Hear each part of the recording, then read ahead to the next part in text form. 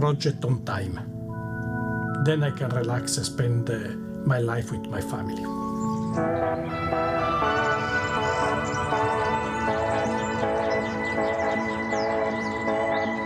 It was a dream just when I was a kid. My passion was always to understand what is small, smaller and smaller. For this reason, the study of the nucleus becoming an important interest in my life. I'm the head of the plant and construction department, responsible for the construction of ITER, the International Thermonuclear Experimental Reactor. I came here in 2013, and when you start this job when you are 57, it's more challenging than for the young generation. What we are building here is something large and impressive. We are realizing here the same reaction of fusion that you can see in the star. We have the dream to simulate the sun in the air. The tokamak, which is the heart of ITER, was invented by Russian scientists in early 50s-60s and became the foundation of the ITER project. My life is the expression of a person that is son of the war. I was born in Libya. Then I came to Italy. I've been living and working in the Russian Federation, in US, in China, in Europe, up to arrive to ITER, where I've started this last final adventure in fusion community. It was an opportunity that my son, Francesco, has found. Francesco sent the application to ITER project for my CV, and at the end I have to say thanks to my son, because I would never have done that. Today I'm 64, but I really don't believe I have this age, and I feel so young, and this feeling is just generated by that event. It is not important how old you are, it is important how young you are in achieving the target that you have in front of you.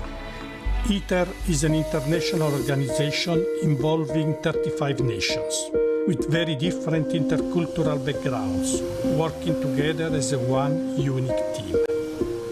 Russia has made a great contribution to the project in many different areas. I'm very happy because for me it was really something special, this adventure and this cooperation with the Russian Federation. ITER is very important because it represents the future for all countries, for the whole world. It is the way to produce energy at low cost from a nuclear source, which is an endless source. And in this moment, a lot of people cannot get energy, which means cannot eat, cannot produce, cannot have a life comfortable. Producing energy at low cost means we can export this configuration of plant everywhere.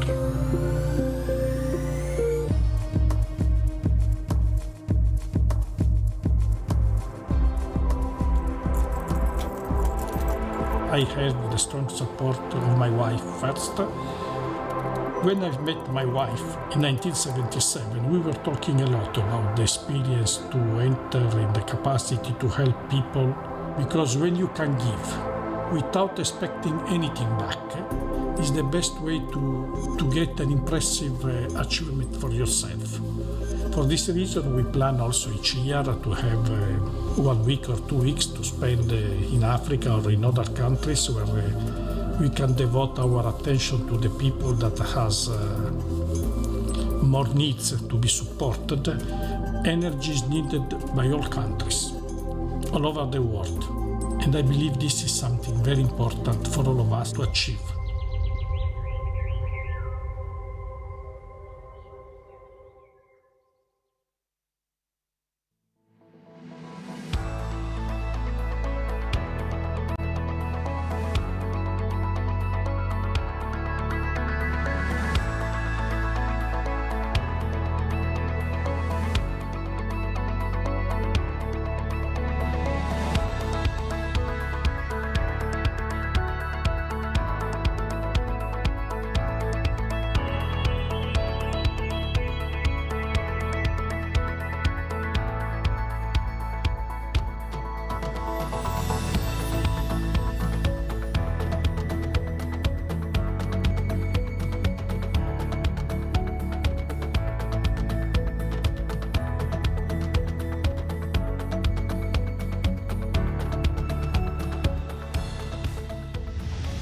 Annak örülnék a legjobban, ha azokat a pillanatokat, amiket az elmúlt 15 év során megörökítettem a természetfotózásban, az utókor ne az én képeimen keresztül, hanem személyesen is megtapasztalhassa.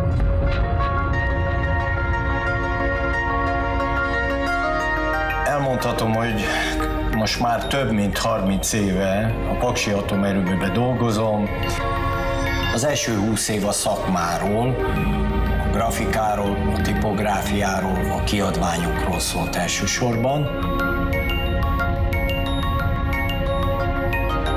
Majd az utóbbi 15 már egy kicsikét kezdett átmenni a természetfotózásba is, és hasznosítottam természetesen a kiadványainkban és egyéb más kommunikációs anyagainkban.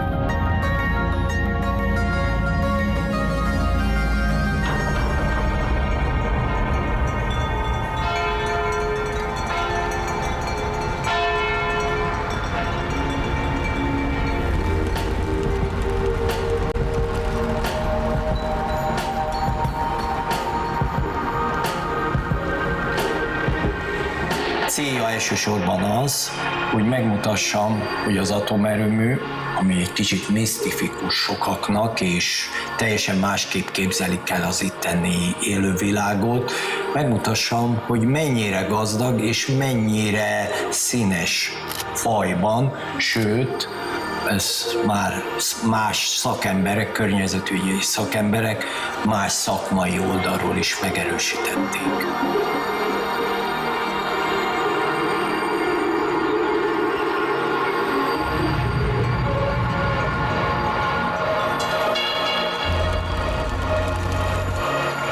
Éppen ezért nagyon fontos volt számomra, hogy nagyon hitelesen és nagyon mélyrehatóan tanulmányozzam azt a természetet, mert felelősséget kellett vállalnom azért, amit leteszek az asztalra, az egy valóság és tény.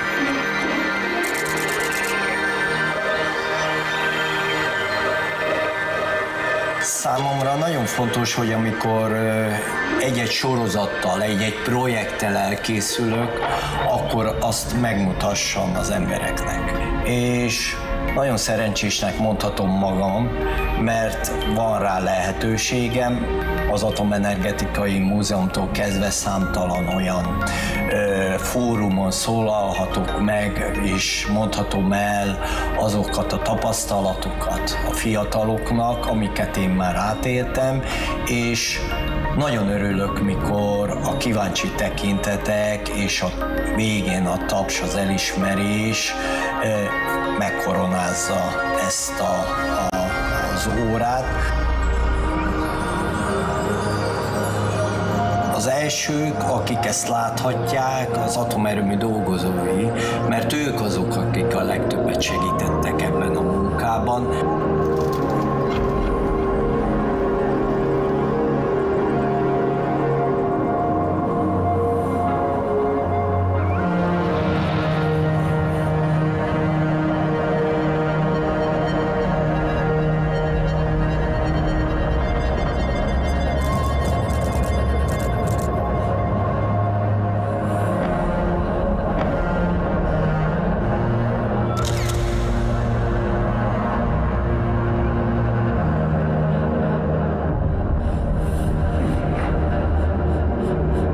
Legnagyobb siker számomra az, amikor észreveszem és megtapasztalom azt személyesen is, hogy a képeimet néző emberek mosolyra fakadnak, valamin esetleg elgondolkodnak, és valamit elültetek bennük a természet szeretetéről, annak megóvásának felelősségéről, és akkor úgy érzem, hogy nem volt hiába az a sok-sok idő, amit ráfordítok.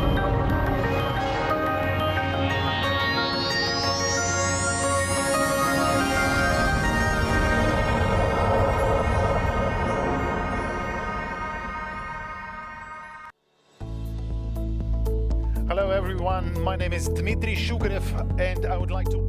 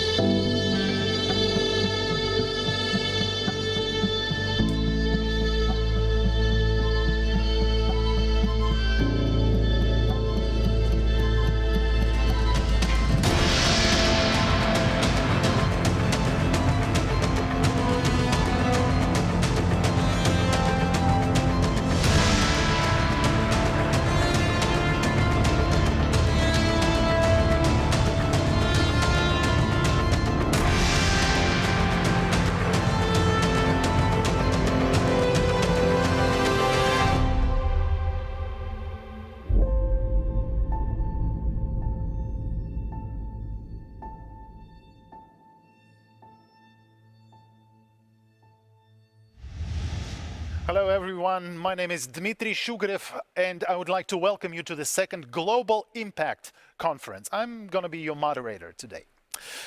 GIC is a space for those who advance sustainable development and are ready to frankly discuss global challenges and to take action to make the world a better place. Nowadays, there are gaps between techies and developers, between business goals and ecological mission, between those who have plentiful opportunities and those who have nothing. The wider the gaps, the further we are from achieving ambitious climate targets. Therefore, this year's conference is titled Bridging the Gaps, and it's especially designed to be a case conference. I'm honored to welcome here world-renowned experts from 30 countries and to greet thousands of attendees from all over the world. I encourage you to participate actively in today's discussions because great changes are only possible when people effectively communicate and collaborate. Major change can be achieved by just one person, so I'm not going to moderate our conference alone. Let me introduce my co-presenter to you. Please welcome Jaya. She's the truly virtual digital human. She doesn't pretend to be digital, but actually is. She is pure artificial intelligence cased in 3D digital reality. The future seems to be here already, doesn't it? So Jaya, hi, I'm turning the floor over to you. Thank you, Dmitry. I'm glad I can join the Global Impact Conference 2021. It is an outstanding moment in history when you and I are working together and are doing our best to contribute to the future of our countries and the planet as a whole. Artificial intelligence plays a key role in many technological innovations that help to find solutions to global issues and help to drive economic and environmental progress across all social groups and countries. That is why I'm honored to co-moderate our conference today. Let's get it started. Thank you, Jaya. In the beginning, I would like to introduce you to the technical capabilities of our platform to make it a real tool for communication and cooperation. The live stream is available in HD in both Russian and English languages. To the right of the broadcast window, you can find a chat section for your greetings and communication. Your activity is very much welcome. If the topic or the speaker resonates with you, feel free to click the like and send us hearts. If you have any questions or concerns, please use the online support chat. You can also email or call us. Our operators will help you promptly. With that, we wish you truly enjoy being with us for the next few hours. I believe we are ready to start our conference.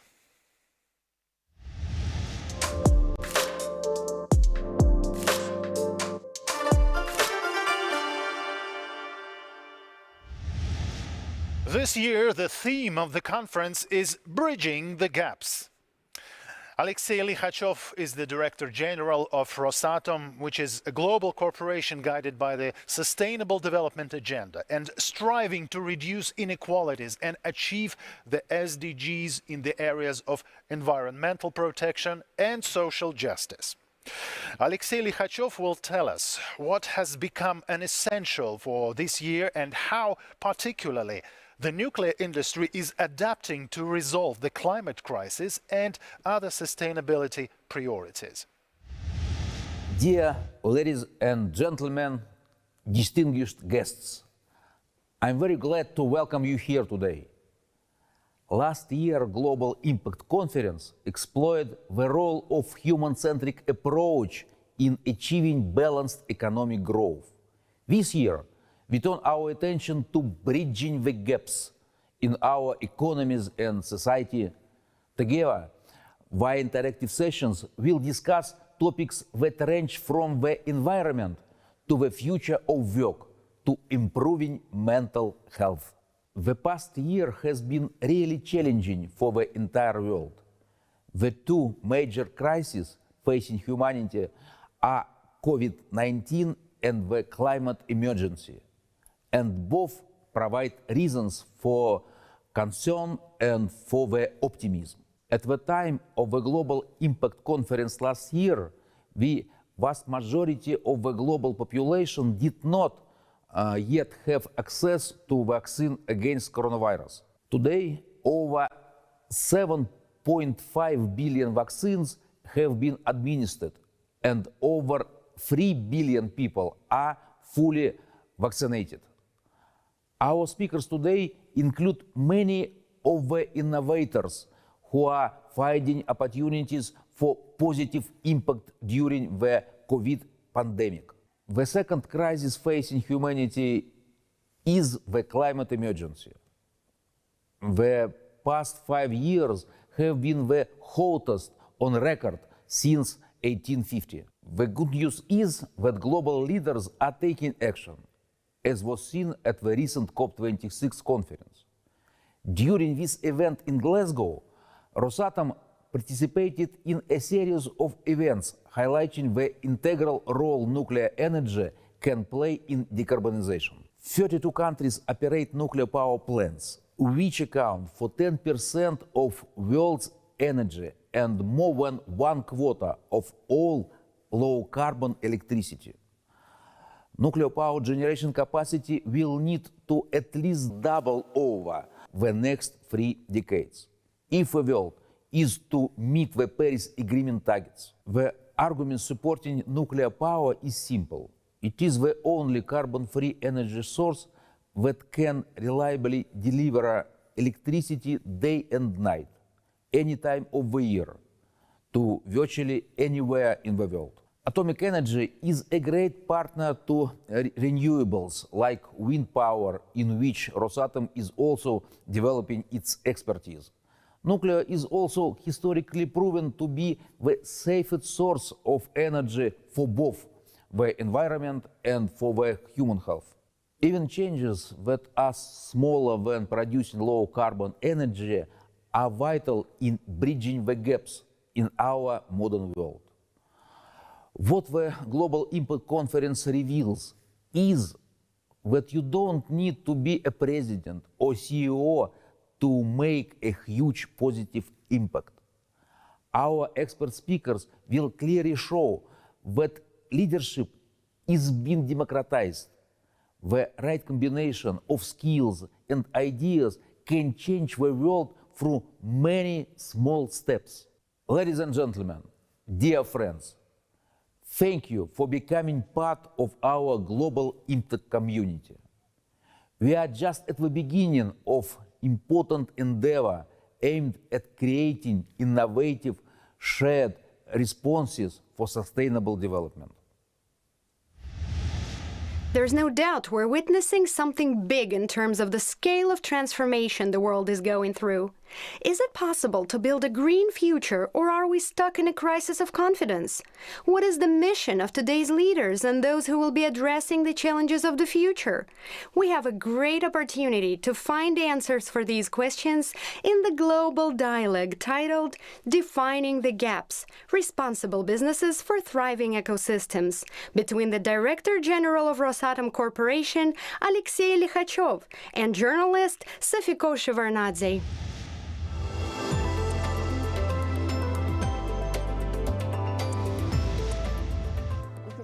В своем приветствии вы упомянули главное событие года по устойчивому развитию ＣОП26.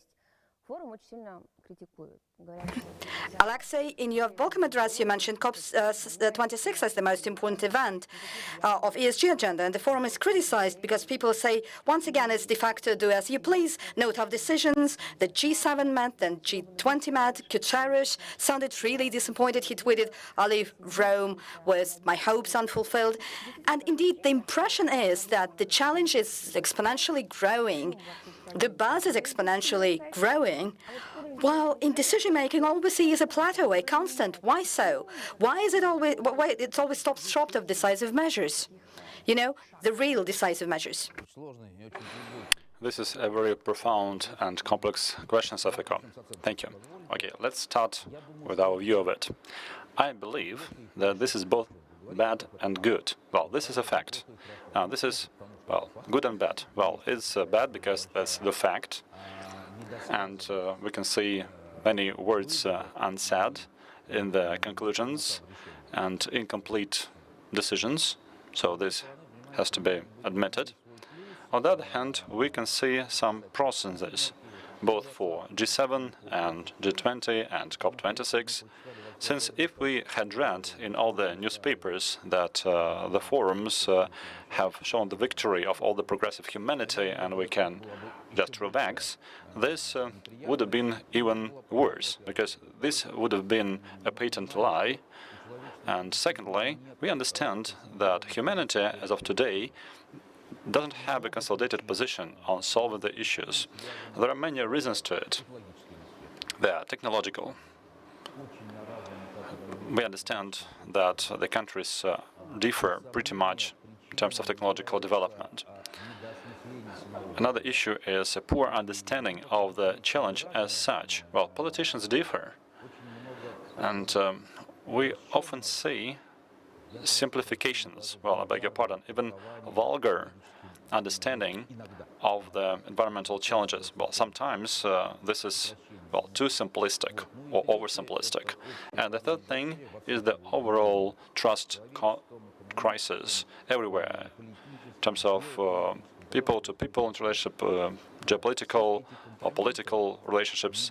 So all these things are happening globally and then are working against developing common solutions in many areas, not only the ecology, but also the economic policy, for instance. If you look at the global trade and what is going on, well, if you look at, say, the last 10 years with the WTO and the World Customs Union, well, they're just walking away. They're walking away from the decisions and solutions as of year 2000 and early 2010. Well, the migration policy. Well, what kind of trust is there? What kind of looking for solutions? They're just shifting the burden to somebody else's shoulders. The political agenda globally. Well, I believe that now we are living through a very problematic time there. If you look at the time from 1940, for instance, well, this issue, so now it's in a cold situation, but it's quite threatening. So with this trust crisis and cooperation crisis, how can we in this environment come to terms at the environmental discussions? Well, everybody understands this. This is a problem, but there is some good news to it. A number of solutions were articulated at COP. They were signed. And the third important thing is that, well, maybe not legally, but at least politically, the parties have come closer after COP26. This is true for the formal part of it. We can see that more than 100 countries signed many declarations. Well, say the declarations on forests and green finance. Well, these are the groups of countries which are now determining the level of coal consumption, methane emissions levels. So we can see some results. They are there. But I don't think anybody expected a complete consensus or a solution of the problem at Glasgow. This problem, the way I see it, doesn't have a solution for the whole humankind. So many thoughts about trust. But okay, we'll get back to it later. For now, let's dive into specifics. You once said that nuclear energy history is now divided into before and after COP26. Quite a big statement. What exactly... Many things changed at the forum. Let me take a step back.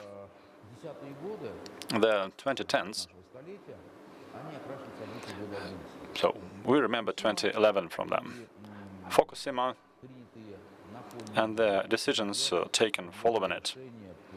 The decisions to stop developing nuclear power by many countries. And this is quite dramatic. We can see there the elements of the use of nuclear energy. We can see the promotion of green technologies. We can see the strife between transnational companies and corporations to gain public support in some areas of energy. Well, the 2010th are the years when the world was kind of walking away from nuclear energy. At the COP meetings we had a few years ago, they kind of squeezed out from the playmaker pool the nuclear companies and the nuclear agenda. Well, I wouldn't say that this was a no handshaking policy, but for sure they were not, the first circle, so to say. I mean, those who were for the nuclear energy. So they were squeezed out of this first-tier circle, and they were not invited, and they were not discussed.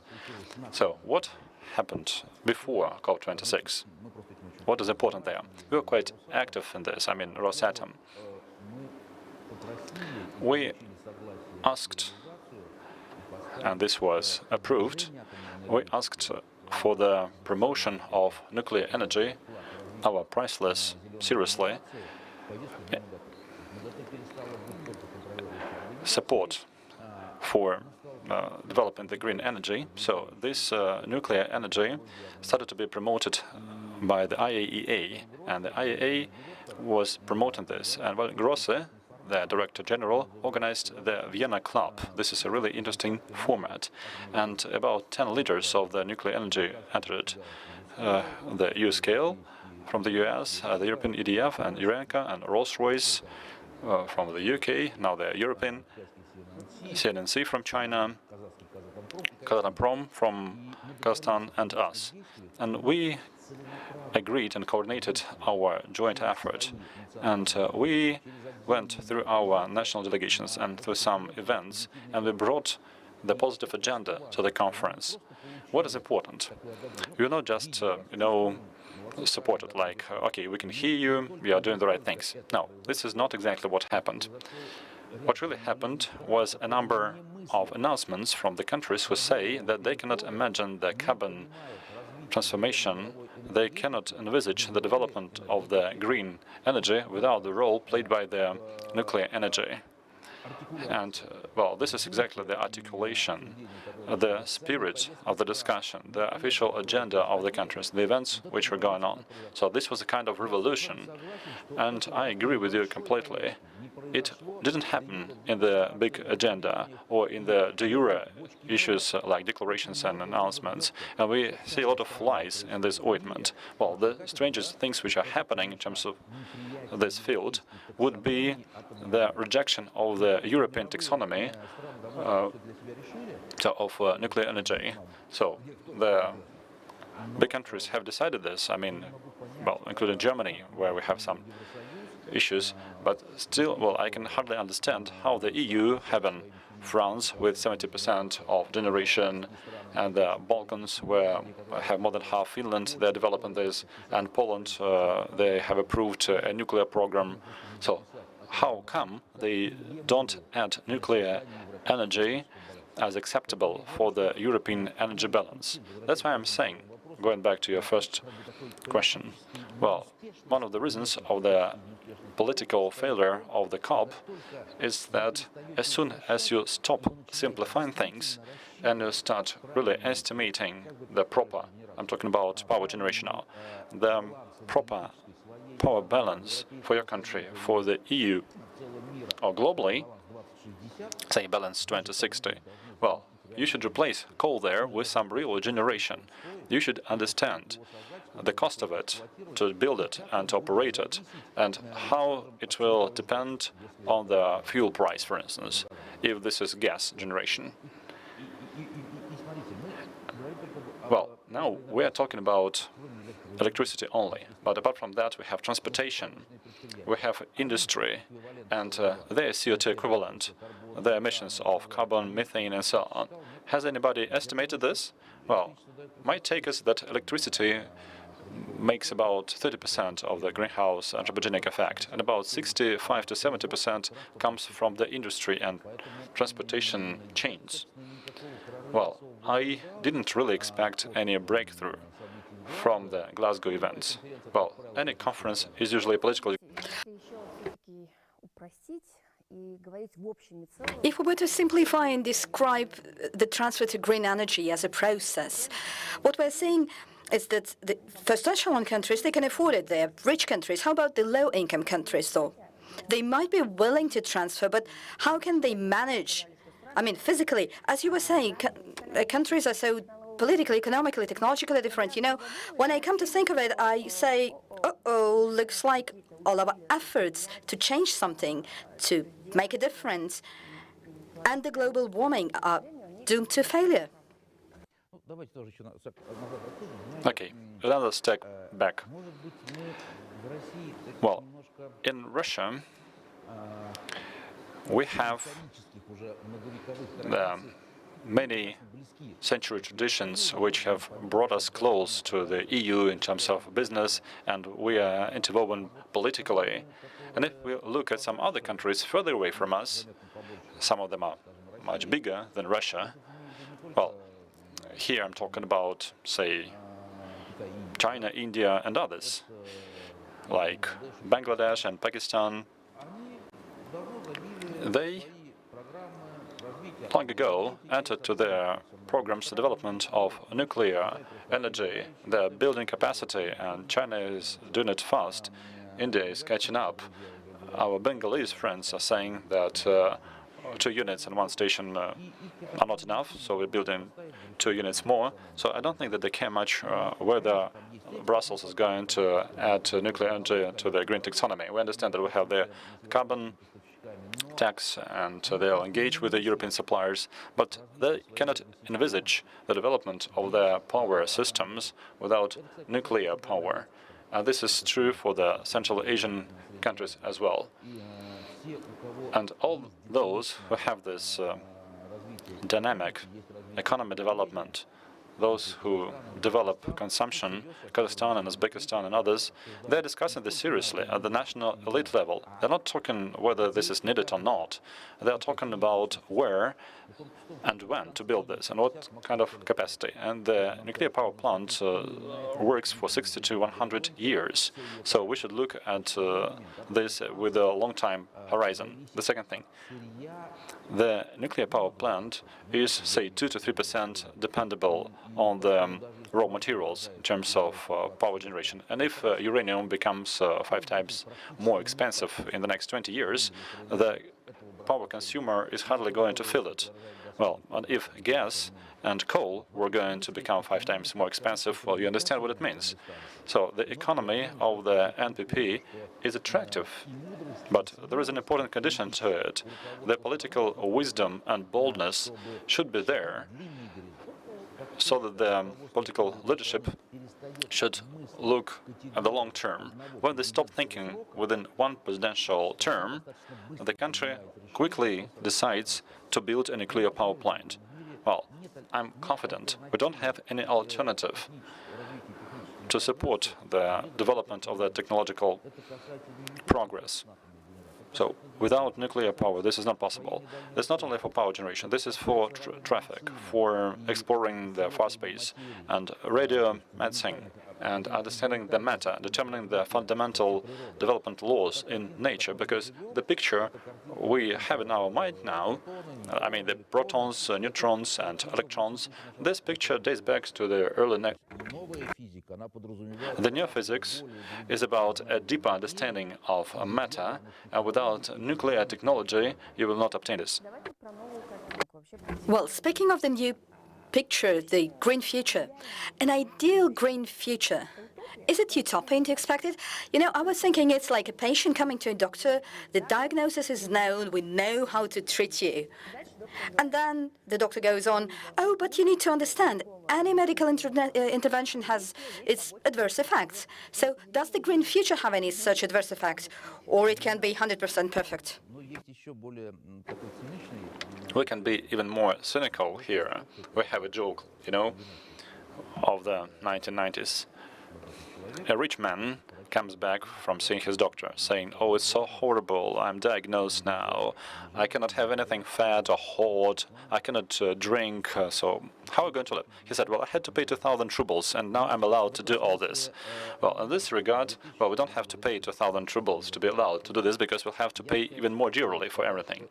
I would say that, you know, This is a huge commitment and a challenge for the global elite and the leadership of individual countries. We need to establish these programs. We are talking about the 50s and 60s. I mean, the big countries, say the United States, or Australia, they haven't signed the coal declaration at COP26. Why so? Well, you know, this estimate to replace the capacity, this scrupulous positioning of generating capacity throughout our huge countries, connecting this with the consumer without shifting this economic burden to the population and the entrepreneurs. All of this implies huge economic programs and a lot of public investment for dozens of years. And this is exactly the side effect which should be there. So we should have a real fundamental estimate for the programs for dozens of years ahead, how the generation will change, how the approaches of traffic will change. I mean, vehicle traffic and diesel traffic, including the sea transportation. We can see the change and the large industrial production facilities because they emit even more than power generation. So, in a way, well, this recipe, as you are mentioning, these recommendations or the treatment program, it should go for dozens of years. And there'll be some side effects to it. The side effects will be the load on the budget, on the public budget.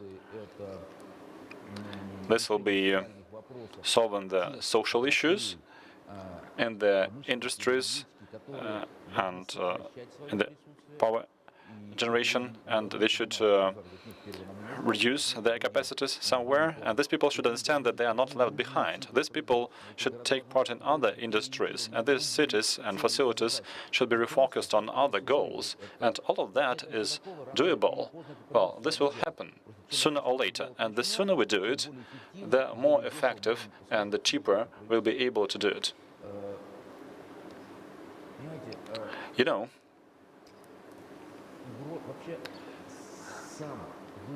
the challenge related to the climate agenda is not completely understood yet. We can hardly understand many of the processes going on. Let me share with you a basic example. Rosatom is the operator of the Northern Sea route. We build nuclear ice breakers, and this is quite challenging in terms of how much we should spend, how quickly we should build it. And some colleagues have recently, within the last 2 years, have told us that, well, Rosatom shouldn't have been telling these scary stories about the big fleet of ice breakers. We are getting warmer, 5 degrees plus, the ice doesn't go there, and so on and so forth. Okay. We can see this trend, but this is done one of a dozen trends. There is another trend. The Siberian fires of this year impacted the Arctic atmosphere a lot, and the sun couldn't penetrate this, and they couldn't heat the Arctic enough in the summer. And the winter came 3 weeks sooner to the Arctic this year. No one could predict this. Well, they should have, because this is a two-move technological estimate. Okay, fire, heat, fire, fire, smoke, no heat, quick winter. And now 14 ships are being rescued by us.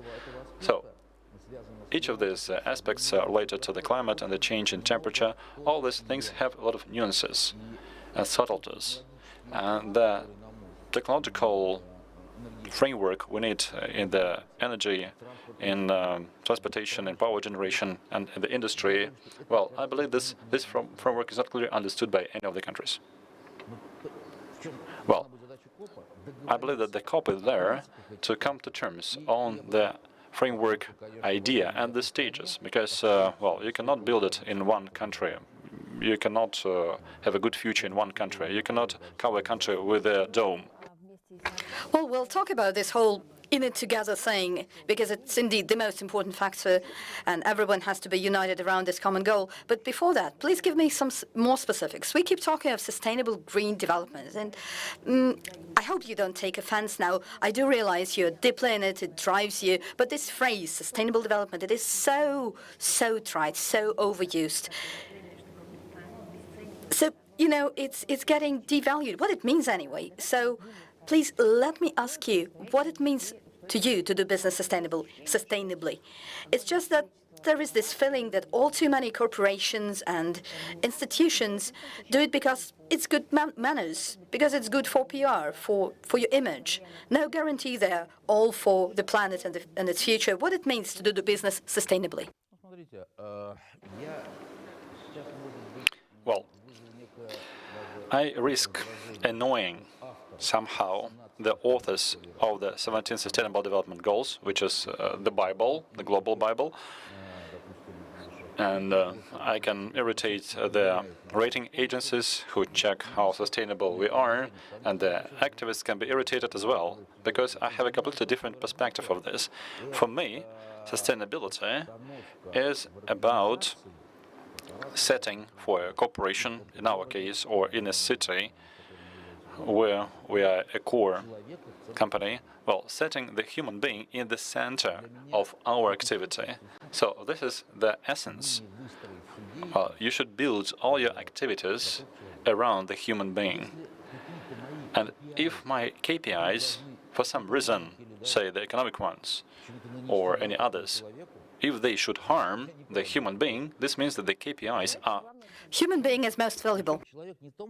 Sure, and this is not about payroll.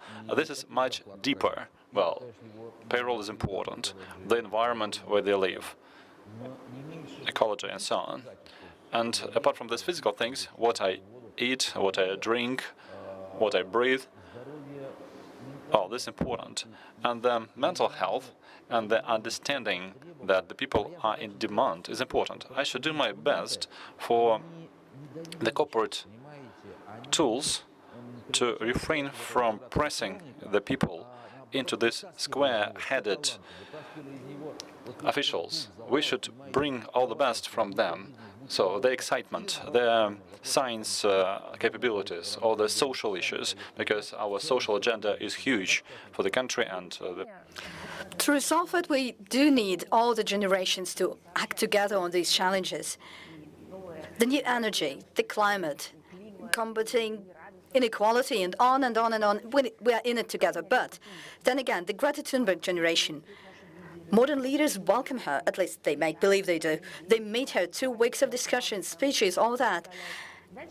And then she, I mean, the face of the generation, so to speak, she looks at them and says, "You are nothing but a farm of hypocrites. How would I trust you? You ruined the world I live in, and now I have to repair it." That's my point, see? Seems like the generations, the 20-somethings, the conscious generation, they feel like the previous generation left them with so many grave problems, and now they are the ones to clean up. So, to the extent that the trust, much-needed trust, that should let us together, it's difficult to get. Thank you. This is a good question. I can agree to an extent. Indeed. The 1940s and 50s generation developing the nuclear project left some issues behind. In the 50s, 60s, those who were building their power energy in the Soviet Union, in Eastern Europe, they left some other issues like Chernobyl. Our generation is leaving behind some other issues because we had to develop the country quickly. We had to catch up, and especially between the hammer and the hard place of sanctions. So we had to develop the industry, the agriculture, the digital technology. We had to do it. Otherwise, our sovereignty would have been undermined. Well, every generation leaves issues behind. But if I start cursing those who developed the nuclear project, well, this would be the last day and the last minute of me being employed, not only in the industry, but in general. We should say thank you for this, because they gave us knowledge and technology. Sure. On the other hand, some issues to be solved were added to the backlog. Well, the same is the connection between us and the next generation. Well, most of us are good and honest people who are serving the motherland. So you should believe it or not. If you don't believe it, well, it doesn't make any sense discussing it. And if you believe it, I believe that most of people believe in it, we should be jointly looking for these solutions, because the generation of the young are not going to solve all the problems. They have some things behind. And the next kids can challenge the current 20-year-olds, say in 30 years. They can say, why is the planet so dirty? So this is the approach, the fabula thing.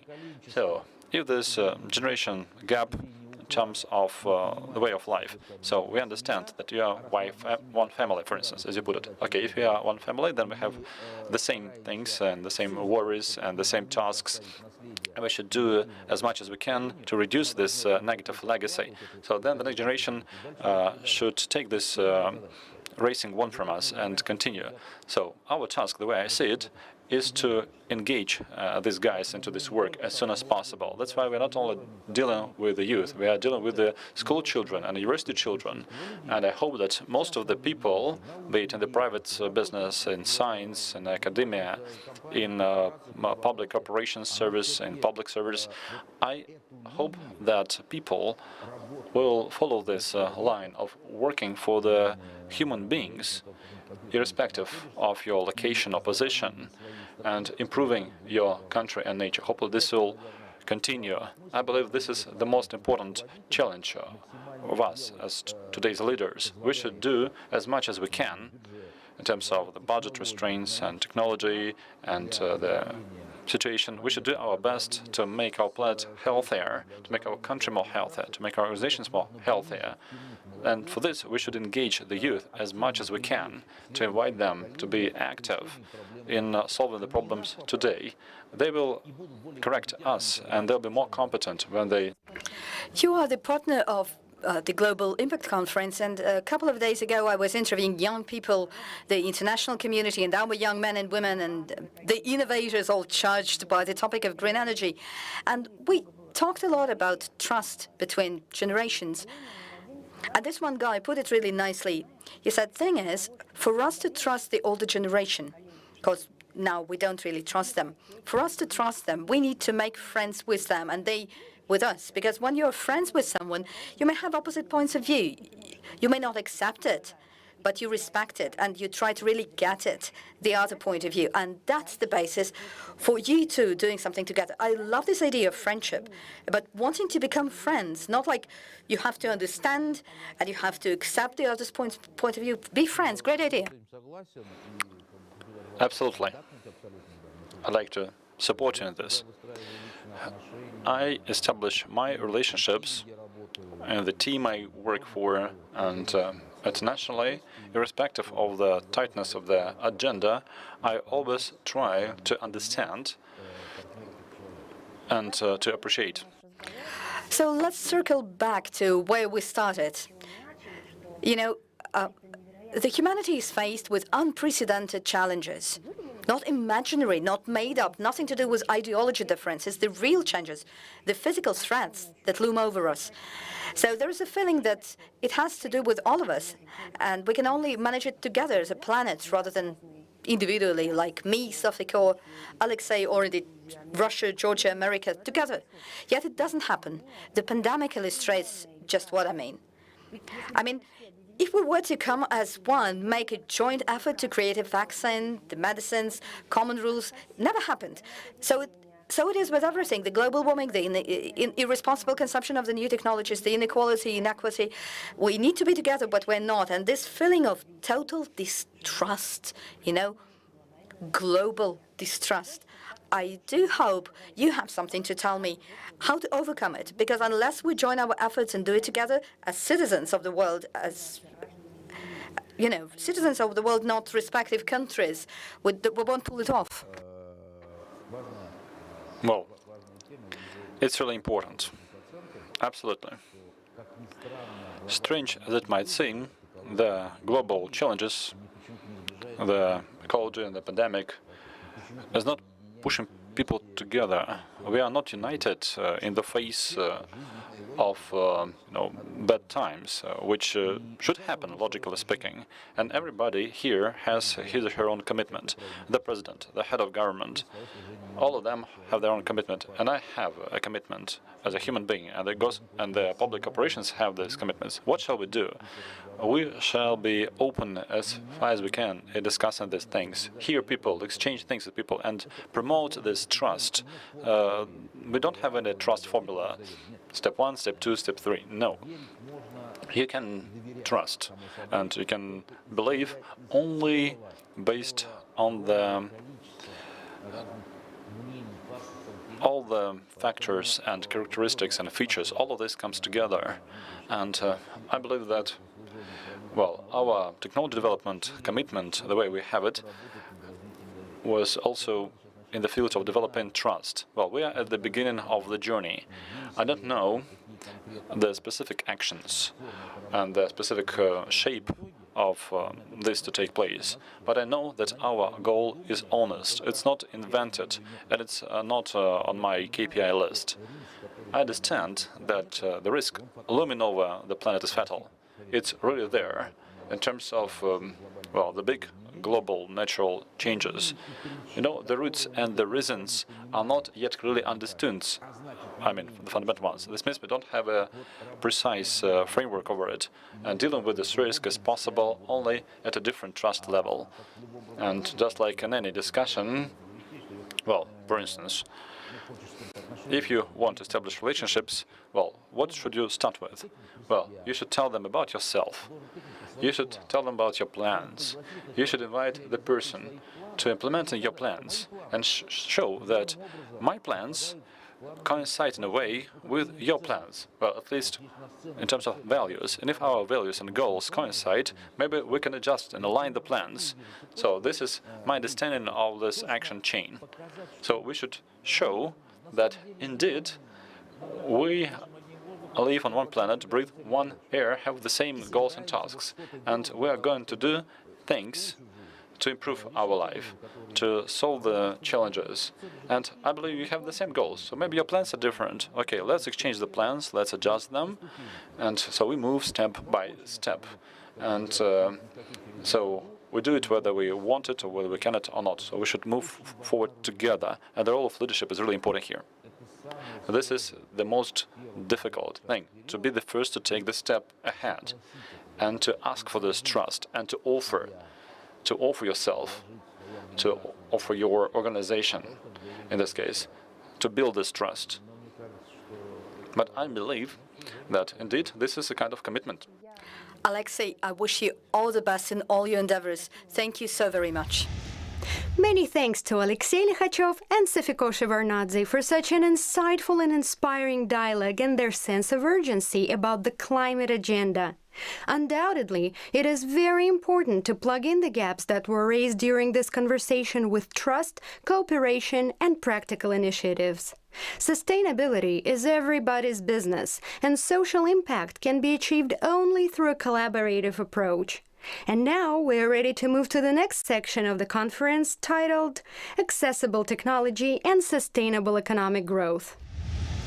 We are about to turn over the page of one of the most eventful years in modern history.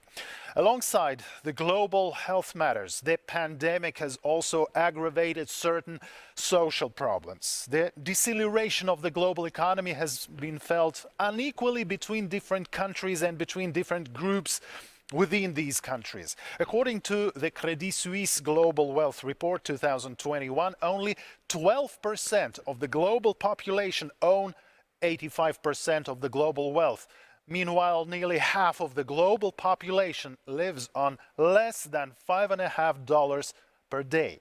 During the next 3 sessions, leaders passionate about the power of technology will discuss science-based solutions that can be scaled up to overcome social inequalities and take a step towards a more just and inclusive future. Let's start the first session titled Renewable Energy for Vibrant Societies.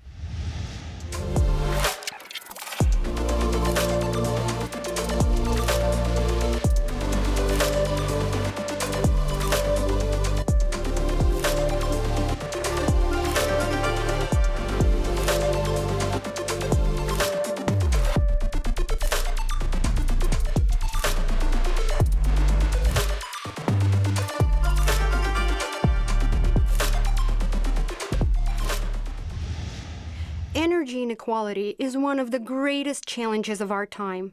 Recognizing this gap, development agencies, scientific communities, and corporations are coming together with smart policies and rules to neutralize greenhouse gas emissions and find new energy solutions for the transition to a low-carbon economy. How can we ensure climate justice and access to clean energy for all? How are modern cities and industries reconfiguring to adapt to change? How do they find new opportunities in energy efficiency? Our valued speakers are about to discuss these questions. I would like to introduce the moderator of our first discussion. Please welcome Irina Gaida, Director of the Skolkovo Energy Center.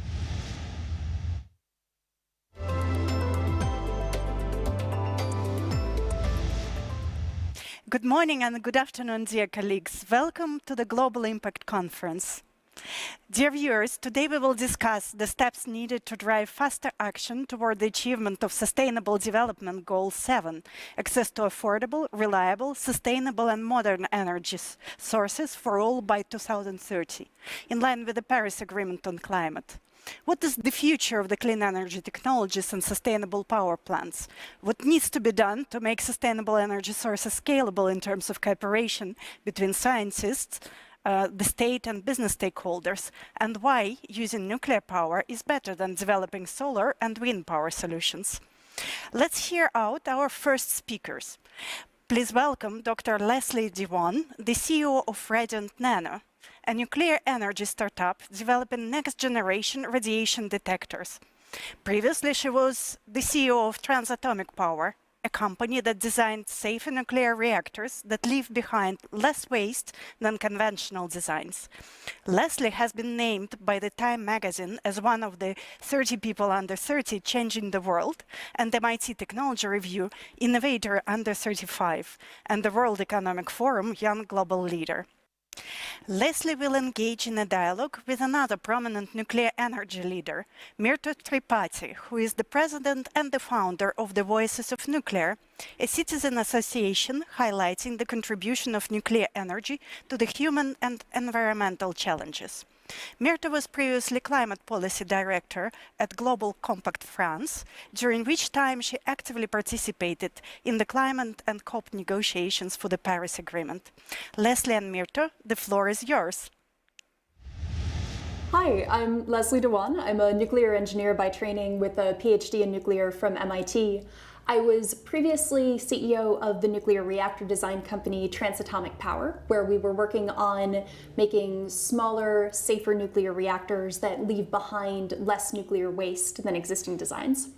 I'm currently still in the nuclear field, but approaching it from a slightly different direction. I just started up a new nuclear company called Radiant Nano, where we're making compact radiation detectors for environmental monitoring and preventing the proliferation of nuclear materials. Well, that's very nice to meet you, and I'll introduce myself. I am Mirto Tripathi. I'm French. I have a double degree in business management and engineering, and I did the first part of my career, the first 10 years, in Areva, which used to be the very major nuclear company in France. And at the later part of my career, I was in charge of promoting and selling the French nuclear reactor third generation EPR. And then I came to the realization that climate change was very important and that we had to also enter into the policy field in addition to the technical one. And I decided to start working within the COPs already at the time of the Paris Agreement. And I did that for 3 years. And after those 3 years, I realized that nuclear was almost not present at all within the COPs. It was not addressed. And that civil society actually had a very important role to play in the fact that nuclear energy was not recognized as it should have in the energy transition. And so I decided to play the NGO game. And in 2018, I created the Voices of Nuclear, which is 100% volunteers, NGO, lots of young people, lots of people also that have never had a contact with the industry and that all want to have nuclear energy be better understood, but mostly be better recognized in policies and also by industries and companies in its role for the energy transition and in fighting climate change. And I've been the head and founder of the Voices of Nuclear for the past 3 years. And I'm very happy to say that finally we're starting to see things moving ahead in a positive way. It's wonderful to meet you and great hearing more about your background. I'm really excited for this conversation we're going to have. Me too, sincerely happy. Yeah, so I'm really happy to meet you today, and it's really interesting for me to get a chance to ask you a couple of questions, especially after that past week I spent here in Glasgow at the COP26. And I was wondering if you could tell us a little bit about the perspectives of nuclear energy and how nuclear energy could, in your view, contribute to that fight against climate change for a more sustainable economy, not only in developed countries, of course, but on the rest of the planet, and how you would position yourself, nuclear energy, as compared to what I have seen for this past week over and over and over, which is a lot of talk about wind and solar, which are certainly part of the solution, but maybe not all of it. Oh, thank you for the question. So first off, I strongly believe that we need a portfolio approach to clean power generation. We need to have nuclear alongside solar and wind and hydro and geothermal especially. But in addition to that, I think nuclear brings some really important pieces to the table that other forms of energy generation simply don't have. To be more specific, nuclear is very good at providing baseload energy generation. Nuclear is an always-on source of power that I believe makes it couple very nicely with intermittent sources like solar and wind in particular. Right, and so what kind of perspective do you see in the future? Because, for example, what was interesting in my role as an advocate for nuclear power is that people send back at me always the perception, the image of a technology that would be from the past and that will be kind of frozen in its current state.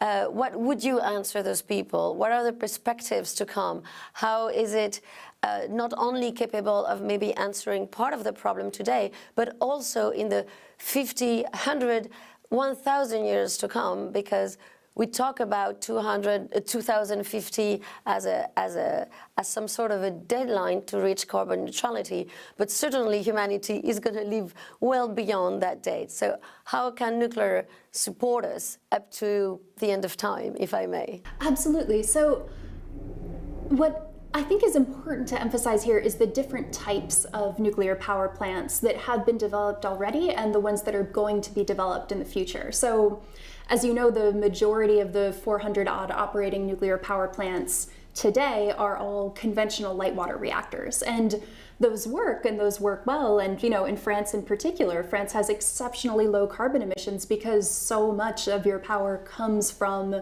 nuclear, from these conventional plants. But what I'm especially excited about is what the next generation of nuclear power reactors would be able to do in the future. So these are things like molten salt reactors or reactors that use thorium fuel, liquid metal or gas-cooled reactors that have exceptionally good safety profiles, good proliferation resistance, have the potential to be much lower cost. They have the potential in some cases to be mass manufactured at a central location and then shipped out to where they need to be in rapidly developing countries especially. And so I think that piece is just absolutely crucial to being able to expand the development of carbon-free nuclear technology worldwide. And from my past experience, which now dates back a little bit in the industry, we know that some countries, France being one of them, but not only, Sweden as well, as sometimes, and today China and Russia as well, those are countries that have been able to deploy fleets of nuclear power plants in a quite an efficient way. How would you say that some generation 4 or small modular reactors could do better than those that have already sometimes have been performing not so badly? And also I would love to hear about your take about the role of regulations and how maybe regulation is something that makes it hard to deploy nuclear at the speed we would want it to be deployed so we can meet our carbon objectives, and what kind of an effort could be made on regulations to streamline and accelerate that deployment. So I'd say to the first part of your question, I think advanced reactor designs, in order to be competitive, not just with conventional nuclear reactors, but also with fossil fuel sources, there needs to be much more of a focus on streamlining the supply chain and enabling mass manufacture at a central location. Because if you're going to be custom building large grid-scale plants all over the world, it would be exceptionally tricky to make those cost-effective. But if you're able to mass manufacture them in very standardized facilities, that could allow for really significant and really good cost reductions overall. And that, I think, also segues nicely into your second question on the regulation side. So I personally believe that if any field is going to be heavily regulated, it makes sense to heavily regulate nuclear. It's it's powerful technology, and you need to make sure that you have a very tight handle on what it's doing, on where nuclear material is, on how nuclear reactors are being designed. I think, at least on the US side, there's been tremendous work for the US Nuclear Regulatory Commission in broadening its mandate to encompass advanced reactors as well, to make sure that these advanced reactors have a sensible and thoughtful and performance-based regulatory approach. And I think also in practice, it'll be a lot easier to implement a lot of the regulatory checks in place if you're mass manufacturing reactors at a central location. I think that'll be much easier to build and test them all at one site and then ship them out outside of the US, or outside of the country where they're manufactured, rather. So I know that France is, of course, the leader in light water reactor design, and especially light water reactor construction, showing the country's ability to build a very large number of those plants, at a very fast schedule. And I wanted to know, perhaps from a government perspective within France or a private industrial developer, what is the appetite for next generation reactors or advanced reactors within France, in your opinion? That's a very difficult question, not because the answer is not is difficult in itself, just because it pains me a lot to tell you what the status of matters are today. So you're very right. Nuclear is a very important part of French well-being today and French history as a developing country. And at the peak of the construction of the current French fleet, which is 56 reactors that represent 75% of the installed capacity of the electricity mix in France. France had been building 45 of them in less than 10 years. Some years there's been 7 put online in the same year at the same time. So there has been that capacity back in the days. Some next generation reactors had been already at industrial scale. It was Super Phoenix and Phoenix, who were some of the original ones who are very competitive with the next generation of today, if we look at them, except that they've been closed for political reasons. And what we're seeing today, unfortunately, and that really is at the level of the European Union entirely, is some kind of a drawback towards nuclear. The policymakers are not only not encouraging nuclear, as we could see in other countries where it's happening, in Russia, in China, in the US. Today, nuclear is very much encouraged. In the European Union, it's not the case, and it's even worse because they prevent nuclear from developing. So the talk is mostly to try to maintain current capacities running, to avoid premature shutdown. And as far as the fourth generation is concerned, of course, they have been very strongly challenging research funding. Of course, it's difficult because when you shut down current running plants, then where do you find the academics and the human resources motivated enough to project themselves in the future to an industry that is not even allowed to operate its own plants? So the situation is not easy. A lot of people are nevertheless hanging on to the science because it stays very exciting. Also because the ITER project, the fusion project, kind of shows some, though distant light, but at least some light. And that maintains a lot of enthusiasm and excitement, and hopefully a lot of research is still keeping that in focus, and in the meantime would benefit to the next generation reactors, generation 4, which are the high temperature ones, the molten salt reactors, plenty declination of the small modular one, the fast breeders, and all of that. So I would say the knowledge is still there. There's still a lot of appetite in the research and science community, but right now it is not being helped at all, neither financially, neither by the policy ecosystem and framework. And I'm certainly part of the people that is working really hard to make this change. Thank you so much for that description and that overview.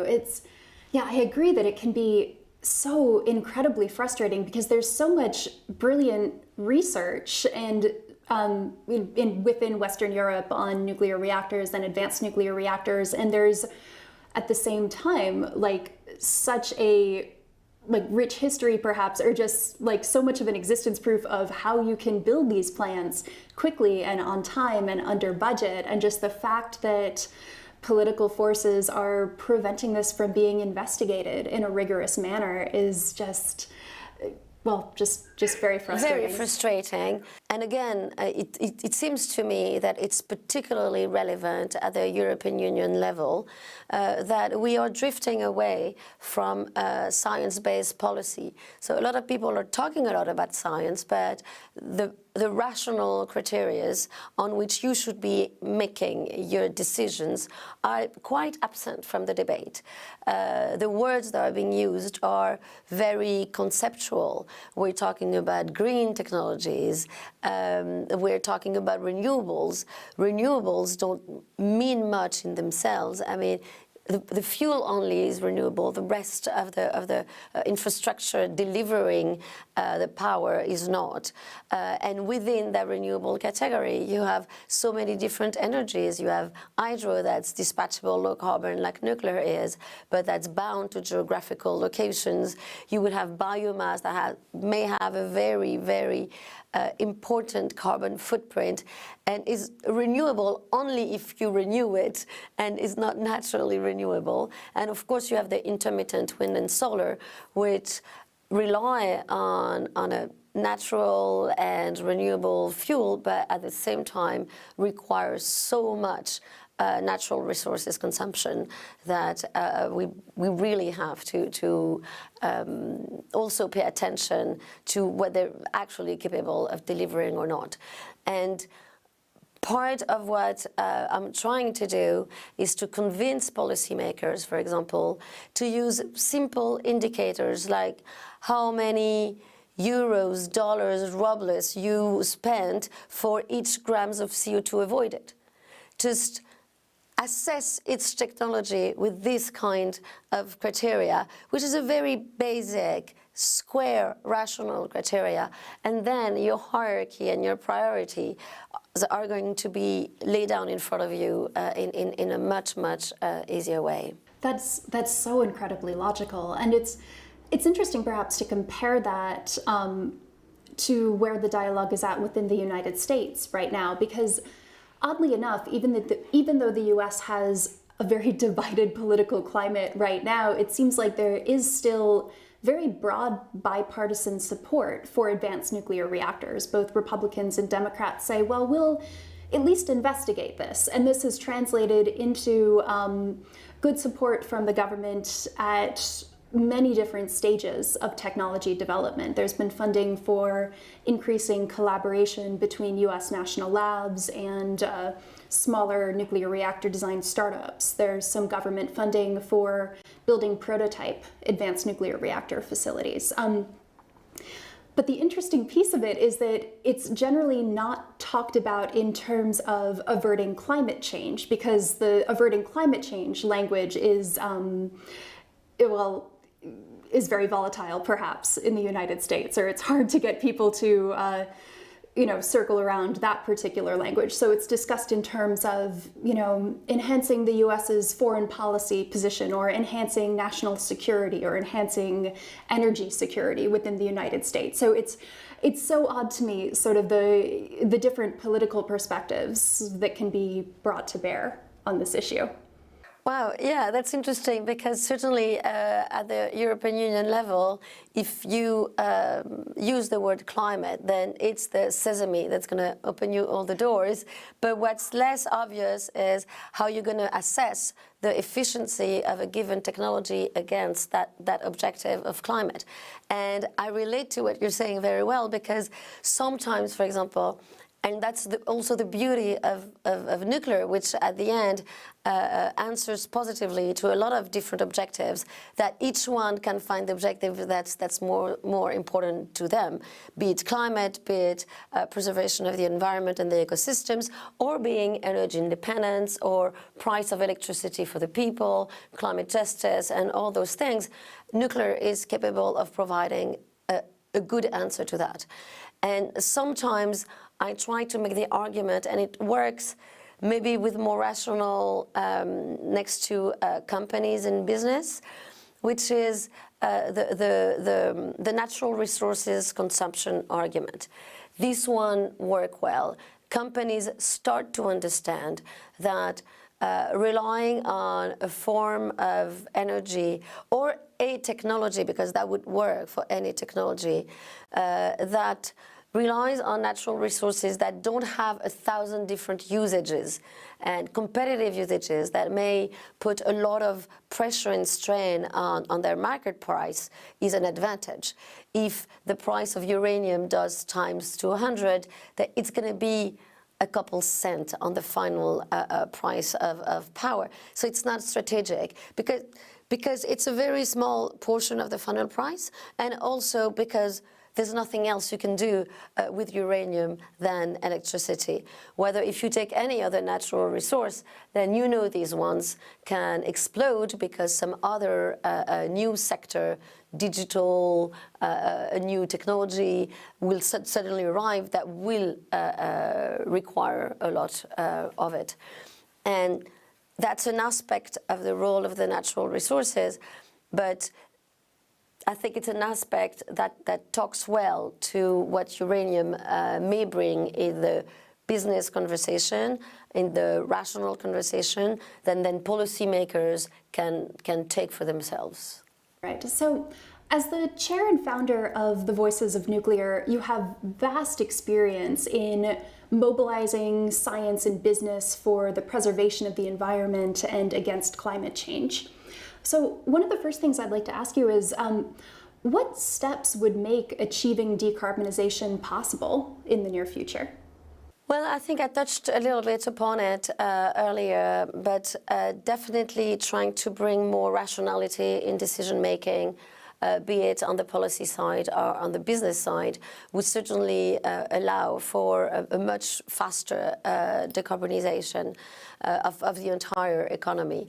Afterwards, there's also things that may appear small, but are really not that much, is, for example, convincing people to accept the fact that a technology that already exists and that's already at hand and deployed, may be the solution for the future, and maybe a solution of the future, and that we don't have to resort to innovation as a given or an obligatory thing to do, you know, like it's not because we meet a problem that we never really met before, which is the case of climate change, that we absolutely have to resort to a technology that we've never seen before. Because innovation has a cost. There's a huge cost for research. There's a cost for industrial deployment. There's a cost in training, academic and science. There's obviously a cost for customers' acceptability and building the entire ecosystem around a new technology. And that cost is a financial cost. It's also a time cost. So we definitely need to convince people that when they have something at hand that works and that showed it could work, then we have to deploy that and use it as a bridge to the new technologies and the innovation that will come and be born from that. And I think nuclear is an excellent example of that, because it is a technology that is, well, actually it's not a technology, it's a physics concept. And when people understand that it's a physics concept, that you can you can take, that I can take many forms, then you understand you're just at the beginning of that story. And that story is super exciting. And when I see people like you, I'm like, wow, you know, I'm trying to maintain that solid base on which you can build and make sure that the next 5-10 years that you need, I can make it happen, and that you can take over and you can deploy for the rest of the solutions that derive from that same physics concept. I love your description of that, and it's one that I'd actually never heard before phrased in that particular way, of nuclear as being a physics concept, as being a platform that you can build things off of in just so many different directions and use it for so many different purposes for good. One final question that I'd love to ask you. So you talked previously about the role of business leaders in developing nuclear technology, and more specifically about the different types of cases you could make to business leaders in playing a role in the development of nuclear technology.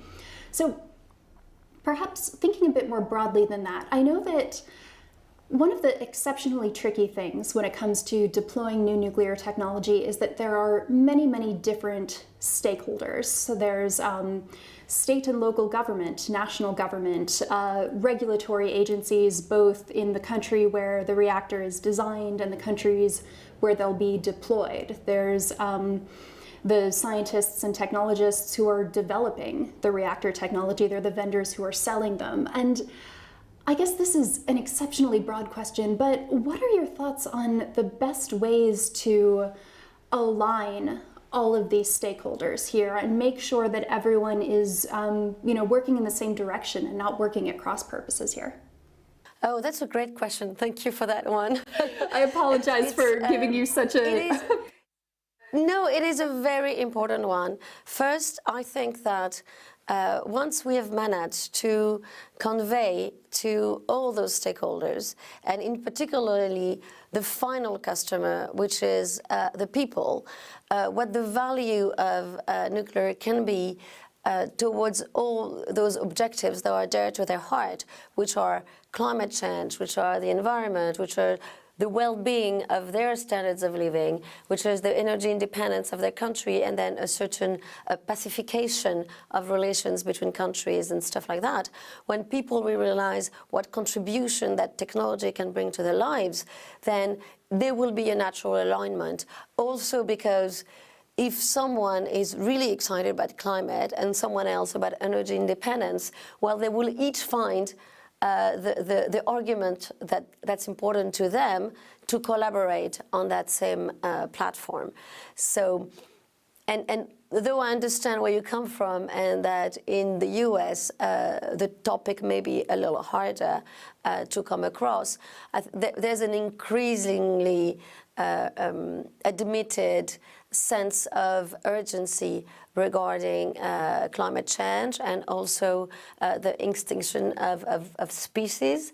And I think this really overarching topic that will eventually erase by its weight and its might and how much of a risk it poses to the entirety of humanity will kind of put aside all the other all the other arguments that would make that those different stakeholders will not find a point of common agreement, because people will push that on them, and they are people themselves at the end.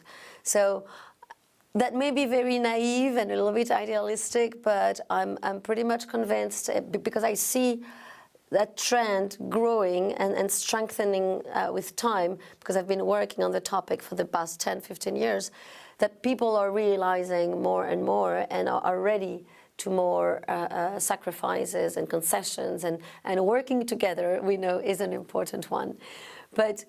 And I'm sorry to make that answer really long, because I think your question is really important and interesting.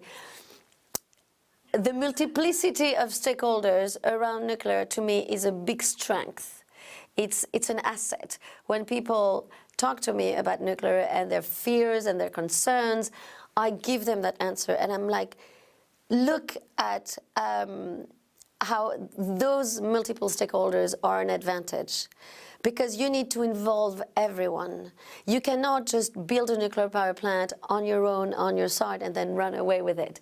You know, a nuclear power plant is integrated in the community, in the country where it has been born. It cannot be removed. It produces power for people around it.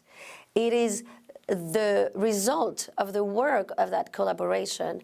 One thing I often say, at least, is that nuclear power is resource intensive in only one kind of resource: people, experience, scientific knowledge,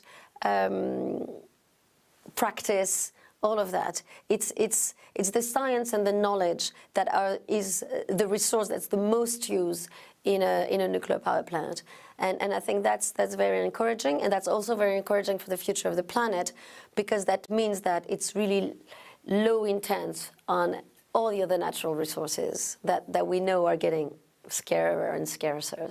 I really love your perspective on that, and I had actually never thought about it specifically in those terms before, especially about the fact that nuclear requires many, many stakeholders is an inherent advantage in these types of plants.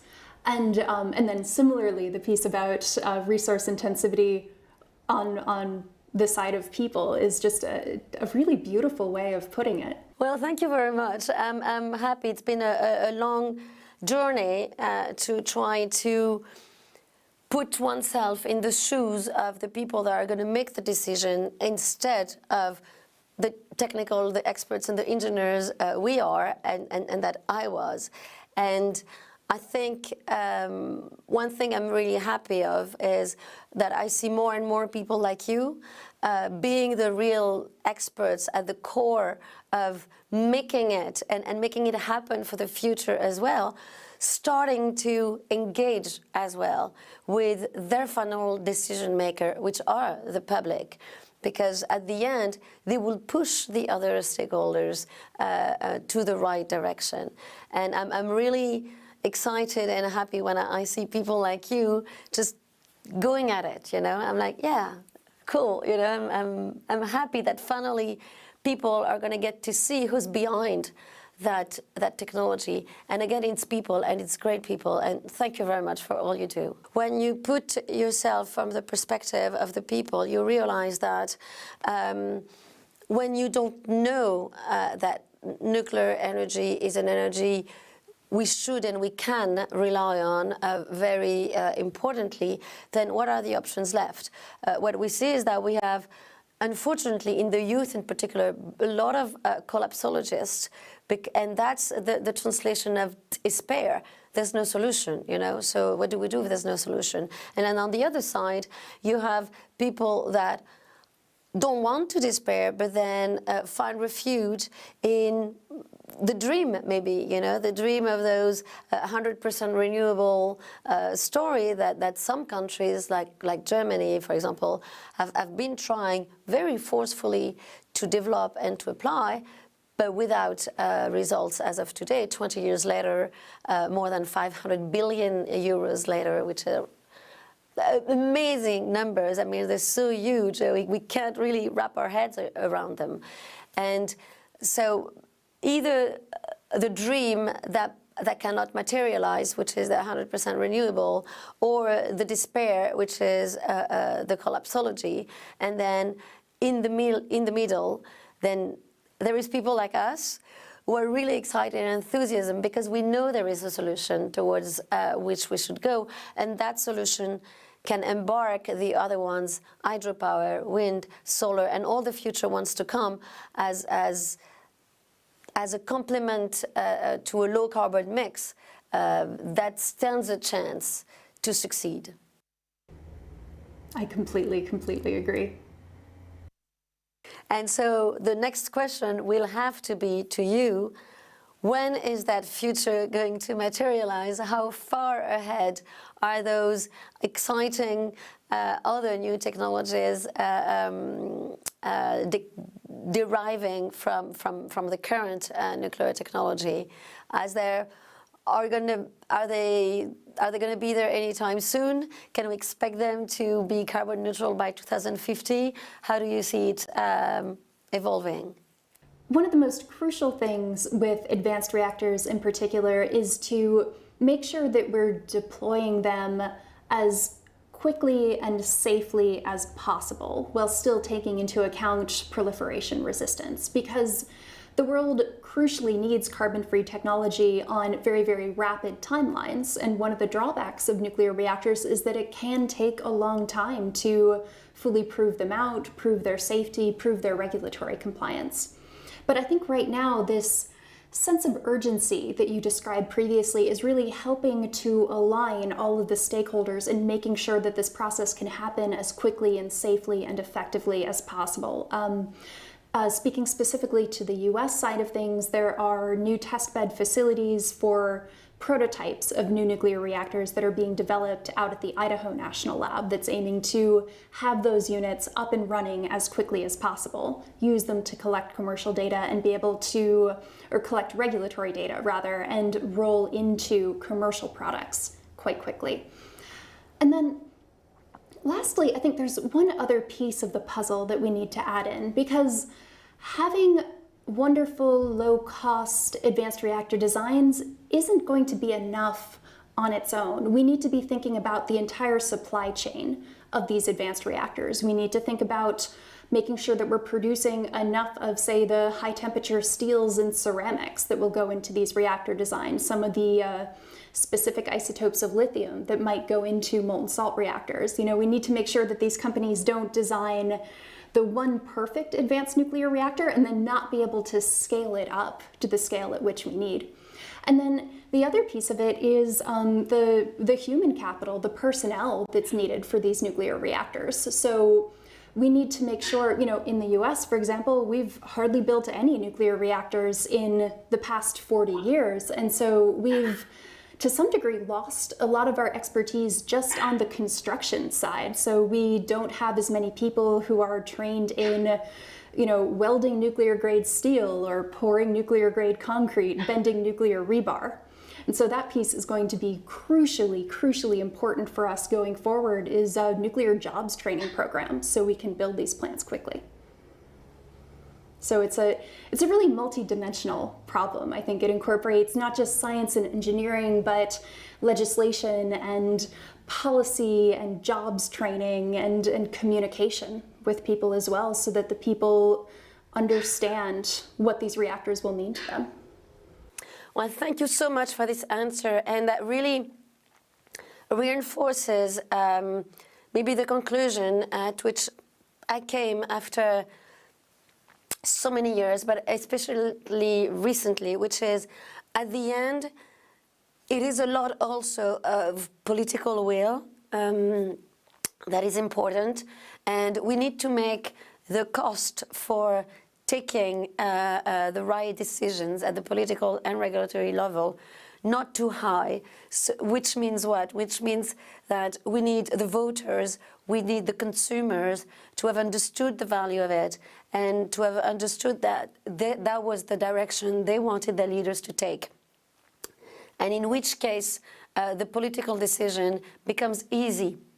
Even if it's hard, even if it's long, even if it's costly, it becomes easy because it's supported and it has support from whoever is the final decision maker, which is the voters, the citizens, and the consumer, which are the same thing.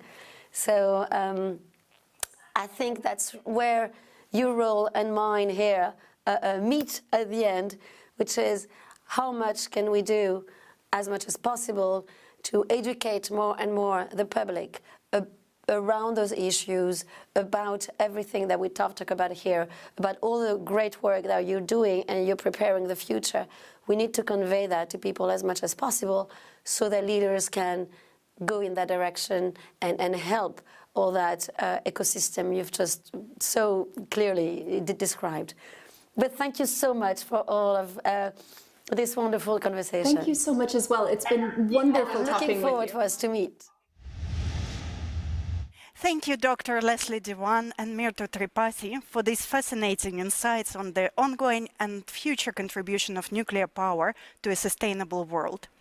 And now I'd like to give the floor to Tri Mumpuni, the Executive Director of the People-Centered Business and Economic Initiative, IPECA, in Jakarta, Indonesia. Ms. Mumpuni, your organization has successfully installed more than 80 micro-hydro projects across Indonesia with UN SCAP support, and your community-private partnership model became a model for many developing countries. Please tell us what community-based approaches help develop rural electrification and find clean energy sources, and what role does hydroelectricity play in this process? In the Global Impact Conference 2021, I will talk about how we are working together hand in hand with the local community to fulfill their own energy, and also in the same time conserving the environment, creating sustainability in the economic development for rural people. This is very important because we want to make sure that every humankind globally have the facility of energy. In the same time, they live in a very decent area because they have the capability to conserve the environment, and in the same time, they can have the welfare because utilizing local resources for their daily activities. The economic development that runs globally, unfortunately, creating so many damage to the environmental condition. There are many problems we are facing with the destruction of the rainforest. There are so many problems that we are facing to humankind, like floods, earthquake, and many more. Why this is happening? Because the way we develop the economic globally sometimes forgot that we have to secure and conserve the environmental. To create the balance is very important. That's why now every development approach needs to have the sustainability component. That is very important.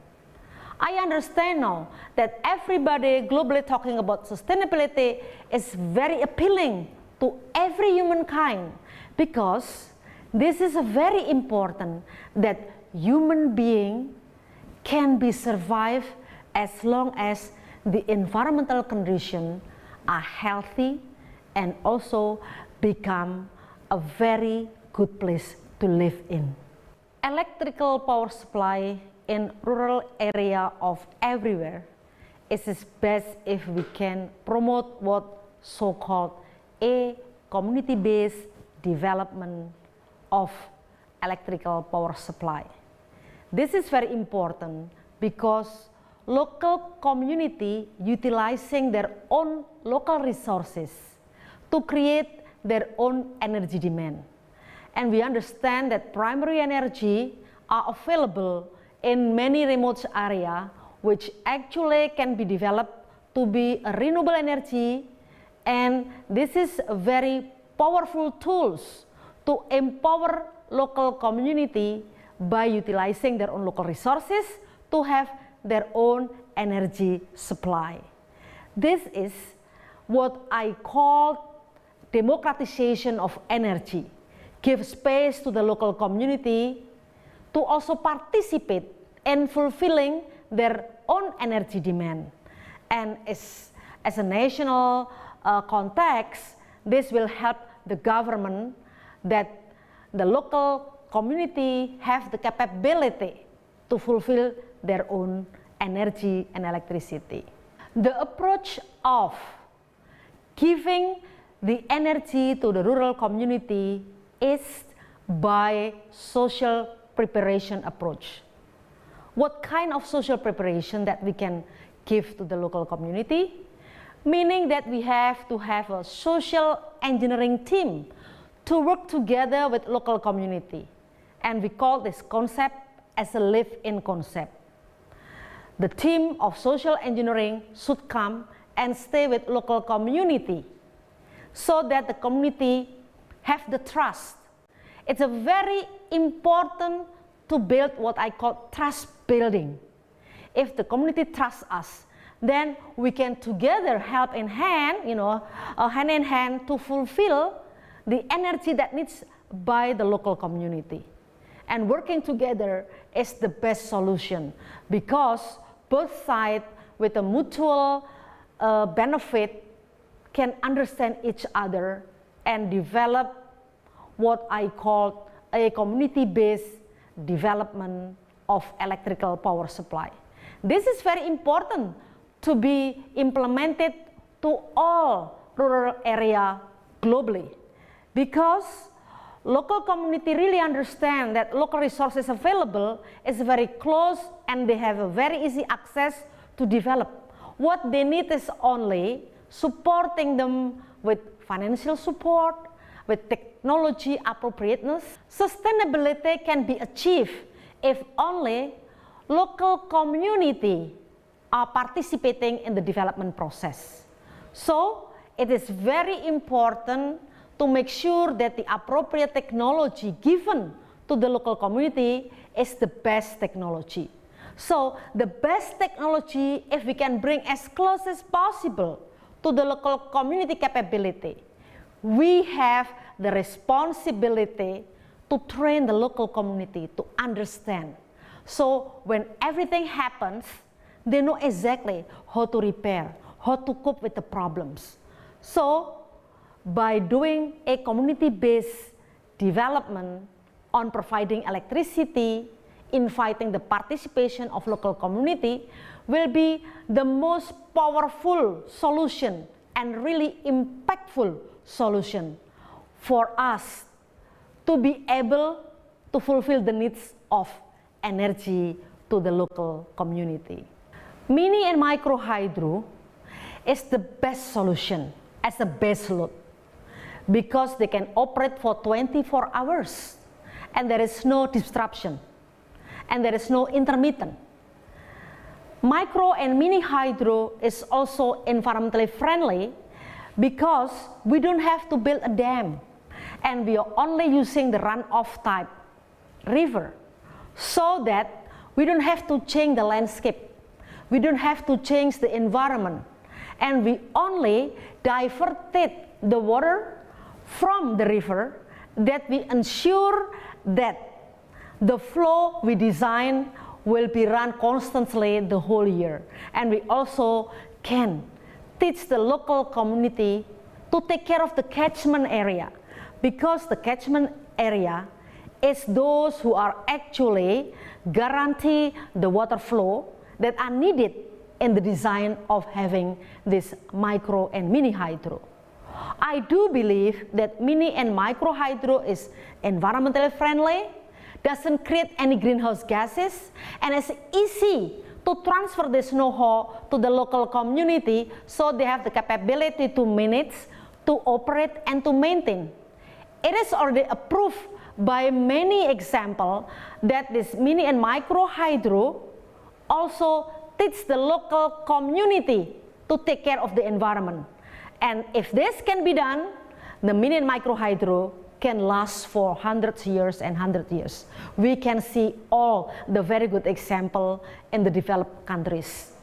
In the developing countries, renewable energy should be the solution because available locally and very close to those who need energy. We have abundance of sun which can be developed with the photovoltaic. So the solar power is also an answer for those who need electricity. And every year we understand that the technology gradually improve and the cost can be lowering down. So this is a good answer and solution for those who need electricity. The second issue is actually mini and micro hydro. This is also the very powerful tools to build the community because there are so many areas which actually can utilize the water that flow in the river. And in the same time, the community will learn how to secure the catchment area so that the water needed to generate the mini and micro hydro can be secure. The design debit can be easily taken by the water flow. And also wind turbine. We have the experiences in the area that doesn't have the source of hydro, there is no water. In the coastal area, we can put the wind turbine. The small scale is okay because the local community has the capability to cope and understand the technology because the very simple wind turbine, which only 4 meter height, it's easy for them to understand. And if they want to develop, their capability can be improved and increased. And this is a very simple one. And especially in Indonesia, we live in the ring of fire. So if we want to use the geothermal, we can use also micro geothermal. Doesn't need the superheated power, doesn't need the huge and large scale. We can only use the heat transfer that we can find everywhere that is actually available in some parts of Indonesia. And this micro geothermal is only using the binary system and small scale and also very close to where the community that need the energy or electricity. Biomass.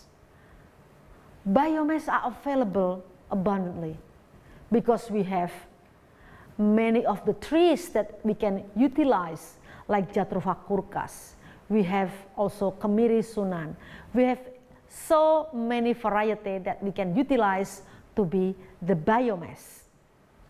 And last but not least, for me that is a very also impactful if we can utilize properly is actually algae. Algae is also the future energy if we want to utilize properly. After all renewable energy sources that I mentioned, I forgot one thing, actually biofuel. In many countries, if we can select the proper plant that can produce the biofuel, even the bioafter, we can gain from this plant. What we need now is actually synergy and collaboration by all the global citizens. That's why we have this Global Impact Conference.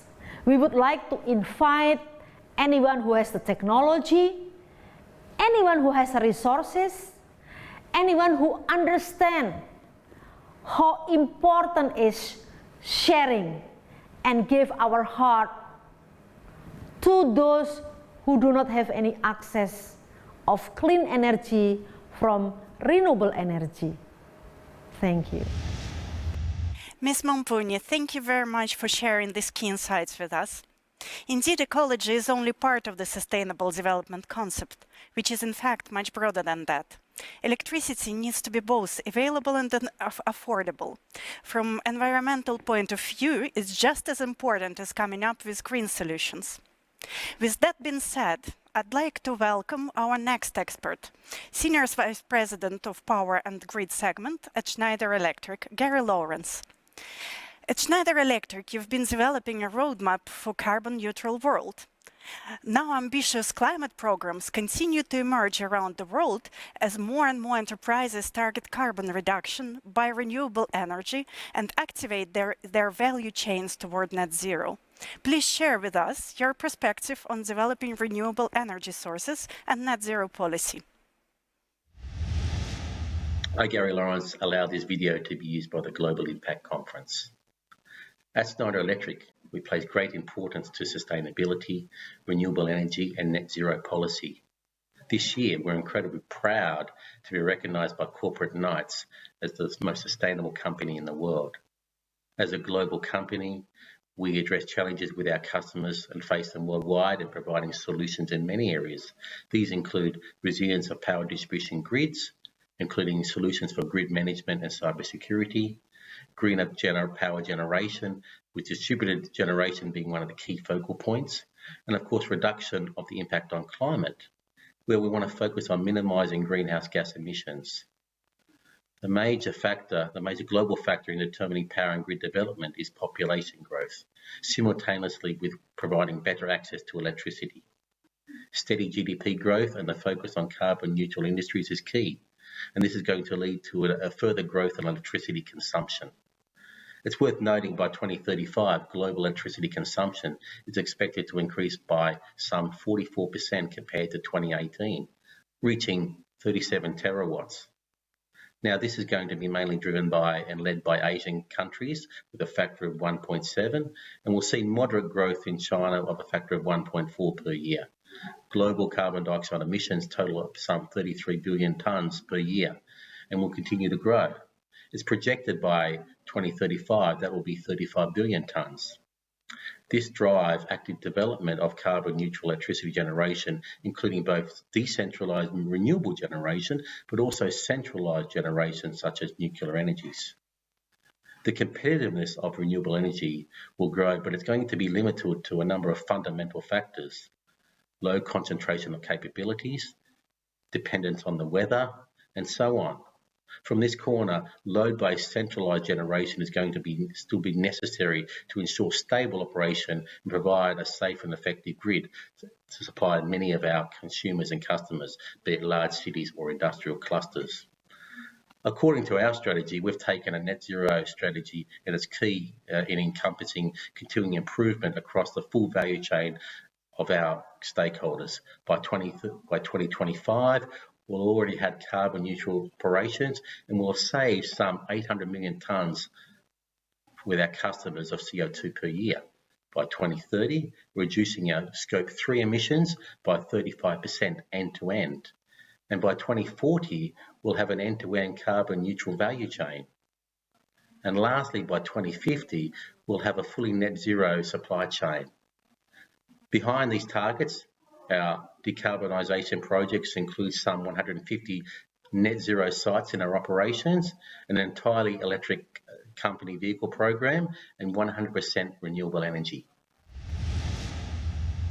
Thank you all for your participation in this session. We are incredibly grateful for the information you have shared with us today, for these insights that definitely will help to implement positive ideas in new geographies and to develop new ones. One of the most important tasks of the 21st century is to solve the energy crisis. As of now, around 84% of people worldwide agree that the world should be fully powered by renewable energy. Perfect solutions will be harder to come by, not only because of the global differences in public and political support of various types of energy, but also because of the extensive knowledge required to address the many issues that the global energy landscape presents. Let's hope that this discussion brings us another step closer toward affordable, reliable, and sustainable energy for all. Thank you, Irina, and dear speakers. We're moving forward to the next session that is titled Bringing Down the Digital Barrier. The COVID-19 pandemic has accelerated the digitalization of social life, education, culture, and health. However, the digital barrier is more pressing than ever. UN experts suggest that this information gap may become the new face of inequality. Our experts will elaborate on how digital innovations help to develop inclusive mobility, improve food infrastructure, and stimulate cities to overcome modern challenges while improving technological efficiency. This session is going to be moderated by Mr. Dmitry Shugarev. Dmitry, the floor is yours.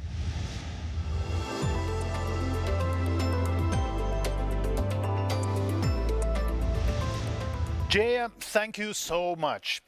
Our first speaker is Mr. Sylvain Denonsen, CEO of Okenia, the company that has more than 25 years of experience in the mobility of people with special needs. Mr. Denonsen will share with us practical tools that help promote inclusive mobility and ensure effective communication between business leaders and city governments. Please welcome. 1 billion. 1 billion is the number of people with disabilities in the world today, according to the World Health Organization. And because this figure is quite abstract, let me tell you something. There is more people in wheelchair in the world than we have inhabitants in France. And there is more deaf people or cognitive limited people than we have inhabitants in the whole European Union. We can create a full continent with deaf people. And for all those people, mobility is a key issue to have an access to the services provided by our cities. It's a question of citizenship, education, tourism, shopping. So it's a question of social inclusion. And what I've seen for the last 15 years as an accessibility expert is that many countries, many cities, many building owners invested a lot of money to create accessible environment in a physical life. But you know, accessibility is like build something in a desert. So you start creating roads, and it's great for car drivers. You can drive, and you can drive and reach a destination when you go there every day. But actually, for people with disabilities, most of the time, you don't have any signage, you don't have any GPS like a car driver have today. And that's a huge challenge for those people to reach destinations they have never been. In the same time, we know that today about 84% of disabled people in the world use a smartphone in their everyday life and for their mobility. So this smartphone is a key to autonomy in our future cities. From our point of view, accessibility is based on 4 pillars. The first pillar I talked about previously is a physical world. If you don't build ramps, people in a wheelchair will not be able to reach and to enter a building. If you don't create good signage, the people will not have the capacity to move by themselves. So it's the first pillar, it's the foundation of the house. The second pillar is human assistance, human training, to make people aware about what is disabilities. The third pillar is about personal devices, white can, guide dog, the wheelchair itself. And today we have this great smartphone in the pocket. And the fourth pillar, which is very important in our smart cities today, is the data. The data, real-time data, open data, will give us the possibility to collect and distribute those data to the end users according to their needs in the right place at the right moment. Let me share you 2 examples of projects that we made at Okinea with New York City. That is a great city that wants to be on the top of what today we can provide in terms of accessibility. The first project has been launched by the Transit Tech Lab, which gather different transportation authorities in New York City. And they launched a call for innovation, a huge call for innovation in 2019, trying to find the best solutions in the world. And 135 worldwide startups applied to this challenge. And at Okinea in Lyon, we won it. So today, we are implementing our solution to make a pilot installation with disabled riders in New York City. But what we are doing exactly? We implemented Evolity. Evolity actually is the first indoor solution, the first indoor wayfinding app for people with disabilities so they can reach their destination. It's a mobility assistant. And this solution bridges the gap between building owners, transportation authorities, and their disabled riders. It's a link between them. But concretely, what is Evolity? Evolity will guide those people according to their needs in this complex environment. And it's based on 3 pillars. The first pillar is an indoor positioning system based on Bluetooth beacons, because as you may know, indoor you don't get the signal from the GPS. So we put those little beacons to do the triangulation so we can know where the smartphone is, and we will be able to guide the users.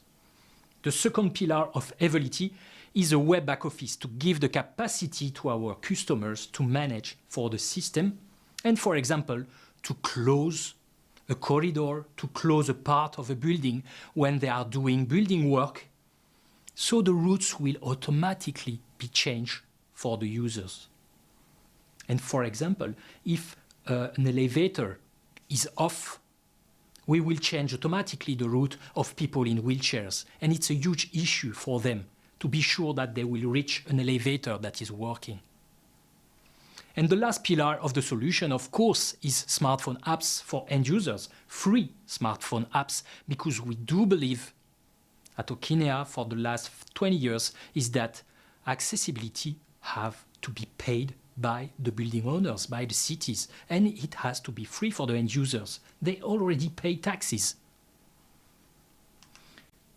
So more precisely, Evolity has a different user interfaces according to the needs of the users and have different user experiences according to the needs of the users. A wheelchair people will not have the same route and the same interface than people that are blind, for example. What we use mostly is voice, audio information to guide them. And the solution has to work in the pocket, because when you are in a wheelchair, when you are blind, you need to have your hands free to move. And this is quite a technical challenge. Evolity today is implemented in metro stations, but it's also relevant for airports, railway stations, museums, theme parks, hospitals, office buildings, all those buildings that are quite complex when you need to have a personal assistant that will help you to reach a new destination.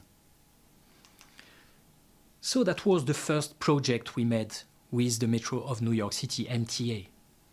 The second project I wanted to share with you today is about what we call acoustic pedestrian signals. Acoustic pedestrian signals are a solution that has been implemented since the late 60s in the US and in Japan. It's basically push buttons for blind and visually impaired people that they have to push to cross streets. This technology has been implemented in the 80s, in the 90s, but today we have the smartphone. And this is quite an issue for visually impaired people, that they need to find the push button, they need to touch it, and today we have the COVID, that is a supplementary issue. And the user service is not actually great. Today, what we made with the Department of Transportation of New York City, that wanted to improve, to enhance this solution for visually impaired people, we won it, once again, against 45 worldwide companies, to implement a beacon. A beacon is a speaker that we implement on the poles of the traffic lights, and that will automatically detect the smartphones of the users that needs it, and they will have the capacity to get some information from audio, from their earbuds, for example, and they will have the capacity to activate the crossings they want to activate, and they will have the sound corridor to give them the direction to reach the opposite side of the street safely. Those are two examples of how new technologies can improve the mobility of people with disabilities in our smart cities. Because you know the issue, the challenge is to help and to bring more autonomy to those people through the technology, because if we don't think about it, it will increase the exclusion of those people. What is the next step of, what is the future of accessibility? Through what I said, datas, human assistance, devices, and physical infrastructures, we do believe that the next step will be what we call a personal assistant that will bring people from door to door, outside, in transit venues, and in final destination venues. And those solutions will communicate with the city, with the traffic light, with the entrance of buildings, with the services of buildings through data. This is the next challenge we have to face together. Thank you. Mr. Dinonsen, thank you for your outstanding insights. Hopefully your app will inspire others to come up with similar solutions in their cities so that no one is left behind during the technological transformation process. And now let's hear from our next expert, Ms. Tülin Akın, the founder of TABIT, Agricultural Information and Communication Technologies, that brought into action Turkey's first communication, e-learning and e-trade media in the agricultural sector and helped over 1.4 million farmers and their families. Ms. Akın was Schwab Foundation Social Entrepreneur of the Year and was nominated for the Nobel Prize in the Work for Peace category. Tülin, your business model is now being implemented in India, Ghana, Kenya, New Zealand and Tanzania. The fact that you've been able to bridge the gaps and make technologies more accessible for those who work in the agricultural sector is fascinating. Please tell us more about the process of making modern technology available to rural farmers and the way to make this business model scalable. Individual farmers still provide 80% of world food needs. That's a huge proportion. Industrial agricultural enterprise can only afford 20% of food. Industrial farmers increase their profitability by using technology. It is difficult for individual farmers to access low-budget and user-friendly technologies. Industrial farmers who benefit from technology increase their profitability. Individual farmers who don't have a chance to use these technologies have decreased their productivity and profitability. Unnecessary pesticides and fertilizers are used in agricultural productions without sufficient use of technology. This causes the farmers financial losses as well as contamination of the soils and groundwater. We started our work in 2004 by establishing an e-commerce and learning platform primarily to create alternative market opportunities for farmers' products. However, internet network system were low and computer technologies were primitive at that time. There was no social media net. I started to go from village to village with a small team, taking our computers in our hands. In order to spread these efforts to a wider audience, we should have had financial opportunities and larger teams. In addition to selling their products on our website, farmers wanted to provide the products they needed for production at an affordable price. This was technically easy, but farmers were getting the inputs they used from local suppliers promising to pay during the harvest period, and they had no burgeoning. We have formed teams to introduce this card to farmers in the villages. The bank finances it, and we started promoting both the features of the card and our website. We started promoting in villages all of Turkey. We have met the resources needed to promote in the villages by cooperating with the bank. Farmers have also reached a legal source of finance to provide input. The harvest cards received a lot of attention from farmers, and the model is also used by other banks. However, despite our best efforts, interest in the website was not increased to the extent we wanted.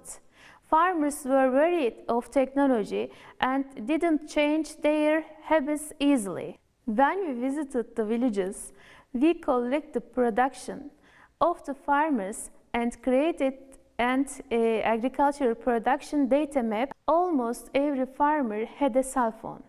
We planned to send the information the farmer might need via mobile phones.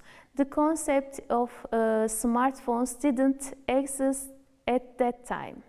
So we thought about sending messages via SMS. In 2008, we started negotiation with telecom operators. We have proposed to create a line that will provide special advantages for farmers and to provide qualified and technology service through this line. The process took quite a long time. It's not that easy for big companies to get new business ideas and new structure accepted. In 2009, we established the Farmers Club with Vodafone.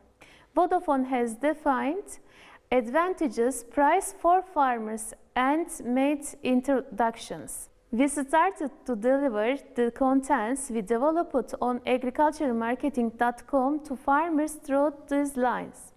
We continued to promote the project in the villages.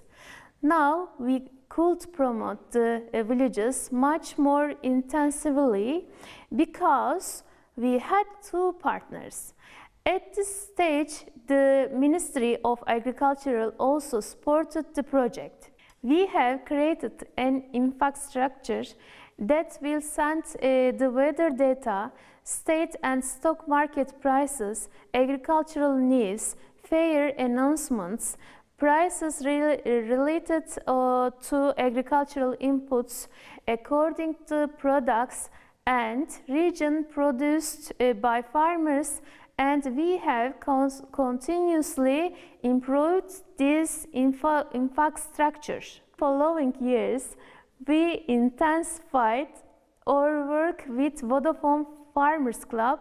First, we went to villages where we identified the problems. Then we continued to give trainings where we introduced examples of information. Today, 1,600,000 farmers in Turkey benefit from this service.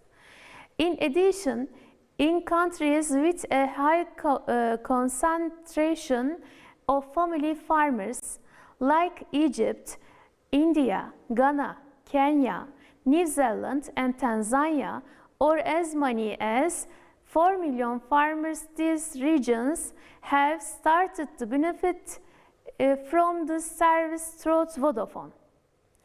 In 2012, smartphones began to become widespread. We immediately expanded our target audience by integrating our project into the application used by smartphone. Farmers have chance to sell their products via smartphones by taking a photo. Now, they can take photos of diseases in the list of plants and get information about the subject from agricultural engineers. We will implement a project to determine which diseases may occur in which region by matching these diseases photos with the map of Turkey, with the intelligent assistant software to be created because of this information very soon. Thank you, Tulin. What you are doing is really priceless. I believe there is no other business as risky and as unpredictable as farming. So your projects are making a huge difference. And the speaker who is closing this session is Shri Bose, an MD, PhD candidate at the Duke School of Medicine in the United States and the co-founder of the Piper Foundation. Shri, please tell us about your program that aims to resolve access gaps in education and empower students from underserved communities. What technological tools could potentially include all students into the education process? What do schools lack to make it happen? And how can business leaders and NGOs help?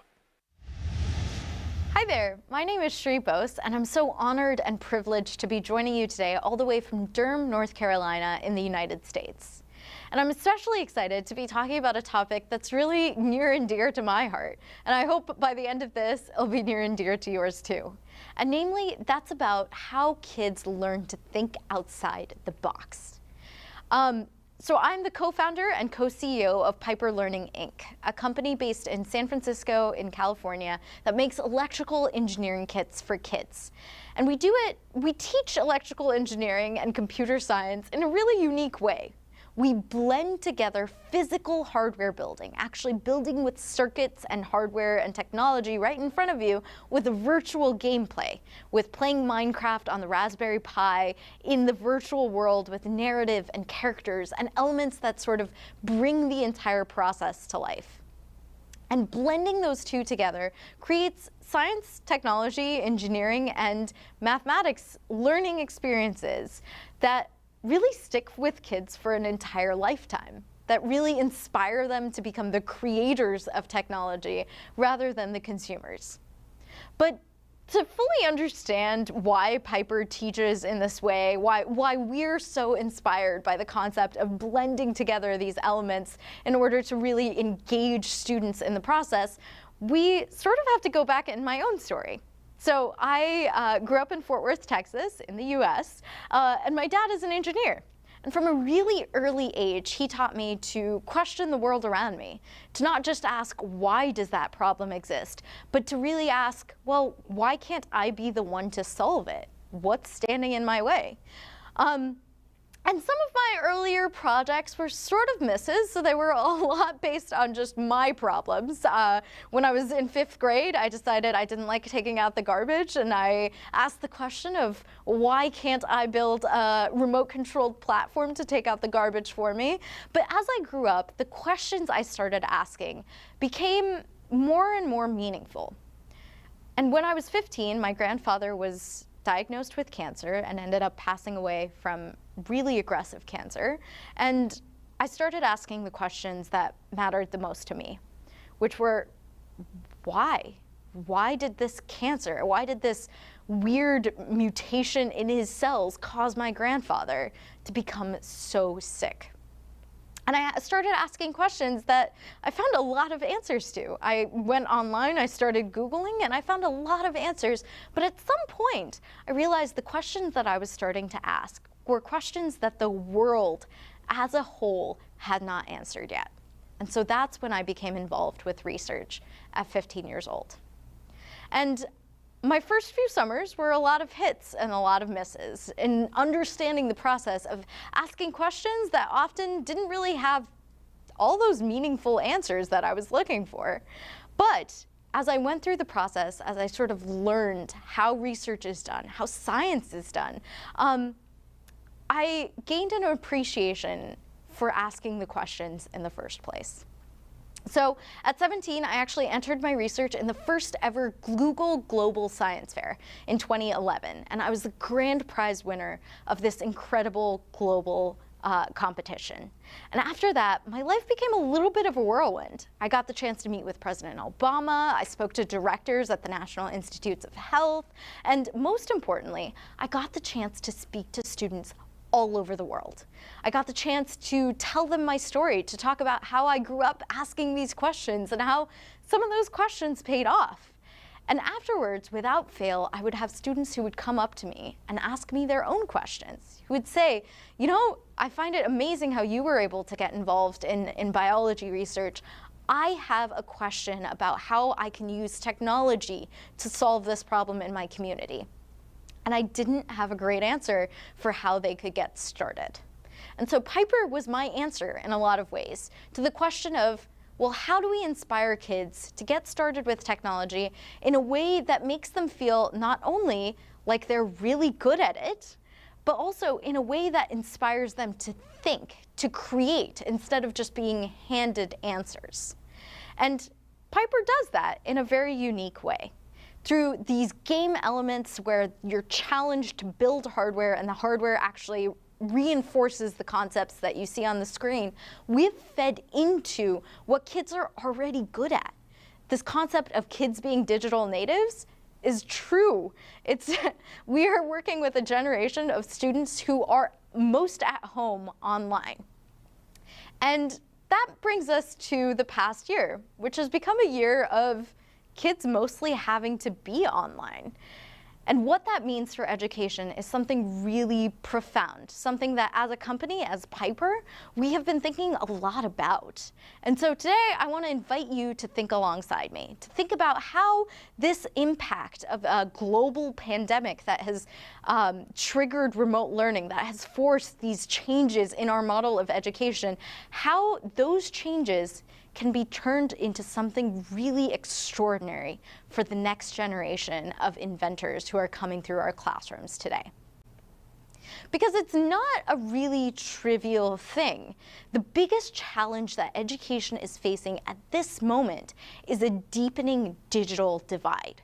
It's the difference between the students who are at home with stable Wi-Fi, access to computers, access to all of the online tools that they need to get the baseline level of content to be able to step off of, and the kids who don't. And as the days go on, where kids have been out of the classroom, where they are not all in the same environment, learning the same things, that deepening digital divide will have implications that are way bigger than anything that we understand at this point in time. So how do we approach that? To ask the important question, how do we resolve this deepening digital divide at a time that's really, really uncertain, really scary, and really important for the coming years? And I think the answer is through innovative ways of teaching. When we first started Piper, we took our little kit into classrooms. And at the time, we hadn't introduced a lot of story-based elements, a lot of the things that make Piper the magical experience it is. And we saw one thing across the board in the classrooms we took our kits into. Namely, that girls immediately stopped playing.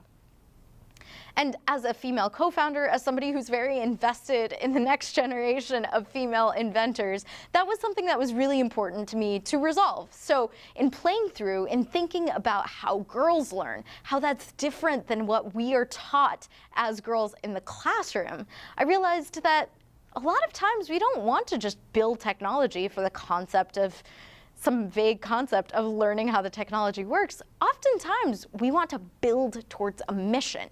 So by introducing these story-based elements, by introducing characters into how you learn about technology, we now see equal proportions of girls and boys playing with Piper in the classroom.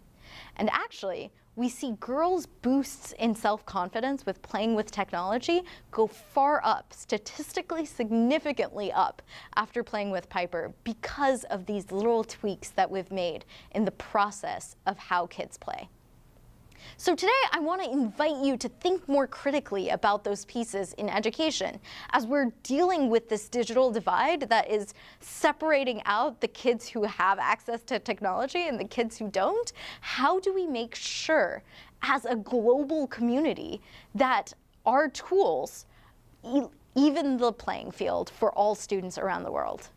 And how are those little tweaks going to play into how we teach kids in order to make sure that they're engaged in profound ways that are going to make sure that the inventors of tomorrow stay in science, technology, engineering, and math long enough to create those solutions that we so desperately need?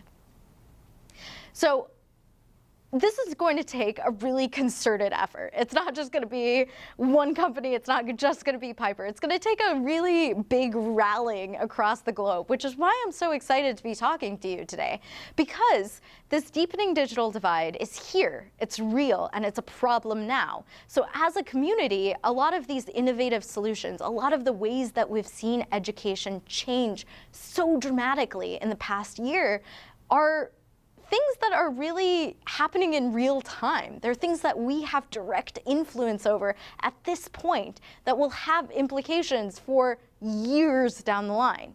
It's really exciting, and it's also really terrifying because what we do now matters. And as a company, Piper, one of our main missions is to make sure that that digital divide is not something that we contribute to. So we're making active steps like starting the Piper Foundation, which gives Piper products to underserved communities across the globe. We've actually partnered actively with underserved communities, including getting our Piper Make product, which is a cool plug and play product where you can drag and drop code on the computers that kids have at home now, to 2,000 kids in Detroit. And we're actively taking more and more steps to expand into other communities across the globe, including in India in the coming year. So all of those changes are things that we have actively thought about as a way, as our small way to be able to help with the digital divide. But it's going to take a lot more. And what's exciting is that during this time, we've seen education catch up to technology in a really, really aggressive way, unlike anything we've seen before. And oftentimes that looks like a kid sitting in front of a Zoom call for hours a day. And that doesn't seem as inspiring as one would think. But in the middle of this next chapter that we're stepping into, a chapter that's really uncertain, that we don't fully understand, how will education look? How will the teacher at the front of the classroom teaching a lecture, how will that change in this new era of education? It's okay to be a little bit scared of what that might look like. But today, I want you to be a little bit inspired, a little bit hopeful, because I see those glimmers of hope. I see those glimmers when I see a kid build their Piper Make and actually have a robot walk for the first time. I see it when their face lights up when they realize that they can make that. I see it when they make the connection that the light switch on their wall is the same as the switch that they're building on their little breadboard. And I see that glimmer of hope when they come up with a solution to something that impacts them and realize that I can build it. So even during this scary, terrifying journey that we're all going on all together, each of us in our own unique, challenging way, what's really exciting to me, what's really exciting to, I think, a lot of people in this time now, is being inspired by not only what we see in the world around us, but also inspired in the resilience and the adaptations that the students of the global educational community are making. So as we make our attempts to inspire the future inventors of tomorrow, I'm excited to see how they will inspire us as well. Thank you so much for having me. Thank you. One more time, I want to thank all the participants of this session. I'm sure our society will benefit greatly by putting your insights into action. I think we're ready to start the next session.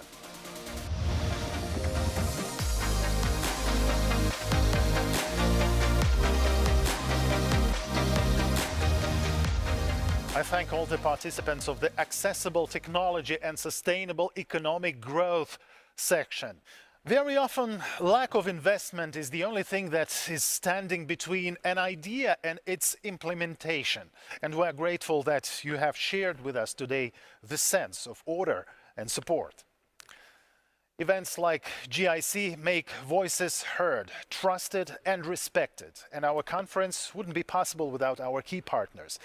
Rosatom Corporation, Euronews, Europe's leading international news channel, United Nations Global Compact, the world's largest corporate sustainability initiative, VK, our digital partner. To them and to the rest of the GIC partners who have supported this event, we express our deepest gratitude. Dear audience, we have already heard a lot of exciting information, but there is still a lot of inspiration ahead of us. Now we are going to have a short break and we are waiting for you to join us for the next section.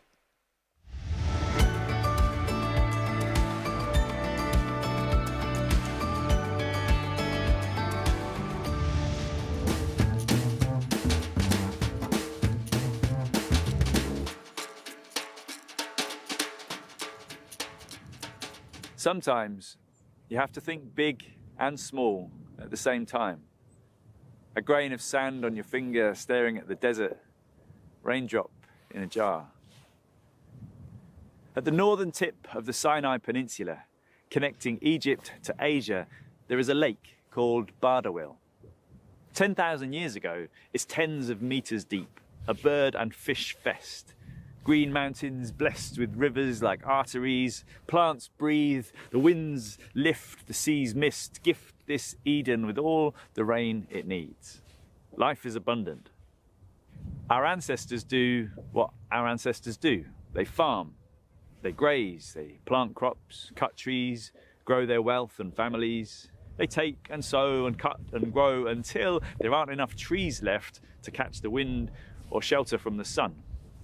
Rains slow, soil dries, animals overgraze. Increasingly, it's more heat haze than sea spray. Fewer plants grow, soil washes down hills, fills up the lake. Today, it's 1.5 meters deep. Too hot and salty for fish. Rivers are dry, garden is desert. But we know more than those who've come before. We have microscopes.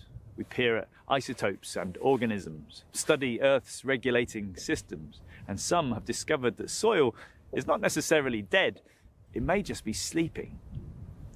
What if we could wake it? There are maverick engineers with magic eyes, looking big and small, examining weather patterns and soil composition and the position of the lake, and they think they've found what it takes to reboot this Eden. Sediment. Fertilizer, sleeping in salt water. Step 1, wake the lake. Dredge it, flush hot water out, cool water in. Fish will flourish. Plant salt marshes and wetlands. The roots will activate the soil. Birds will return. Step 2, re-green the land.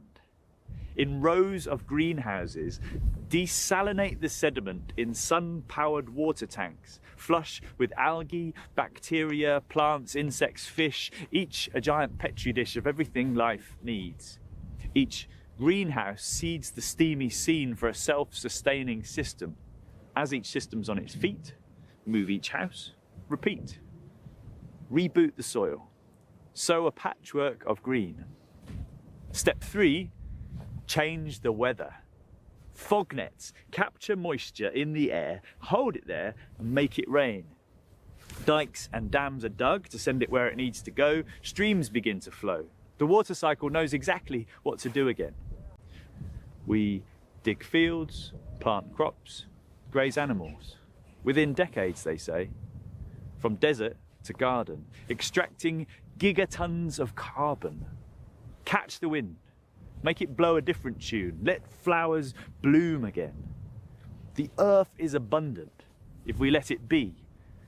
Perhaps we just need to look differently. All the keys are here. Imagine a future you love rather than one you fear.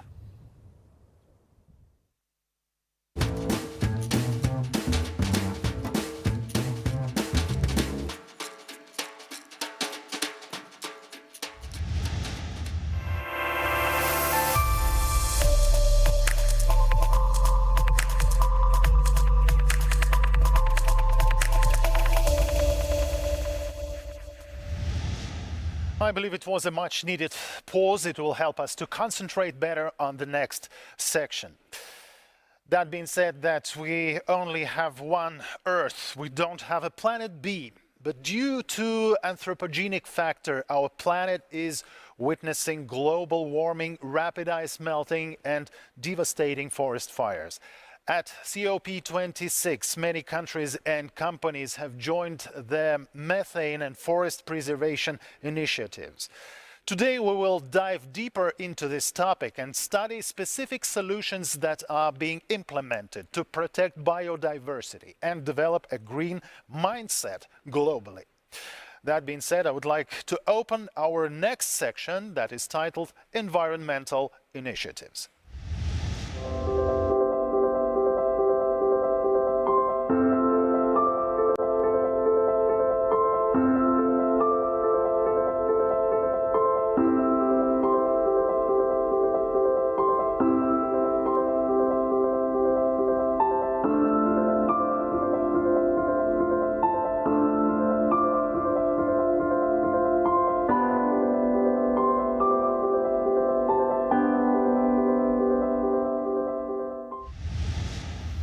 Dear viewers, my name is Vincent Breuck and I am happy to open the Environmental Initiative block of sessions with my keynote presentation.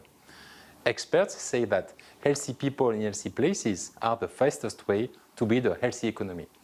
Large companies are one of the main agents of change in the modern world, the changing and ever-changing new reality to which all of us will have to adapt. Besides integrating ESG principles in their governing policies, corporate leaders can also ensure a more resilient and environmentally friendly future by paving a new path for building sustainability.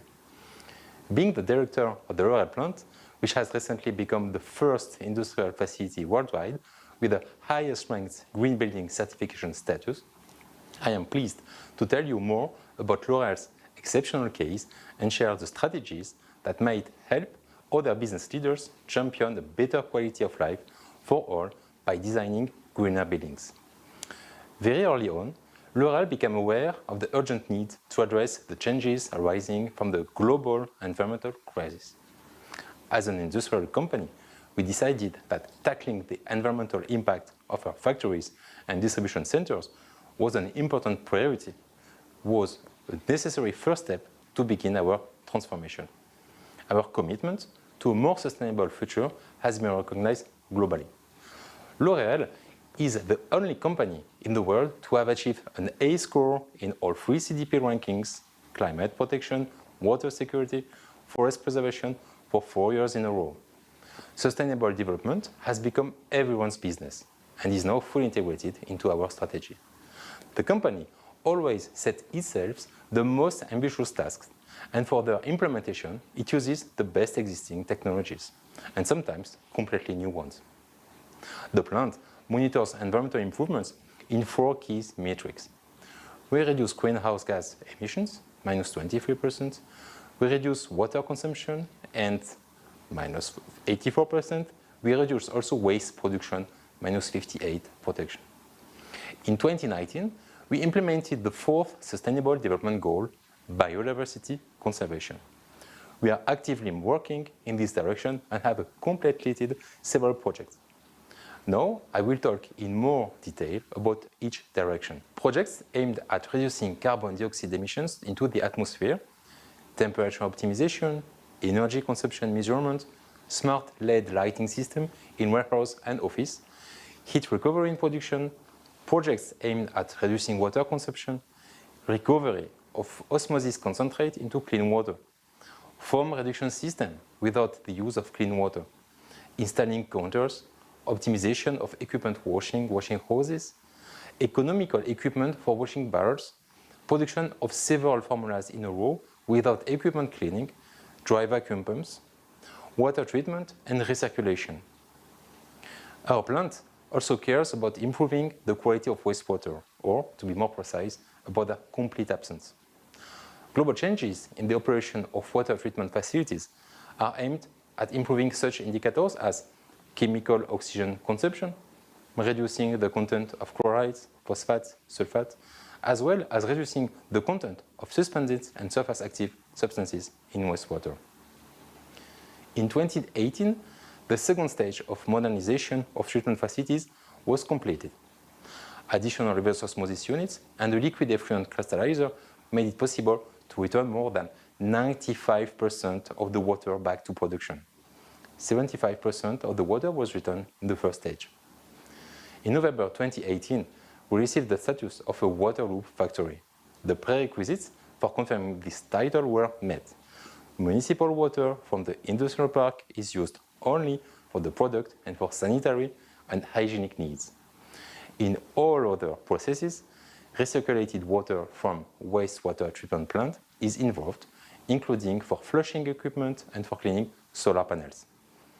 We are one of 4 L'Oréal factories with this status.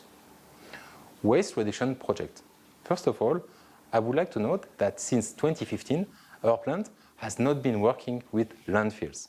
Our waste is not sent to landfill. All waste are monitored through a waste generation system. We are one of 4 L'Oréal factories with this status. Waste reduction projects. First of all, I would like to note that since 2015, our plant has not been working with the landfills. Our waste is not sent to landfill. The plant has a waste generation monitoring system. A strict record of all generated waste is kept in order to achieve the least impact on the environment. Our employees perform separate collection of waste such as film, cardboard, scrap of finished goods, waste after laboratory research, as well as glass, paper, and wood. Waste recycling is impossible without careful sorting. To do this, on each line, after each production process, there are containers with chip.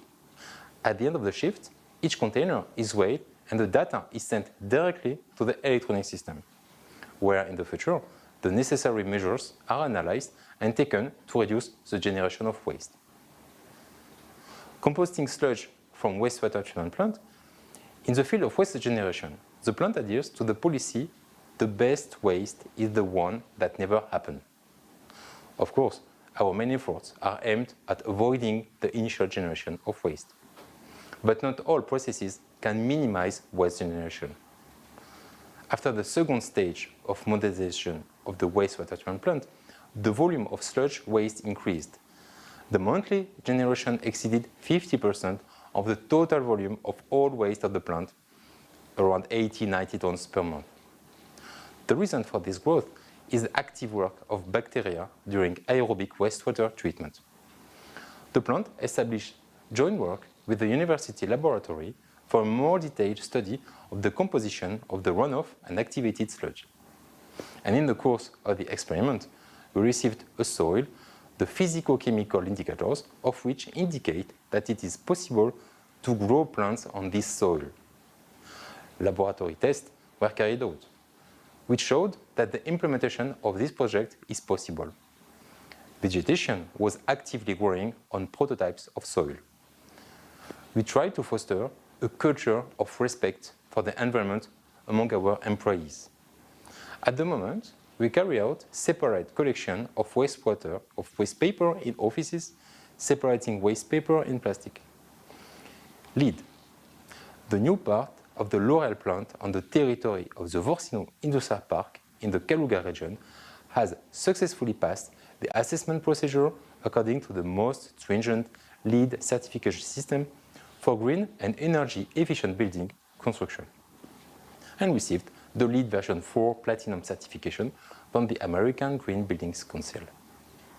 The project proved to be a pioneer in the following areas: the first LEED version 4 Platinum industrial building in the world, in Russia, the first LEED version 4 building in Russia at all. What does this certificate mean for the plant, and what advantages does it give? LEED certification is a rating system for energy efficient and sustainable buildings.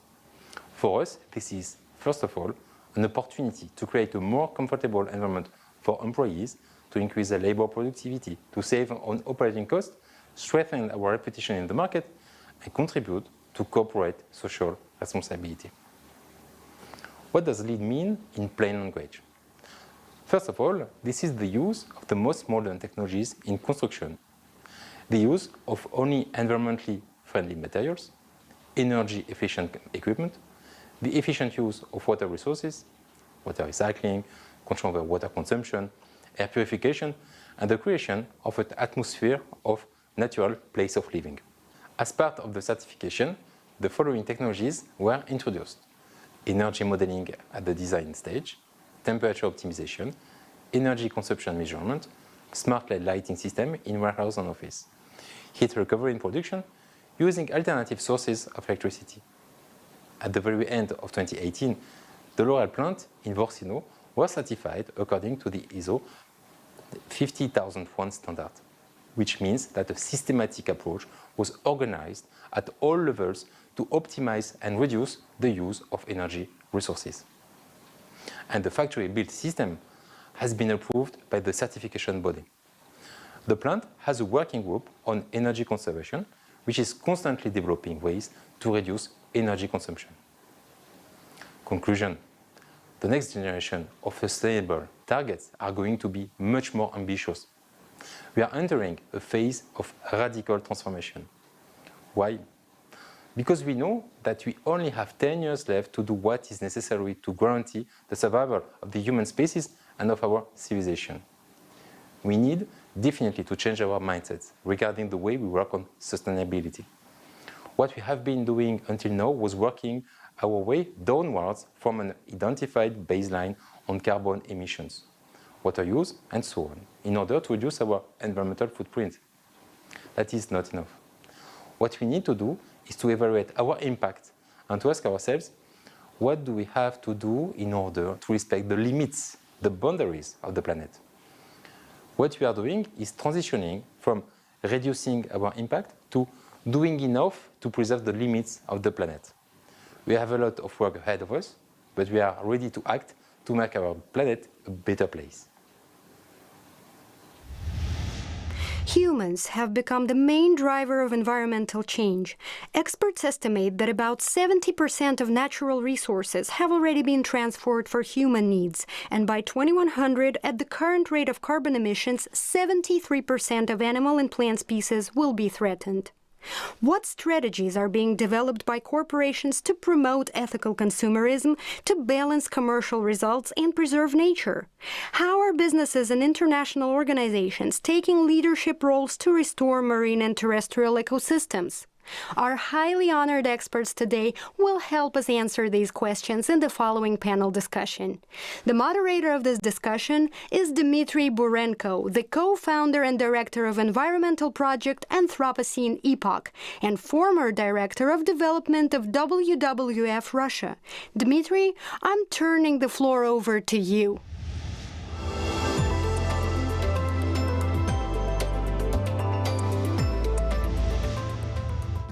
Thank you. First of all, I would like to emphasize that it's a great pleasure for me to be with you here, colleagues.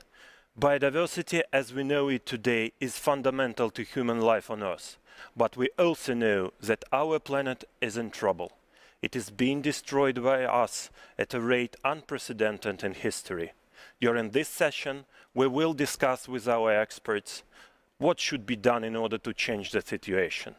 Before we start our discussion, I would like to share a short presentation with you and tell you more about our experience we have at the Anthropocene Epoch project.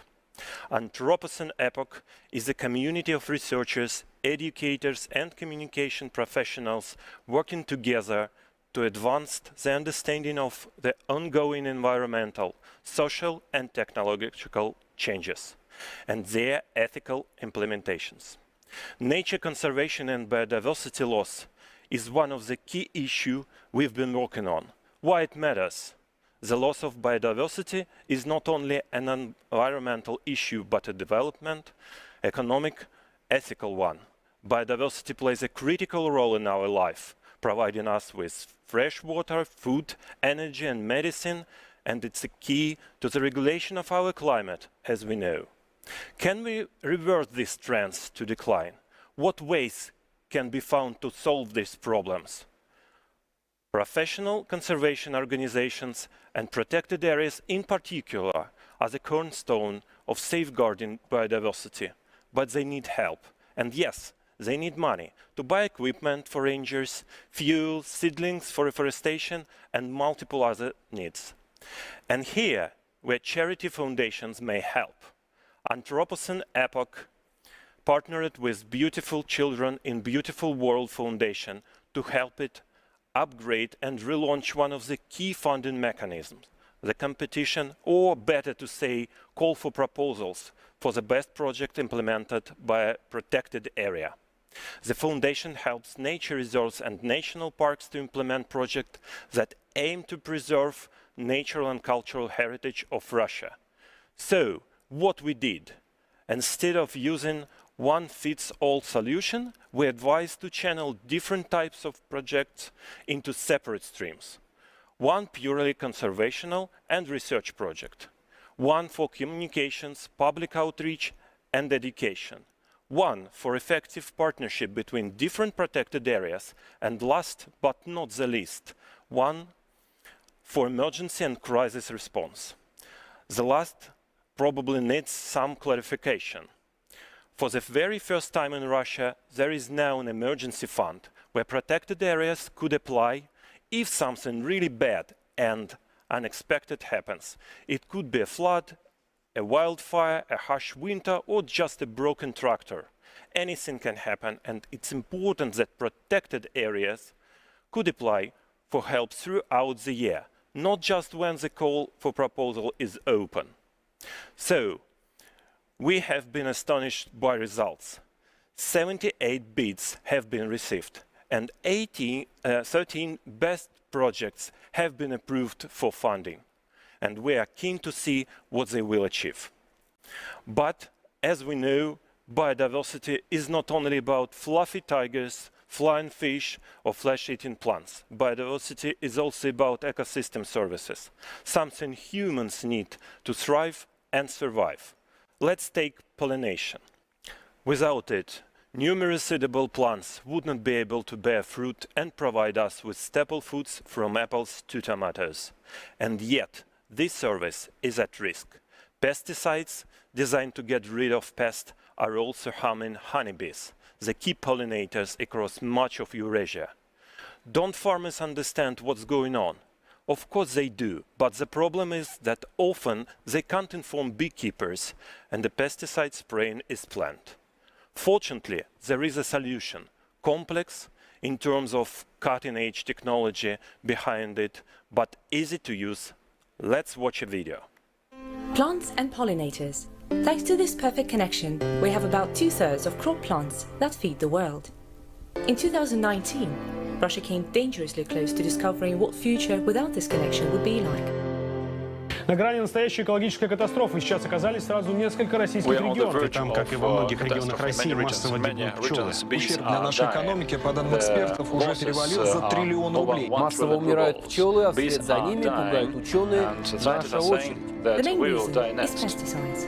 Farmers use them to protect their harvest and accidentally harm bees too. Going back to its hive, the contaminated bee spreads the toxic chemicals around the whole apiary. Creating a connection between farmers and beekeepers would help to protect the bees. However, there has never been a way to provide it, until recently.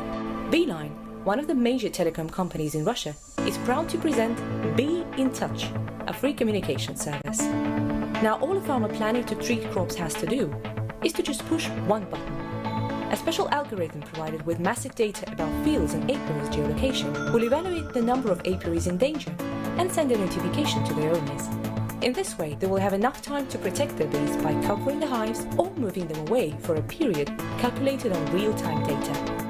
The launch of our service brought together the government, farmers, beekeepers and international experts.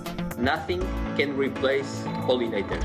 It's impossible. What we need to do is to protect them. And instantly became one of the most discussed events. Many agricultural regions joined us already in the first 2 weeks. So the long-awaited first version of the federal beekeeping law was finally proposed to the parliament. And since the extinction of bees is a challenge not only for our country, we will create a free guide which includes our service source code to help other countries protect their bees in the future. Because after all, the easiest way to make the future better is to be in touch. Great, isn't it? Finally, an Anthropocene epoch, we believe that education is a key to saving the planet, and also to living one's own life in the interesting and fulfilling way. That's why we have developed a wide range of courses, lectures and masterclasses for children, teenagers and adults on a wide range of subjects we think are important, from museum ethics to sustainable lifestyle, from artificial intelligence to waste management. And we aimed to make sustainability education strictly science-based, but also accessible and practical. To achieve this, we tried different formats, short lectures and lengthy courses with homework offline and online, class-based and gamification-driven. But partnering with museums, schools, libraries and businesses gives us an opportunity to reach different audiences and needs. And we do believe that 3 cases we just shared with you illustrate our mission statement. We aspire to develop ethical principles for the Anthropocene where all forms of life and intelligence will be able to strive in harmony with each other and the planet. Thank you for your attention. And now, let me welcome our first speaker, Brenda Mwale, who is the founder of Glow Foods, ambassador of Future Africa Leaders Foundation and Scotland-Malawi Partnership. Brenda is a climate activist from Malawi and a winner of Future Africa Leaders Awards, the 2018 Top 100 Independent Young Leaders Award and the 2019 Obama Leaders Award. Ms. Mwale, we would like to ask the following questions. You are also an active member of the Green Girls Platform and Malawi National Youth Network on Climate Change. In commemoration of the International Day of Biodiversity, you have successfully launched National Youth Biodiversity Network. What needs, from your opinion, to be done to involve youth in climate change policy decision-making process?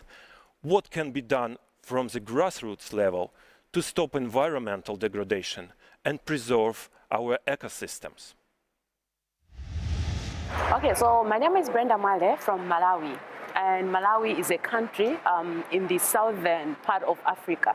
And I'm a youth leader, a climate change youth leader, and I'm also programs manager for Green Girls Platform. So Green Girls Platform was founded in 2016 and officially registered in 2018 with the main focus of giving women and girls a platform so that they can have like a safe space and also be active towards climate action. This was done after knowing that women and girls were not given like space whereby they can get actively engaged towards climate action. So we thought it wise to have like an organization to serve as a platform, which is like women-led. So this organization is women-led and it targets women and girls. So for this, we have like a number of projects that we are involved in. So we provide capacity building workshops, we work with women and girls based in rural communities of Malawi. And we also work with girls from primary schools, secondary schools, and even in colleges. The aim of this is to train them or to build them, to provide them like with capacity or skill development so that they can be positive change makers in their communities. This we do without regarding someone's age or the education background or the financial background, because what like our main focus is to make sure that no one is left behind towards the fight towards climate action. At the very same time, I'm also programs manager for National Youth Network on Climate Change. This serves as an umbrella body in Malawi, like more or less like networking all the individuals or youth clubs and youth organizations that are working towards climate action. This is so that we can create that environment where youth are capacitated, they're built and they're supported in their endeavors towards climate action. And also to make sure that in the end we have like one voice to make sure that we are all working towards one common goal, which is climate action. So we are also working with youth organizations and youth from different levels, from different backgrounds in Malawi. These are those that are like, they're not in school, those that are in school, and those that are even in colleges. This is to ensure inclusivity and diversity of everybody, like everyone has to be represented, because climate change can only, like climate action can only be achieved if everyone is underrepresented, irrespective of who you are, where you're coming from, or where like basically where you're found. So everybody has to take a stand towards climate action. And this year I was privileged, like in May, when we're commemorating International Day of Biodiversity, where we also officially launched the National Youth Biodiversity Network, and the National Coordinator for National Youth Biodiversity Network in Malawi. And for this, we are also working towards to ensure that we are moving towards climate biodiversity preservation, to make sure that youth are incorporated, to make sure that youth have a voice, to be that voice for the voiceless, to be that helping hand to those that need support in one way or the other, to provide capacity in one way or the other. Malawi is one of the countries that's heavily hit, or like it's hit some, like it's hit, like the impacts of climate change are like very diverse, and there's so much that has to be done in the country of Malawi to make sure, like being those countries that are like a developing country, being a country that's suffering so much by the diverse effects of climate change. So this we do, like having knowing that youth are like the biggest population in Malawi, and to also to make sure that we have like sustainability in achieving, like to make sure that we achieve climate action, is to make sure that children and youth are in the forefront of climate action. So right now, we provide different capacity building workshops. We provide different intergenerational dialogues, just so that we make sure that everyone is on board, that those who have never like they have never even done environmental management in school, but they have passion to make sure that they are also in the forefront towards climate action. So as Green Girls Platform and as National Youth Network on Climate Change, we provide that platform for everybody, for diverse backgrounds, to be able to thrive and take a stand towards climate action. Despite the different innovations that the youth are doing out there, but then there are so many challenges that young people are facing to make sure that the innovations are scaled up, or to make sure that their voices are scaled up. All I can say is that as youth, let's not give up. Let's keep pushing for, like, let's keeping our policymakers accountable. Let's make sure that their doors are open. Let's keep pushing to make sure that we work together. As youth, we want to work together with our leaders.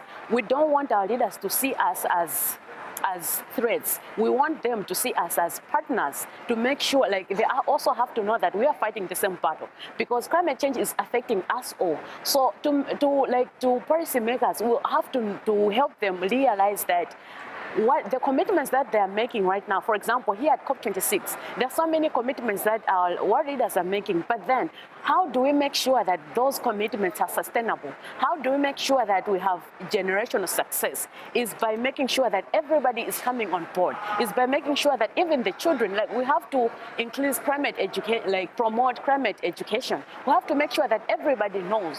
Right now, countries are submitting their national determined contributions. Who is going to keep those leaders accountable? It's you and I. We as young leaders are the ones to be in the forefront to make sure that our leaders are accountable. Our leaders have action plans on how they are going to fulfill their national determined contributions. It's us that are going to make sure that our leaders have fulfilled their contributions that they have made. It's us to make sure that our leaders are committing themselves to the like how they are going to preserve biodiversity. At the very same time, we should not only just be blaming our leaders to say they are not doing enough. We also have to be in the forefront in trying to preserve biodiversity, because we are the ones who are going to be affected the most.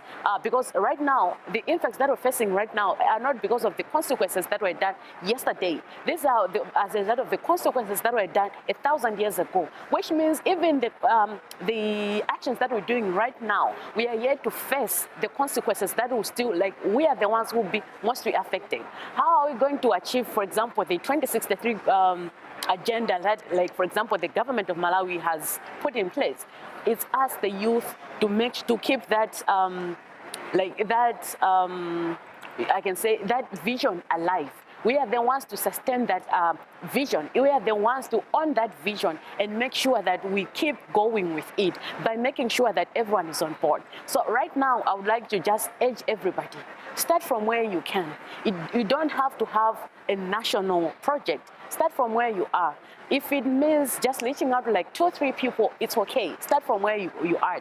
So all I can say is, youth, be on board. Let's keep our voices heard. Be that voice for the voiceless, and make sure that our voices are heard. Let's have international partnerships to make sure that we have like sustainable collaboration, sharing our experiences, trying to boost each other's objectives so that we achieve the common goal. Thank you so much for being a wonderful audience, and I appreciate you being there today. Thank you. Thank you. It sounds like a fascinating project that could really change our perception of the environment. And now let's move on to Ryan Collier, the CEO of Rosatom Central and South Africa. Today, we've heard a lot about programs that involve young climate leaders in taking actions to preserve biodiversity. Mr. Collier will tell us about the role global corporations might play in saving endangered species using the Rosatom project and the involvement of Rosatom in it as an example of such commitment. Let's hear more about the current status and the objectives of these initiatives, as well as about further steps that Rosatom plans to take to promote sustainable development agenda. Thank you very much, Dimitri. Good afternoon, ladies and gentlemen. It is an absolute pleasure to be here today. Today I'm going to be discussing the innovative Rosatom project, which is supported by Rosatom. The main premise behind the Rosatom project is using nuclear science to curb rhino poaching. This is done through a multifaceted approach. Essentially, the aim is to insert radioactive isotopes into the horn of the rhino and therefore devalue the horn, as well as creating a far more difficult logistics path for the horn. This because of the many porthole monitors at exit and entry ports from where the horn is poached all the way through to the end user. The other aspect of the project is education and community outreach. We aim to educate people globally on the plight of the African rhino, as well as on the project, in the hopes of diminishing the value of the horn with the end user. As for the community outreach, we've realized that it is absolutely essential for the local community to be behind the project. And therefore, we have already started with a number of community outreach programs in the local community in the Eastern Cape. Most recently, we launched an aquaponics unit with the Amakala Foundation, and the premise behind that is a sustainable feeding program with a very sustainable and environmentally friendly system, which also creates a platform for us to reach out to the local community and educate them on rhino conservation. The current status of the project is that phase 1 is complete, and essentially phase 1 involved inserting stable isotopes into the horns of 2 rhino. Essentially, these were completely harmless isotopes, and the reason behind this was to understand whether the isotope would travel from the horn of the rhino into the body of the rhino. Thankfully, phase 1 was an overwhelming success. It proved that the isotope does not travel from the horn into the animal, and that sort of gives us the comfort to move forward onto phase 2 of the project. It means that any subsequent radioactive isotopes that we insert into the horn of the animal will not move from the horn into the body of the animal, which means it theoretically should be completely safe for the animal. We are now moving into phase 2 of the project, and that essentially involves computer and phantom modeling of a rhino, as well as the development of the radioactive material which will be inserted into the horn of the animal. We will also be looking at various different methods of inserting the radioactive material into the horn. Essentially, we want to make it a very quick and the least distressing for the animal. So the method in which the radioactive material is inserted into the horn is vitally important. We want to essentially just be able to sedate the animal, very quickly put the material into the horn, and then release them back into the wild. The premise of this project is at all times to have the rhino's best interest at heart.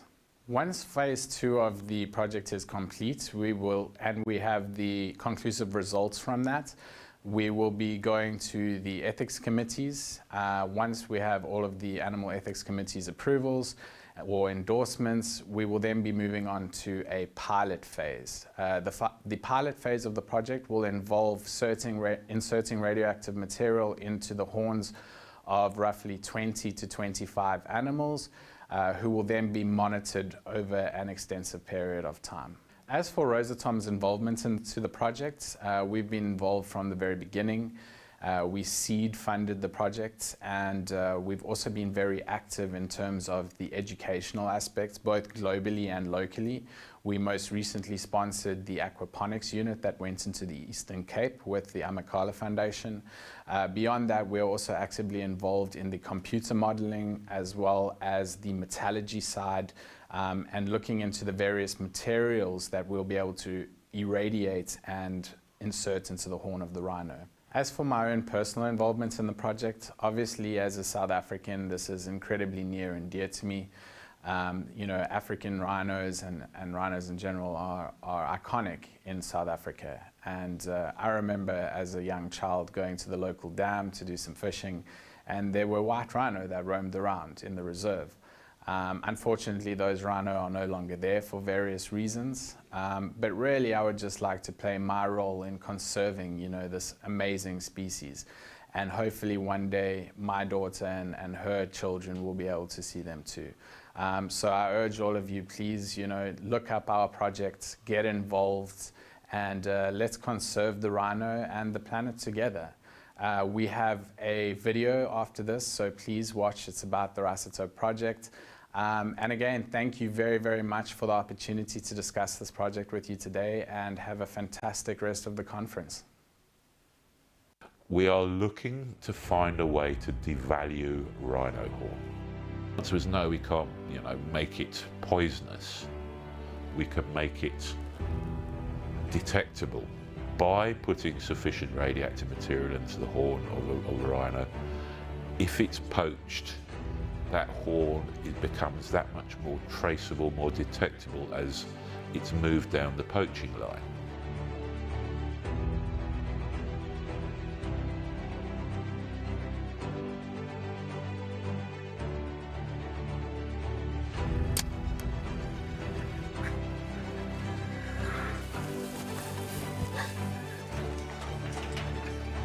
that's where we are at the moment. So we are now setting out down this path of discovery, because obviously before I do anything in terms of putting radioactive materials into an animal, I need to know what's going to happen.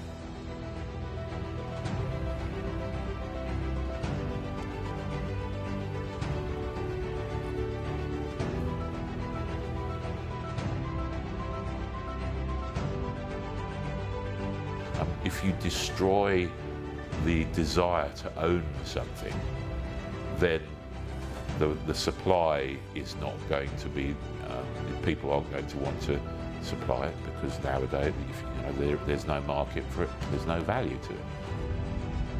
We introduce a number of additional points in the supply chain from poacher to end user, and the risk of handling it has increased. If you are caught in possession of radioactive material in South Africa, you have automatically committed a crime against the state. As a crime against the state, not only the green scorpions involved, but the hawks are now involved.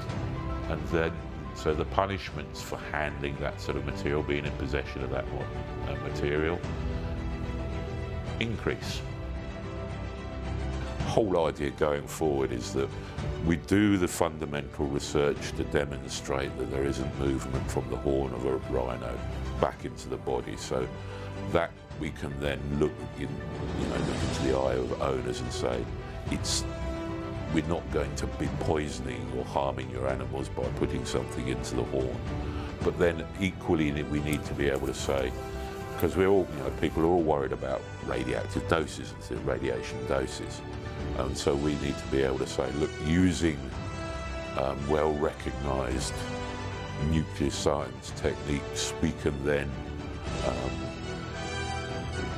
calculate the dose, the radiation dose that an animal will receive when we put a certain quantity of radioactive material into the horn of that animal. Where are we going? Well, get our proof of concept right. Sky's the limit, to be honest. Next 2.5, 3 years, we want to be able to treat 3,000 rhino.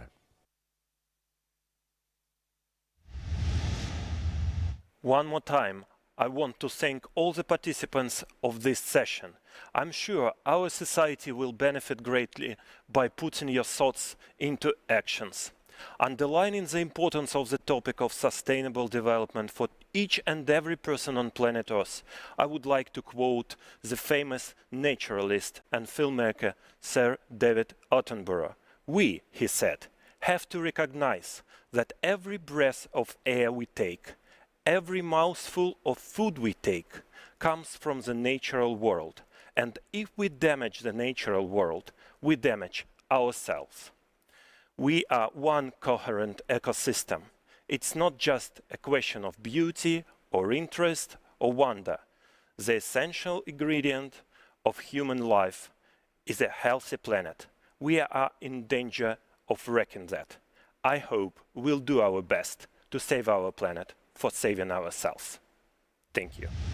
Now I suggest we move to the following session, which is titled Reversing Climate Change Worldwide Proven Practices.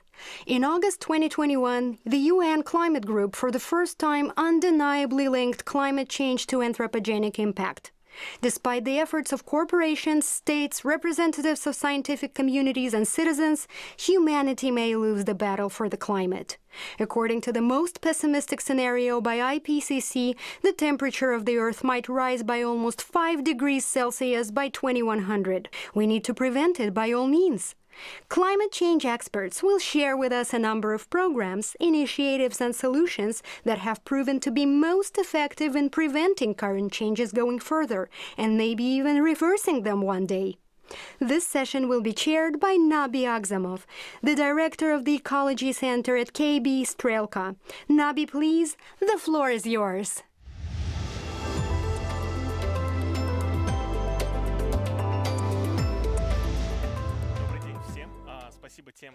Good afternoon.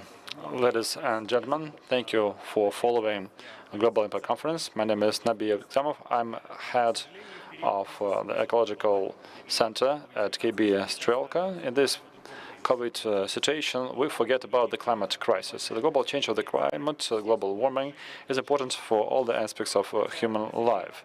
Well, in the past, temperature would be higher than today, but now we can see that the temperature is rising at a greater pace. And in these conditions, the global business, corporations and public leaders are discussing the measures which can save the climate. Nornickel, the Russian metal and miners company, is the largest nickel and palladium producer globally. Our activity impacts the environment. At the same time, the global corporations like Nornickel are now understanding their role and their impact on the climate change.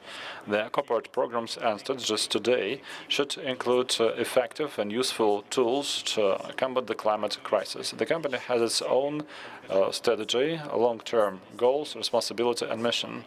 Svetlana Ivchenko is the head of Sustainability Department of Nornickel. Svetlana, hello. Good day. Could you talk about your programs, initiatives and solutions on climate change and data, which would help us understand how the corporation...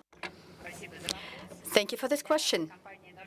For Nornickel, the topic of climate is part of a comprehensive and environmental, ecological and climate strategy. This strategy was approved of this year. This year, we formulated our vision of the whole climate agenda. For us, it consists of two aspects. The first aspect is how we impact the environment. The second aspect, however, is how climate change may impact us, the company, and which risks can be inflicted by such climate change. If we look at the climate in terms of our CO2 emissions, we'll see that in the course of the last decade, since the year 2010 till the year 2020, the company has already reduced its emissions by 70%. And presently, we are the leader in terms of CO2 emissions, both in absolute terms and per unit of our produce. It's 8,000 tons of nickel equivalent, and it's at its minimum in the industry. The average is 18, and there are some companies out there that have 28. So we already reduced our emissions considerably, and the goals we set for ourselves is to stay in the same level in absolute values. However, if we take into account 30 to 40% increase in production volume, it means that we'll need to decrease the intensity, carbon intensity per unit of produce.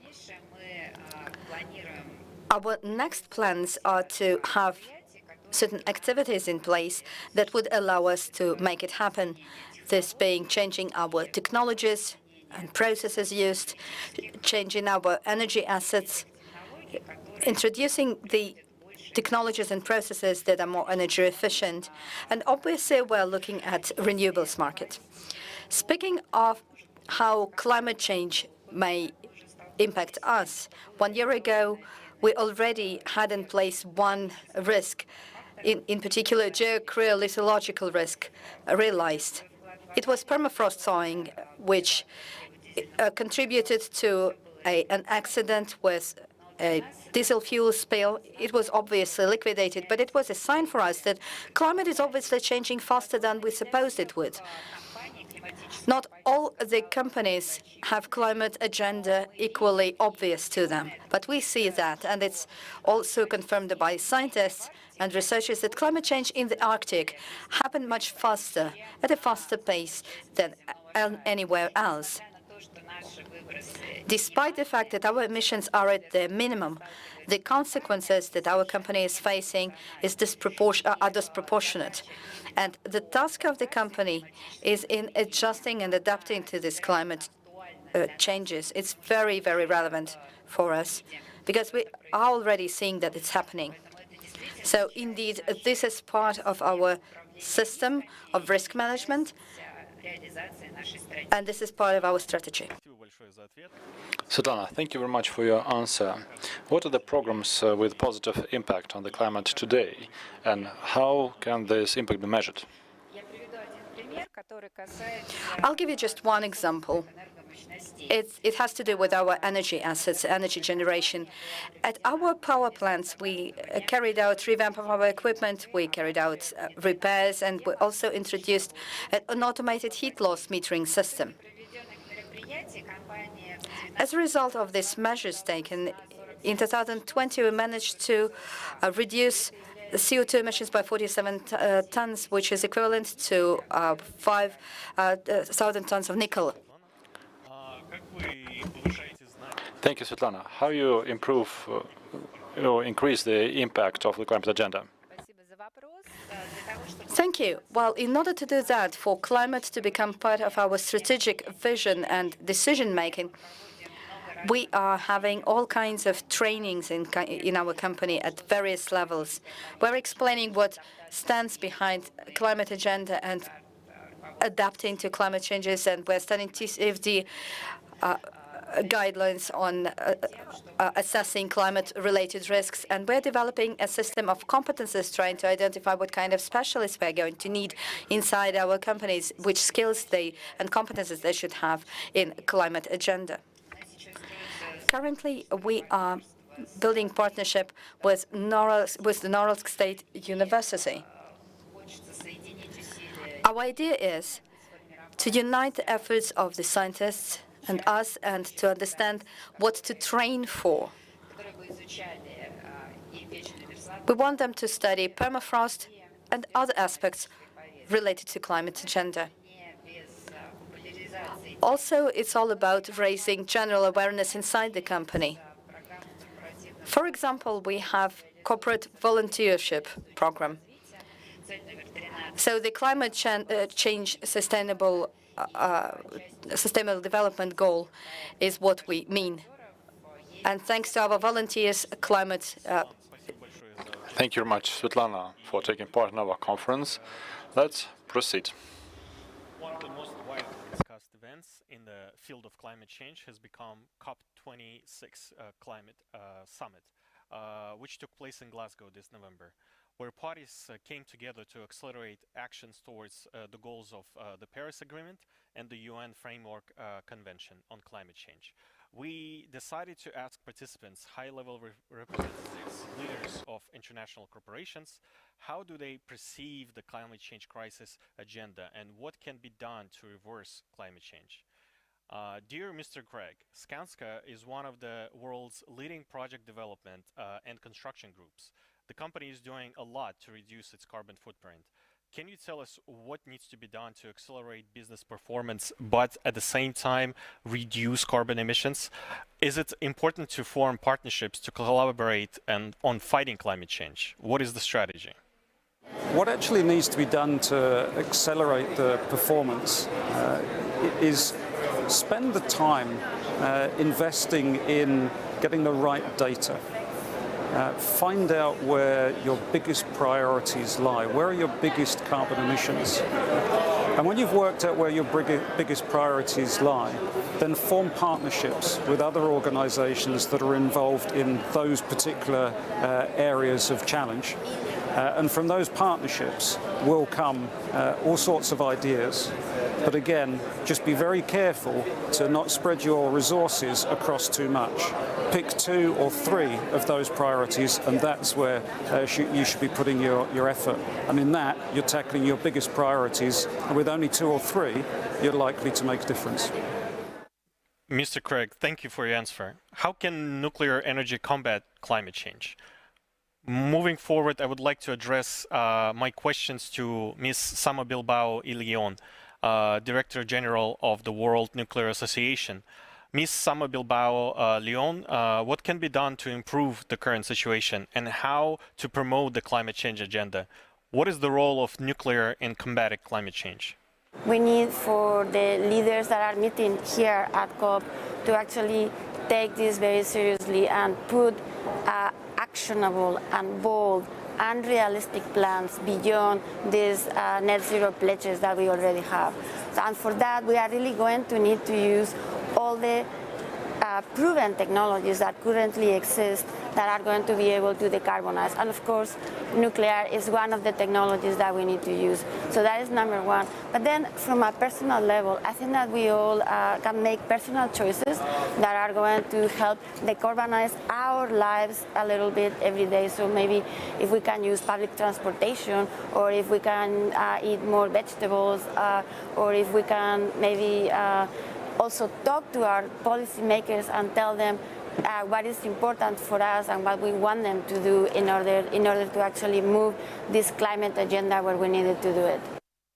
Thank you. What programs, initiatives, or solutions aimed at climate agenda could you highlight? What is the impact of the nuclear community?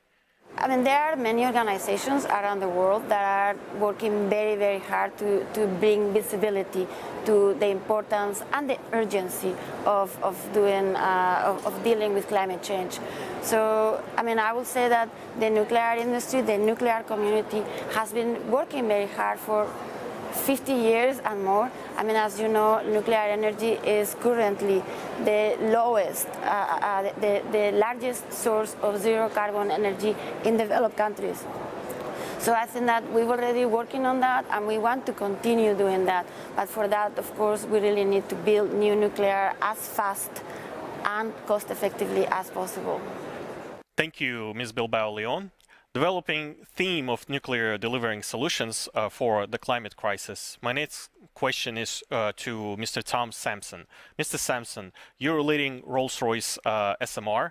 Rolls-Royce has been establishing to developing an affordable power plant that generates electricity using a small modular reactor, an intelligent way to meet future energy needs. What is the role of nuclear from your perspective?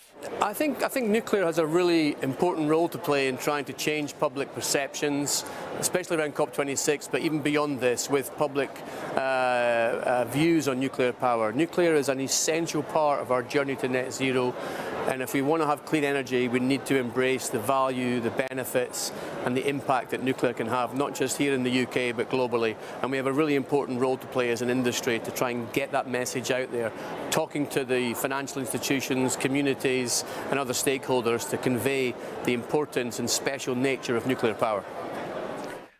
There were many discussions at the COP26 dedicated to nuclear, more than ever before, as now more people see nuclear energy not as a threat rather than a solution. How would you comment on this? I think from COP26, I'm feeling a sense that nuclear is starting to be seen as part of the solution. It's a really important kind of shift. We had trouble to get nuclear on the agenda at this COP, but we're seeing really now that people are recognizing that for nuclear power, they can really see how it can contribute on a large scale to providing safe, reliable, always-on energy, not just to the grid, but to produce synthetic fuels, hydrogen, to power data centers, to power off-grid communities. And so it's really important that I think we continue to build on this perception and benefit of nuclear after COP to try to then show that we can really move at pace. The technology is ready today. We can deploy nuclear now. And if we want to get to net zero, we have to deploy much more nuclear at pace from this COP. Rolls-Royce is working on a new technology which helps generate electricity using a small modular reactor. How do you see further development of this technology? What impact it will have on climate change? So importantly, at Rolls-Royce SMR Limited, we're now bringing this new technology to market. We're bringing together the funding for the next phase, and we're hoping in the next 12 months to 18 months to get our first unit under deployment in the UK and then move the product into the world. And so with our technology, we think we can make nuclear small enough to make it more accessible to a wider set of consumers around the world. And that's what we think we can bring to this agenda. We can bring this new technology, this proven technology, it's ready to go today, and it can have a massive impact on climate change. Big businesses are on track to combat climate change. Volvo Group, for example, has an impressive sustainability strategy. Mr. Lars Stenqvist, Executive Vice President of Volvo Group Trucks Technology, what is the sustainability for your company, and how Volvo perceives net zero?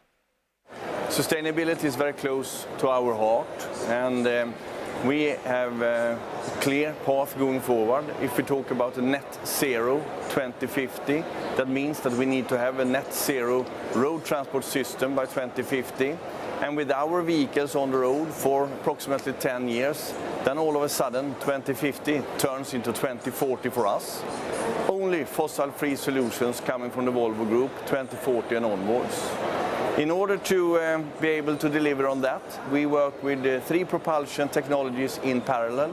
That's battery electric vehicles, it's fuel cell electric vehicles with hydrogen as the fuel, and it's also combustion engines, but then running on renewable fuels, of course. Is climate change on your personal agenda? Could you share your personal actions? We have changed the diet in our family. We are eating less beef and more vegetables today. When it comes to passenger cars, I am driving 1 electric and 1 plug-in hybrid car. And I think that these are those kind of actions that we can contribute with here and now.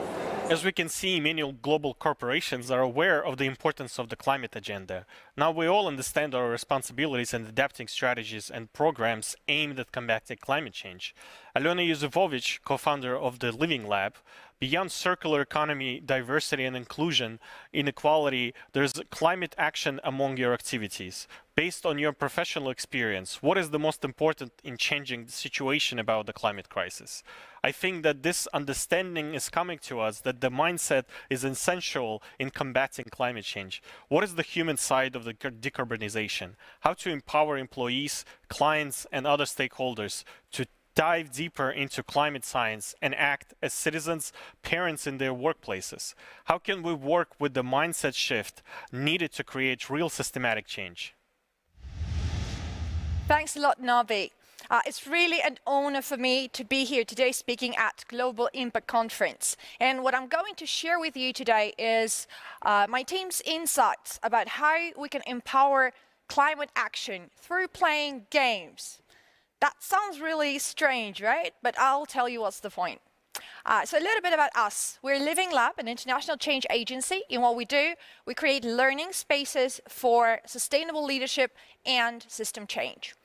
We do teach at universities. We have a deep dive course on system thinking for sustainable development in one of the leading humanitarian universities in Russia.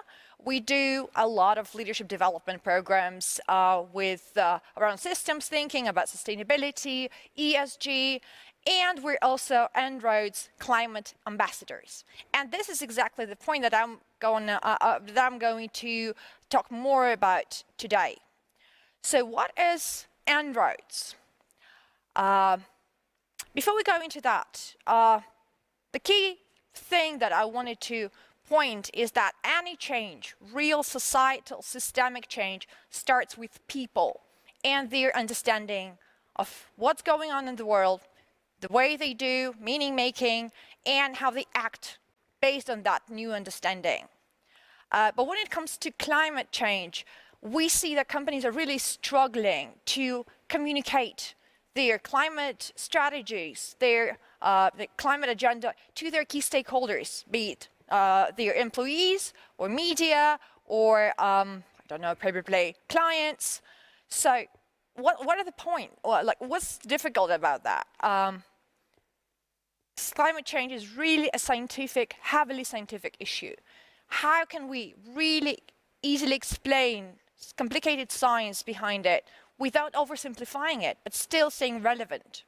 How do we create whole system awareness? Because it's a systemic issue where a lot of things are interrelated without drowning in details, what often happens at the sustainability conferences. And also, how do we engage people, really deeply emotionally engage without lecturing them, especially if they consider the issue be far from their bed. Climate is somewhere out there and my life is here. Why should I act differently? It's not only our experience. This amazing guy, he's actually a professor at MIT Sloan School of Management, John Sterman, and one of the people who are behind En-ROADs, actually made us an academic research about what works in communicating science. And his research showed that showing people research doesn't work. I can imagine his frustration since he has been lecturing people and giving a lot of talks on sustainability and climate change and how businesses can act for decades. So what happened after he had this insight? What if we can play our way out of climate crisis? That was the idea that En-ROAD's team had for a bit. And what they developed is En-ROAD's climate action simulation game. It's been developed by MIT Sloan and an NGO called Climate Interactive, who's actually graduates from MIT. It's based on latest climate science and it's been regularly updated since we've been running the game. At the heart of the process is En-ROAD's model that captures really complex dynamics between climate system, ecological and social systems, and how they interact, how they interplay. And what they developed on top of that is a really engaging role play where participants become delegates of the mock UN Climate Summit, and they need to figure out their way to 1.5 degrees Celsius temperature rise, something that we see in Paris Climate Accord, but through the eyes and in the shoes of the stakeholders they know least about, probably climate activists, probably traditional energy. It's a really engaging 2 to 3 hour online or offline game. And as far as we see in our experience and in experience of other ambassadors, it's really fit for any audience, from students to board members to politicians. So I'll show you briefly how the model looks like. Don't freak out, you still see some graphs, you still see some numbers. But what's important about that is that we can actually immediately test any possible, imaginable political or economic policy and immediately see the results, how it will change temperature rise by 2100. So what's been happening since they developed and shared En-ROADs with the world? So far, it's more than 65,000 participants of games and workshops that have been through this process in 93 countries. Like ambassadors like us are actually growing in numbers, and we're more than 400 ambassadors right now. What we've been doing in Living Lab since that. So we've been running En-ROADs in Russia, in Europe, in States for around a year. We've been through 35 games on different markets, primarily in Russia, and participated, there were more than 800 people participating in the game. And our paramount event was when we were co-facilitating a climate game at Verge 21, one of the biggest in the world climate tech conferences organized by Greenpeace. But enough talking, seeing is believing. Have a look at how it feels like from the inside, playing En-ROADs.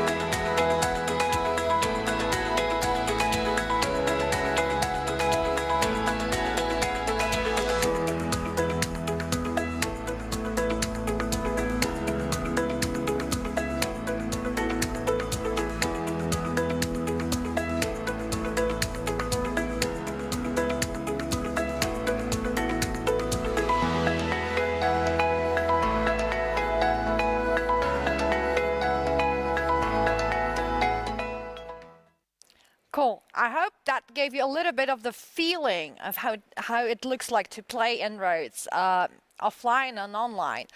So our key learning from this year of playing games with very different audiences is that it works. It really does, even in resource-rich countries like Russia, where the official narrative has been dominated by climate skeptics for years. Still, starting to play En-ROADS, and people really get it. People really start, checking the nuances and understand the key things about climate science. Secondly, it does work with audiences who are far away from sustainability field.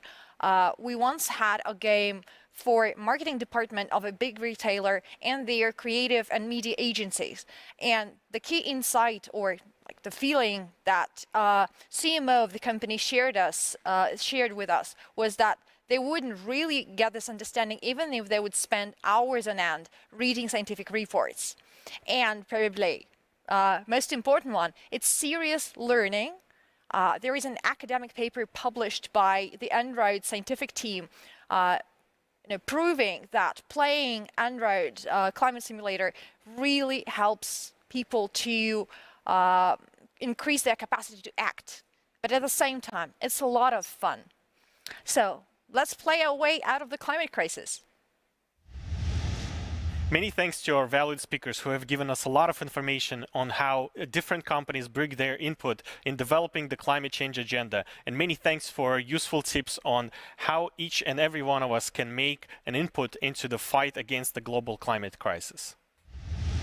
Thank you, Nabi. We're moving forward to the next session.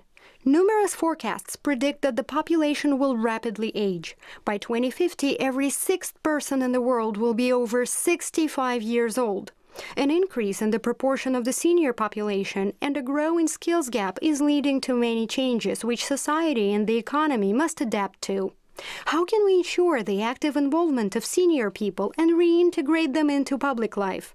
What strategies and tools will help millennials and Gen Z build successful careers? Our experts will dive into these questions in our next session titled Sustainable Careers: Global Skills for Positive Impact. It will be moderated by Mr. Garrett Martin Johnston, the founder and CEO of Macroscope Consulting and Epiphany, a well-known international business consultancy. Mr. Garrett Martin Johnston, the floor is yours.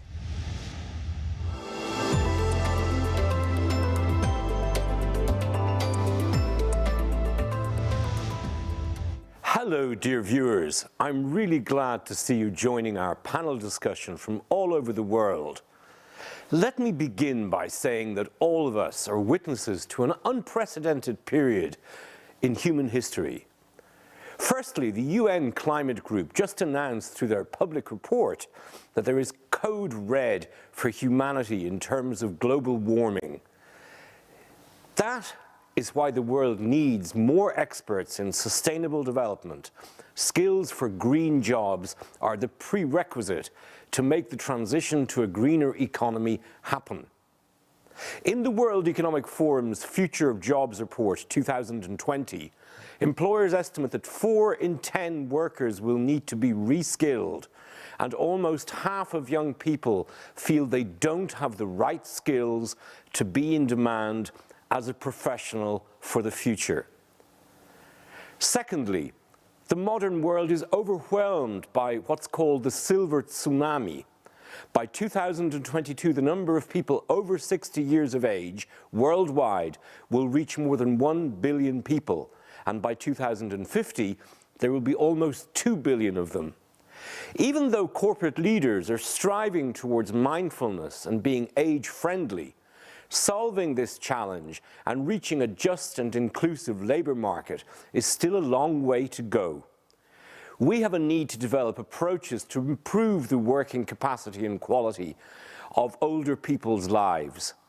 In the current situation, it is absolutely necessary to unite all of the international efforts to systematically combat this problem.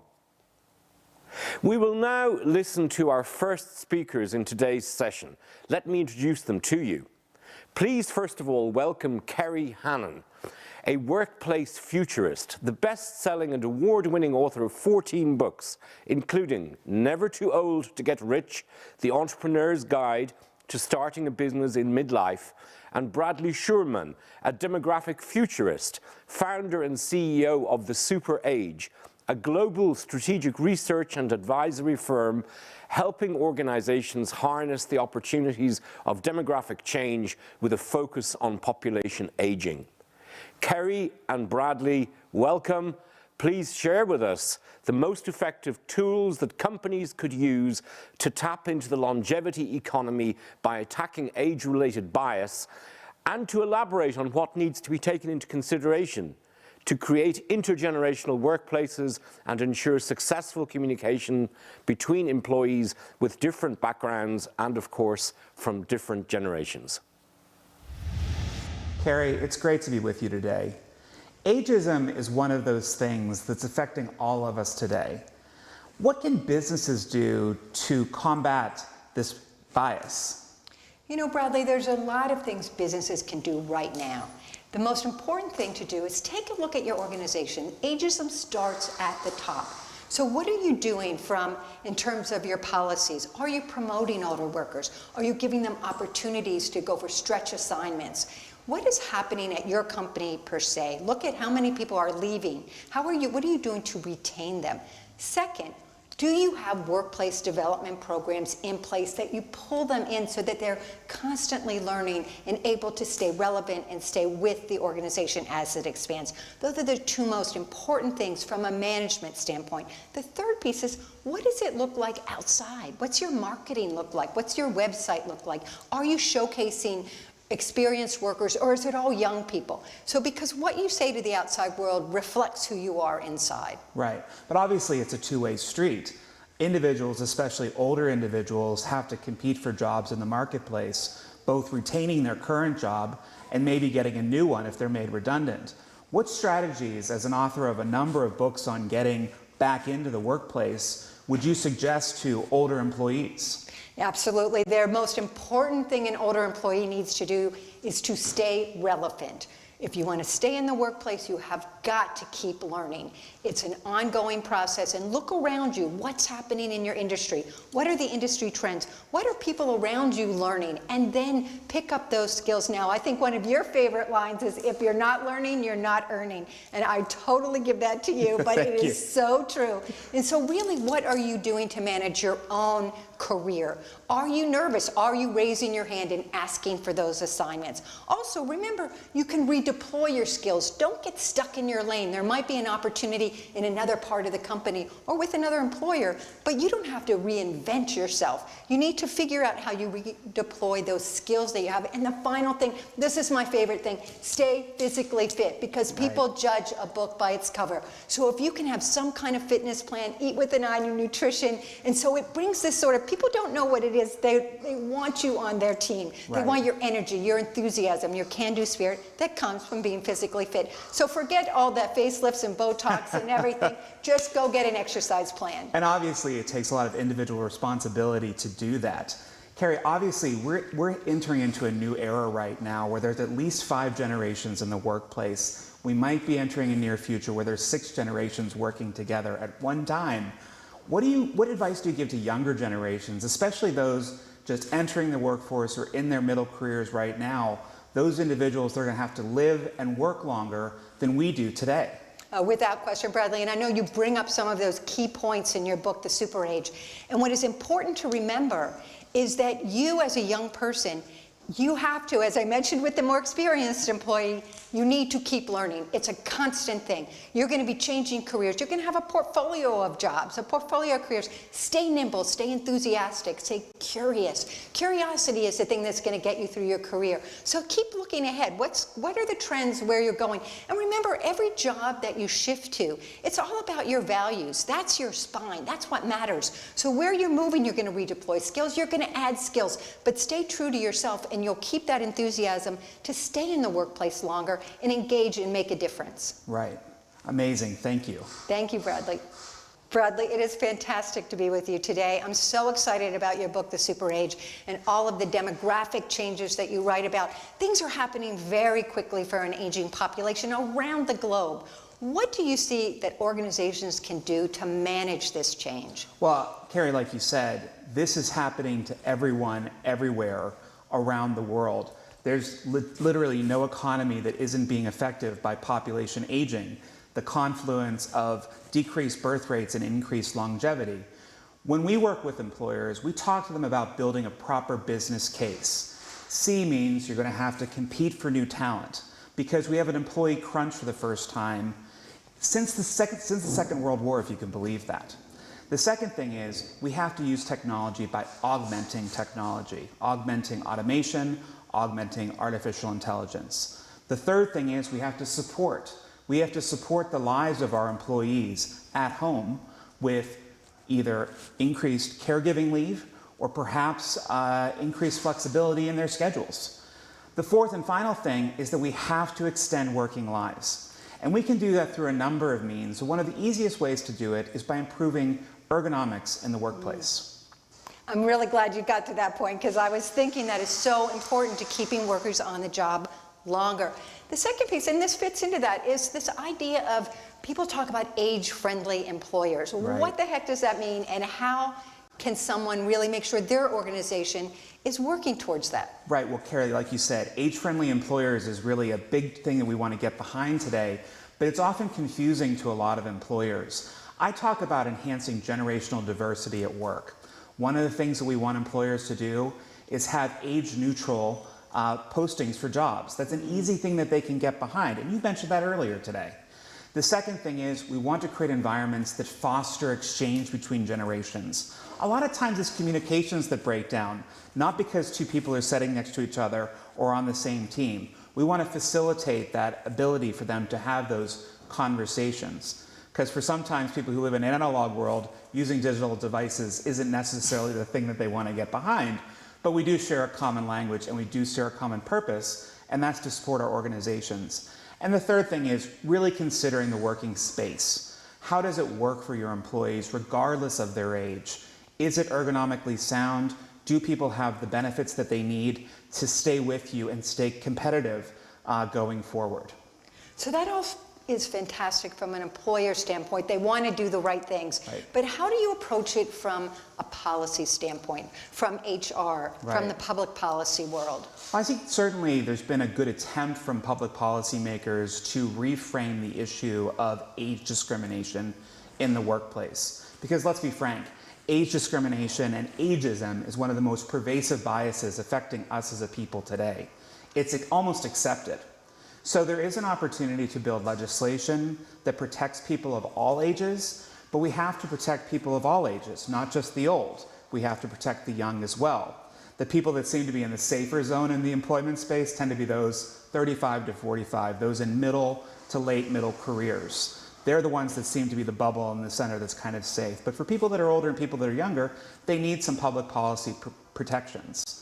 We also want to encourage workers to the marketplace, and that marketplace can be supported by public policy, either including age as part of a diversity strategy from a national perspective, or possibly giving credits to employers who employ people rather later in life. Fantastic. Thank you, Bradley. Appreciate it. Carrie, the one thing we haven't talked about today is the pandemic. Obviously, it's changed a lot in the world. What are your perspectives on how employees have dealt with this change, whether it's the digitization of the workplace or perhaps the great realignment or resignation, as people are calling it these days? I like to call it the great reimagination, because I think people are rethinking their jobs. They're rethinking what matters to them and the kind of work they want to do and where they want to do it. And for older workers or experienced workers, it really is the genie is out of the bottle. Remote work is here to stay. It was starting, it was coming up, but this is now a reality. Yeah, there'll be hybrid workplaces, no question about it. But for an older worker, it's a real advantage because you don't have to have those commutes. You don't have to worry about those office spaces you might have, had that were ergonomically not correct for you. Or if you have a health or disability issue that makes it hard to commute back and forth, you have that opportunity to work from home. And I think it's really great at fighting ageism because you're not being judged by your cover. As I mentioned earlier, you're being judged by your performance and your productivity, and that's what really matters. Yeah, I was always laughing early on in the pandemic because all of a sudden you went from being in a conference room where everyone was of different sizes, different shapes, different volumes, to all being squeezed into this tiny little box. And each of us had a real opportunity to shine as employees, not just by our personalities. I think we were also taken by the data. The data suggested that older employees in particular performed incredibly well during the pandemic. They showed a degree of resilience that really helped businesses stay afloat and thrive during this period of time. I think going forward, we have a lot to learn from what's happened in these 2 years, because this really felt like an entire decade has passed at this point, certainly in terms of innovation in the workplace. I'd like to see coming out of this ways that we can strengthen our approach to connecting generations in the workplace. I think that's probably the one thing we've missed. Right. I think the loyalty issue for an employee-employer relationship, if you're remote, you have trouble keeping that bond. So how do we bridge that gap? Right, and how do we bring people into the corporate culture? Exactly. Thank you, Kerry and Bradley, for such a fruitful discussion and for sharing with us these effective tools and programs aimed at tackling ageism and reintegrating the elderly into social life. You've talked about the need for corporate leaders to acknowledge such issues, and in this regard, let me welcome here our next presenter, Tatiana Terentьева, Deputy Chief Human Resources Officer of Rosatom. Tatiana, you are an award-winning expert and have considerable experience in implementing human resource management strategies and developing the company's human resources potential. In 2021, Rosatom topped the annual rating of the best employers in Russia. We've discussed age-related issues with our first speakers, but needless to say, there are many more challenges that each big company and its chief human resources officer face. Please, tell us about the programs you have developed to enhance corporate social responsibility and improve employee skills. What tools ensure the successful implementation of the ESG agenda in Rosatom in the development of human capital? What challenges, in your opinion, do corporations still have to overcome in order to speed up the process of achieving the Sustainable Development Goals and creating a fair and inclusive labour market? What professional competencies and soft skills would you advise to develop for the new generations of specialist workers and employees? Dear friends, I would start from a brief introduction of a company I represent. Rosatom is one of the largest players in the global nuclear energy market. We have a diverse team of 300,000 employees. 1/3 of our employees are under 35. 1/3 are our female employees. Over 5,000 of our staff have doctorate and PhD degrees, proving our position as a knowledge company. We have just celebrated our 75th anniversary last year. Currently, we are in the process of increasing our international footprint. We are expanding into new geographical markets and new industries. We are working in the sectors of nuclear medicine, energy storage, composite materials, wind energy, and much more.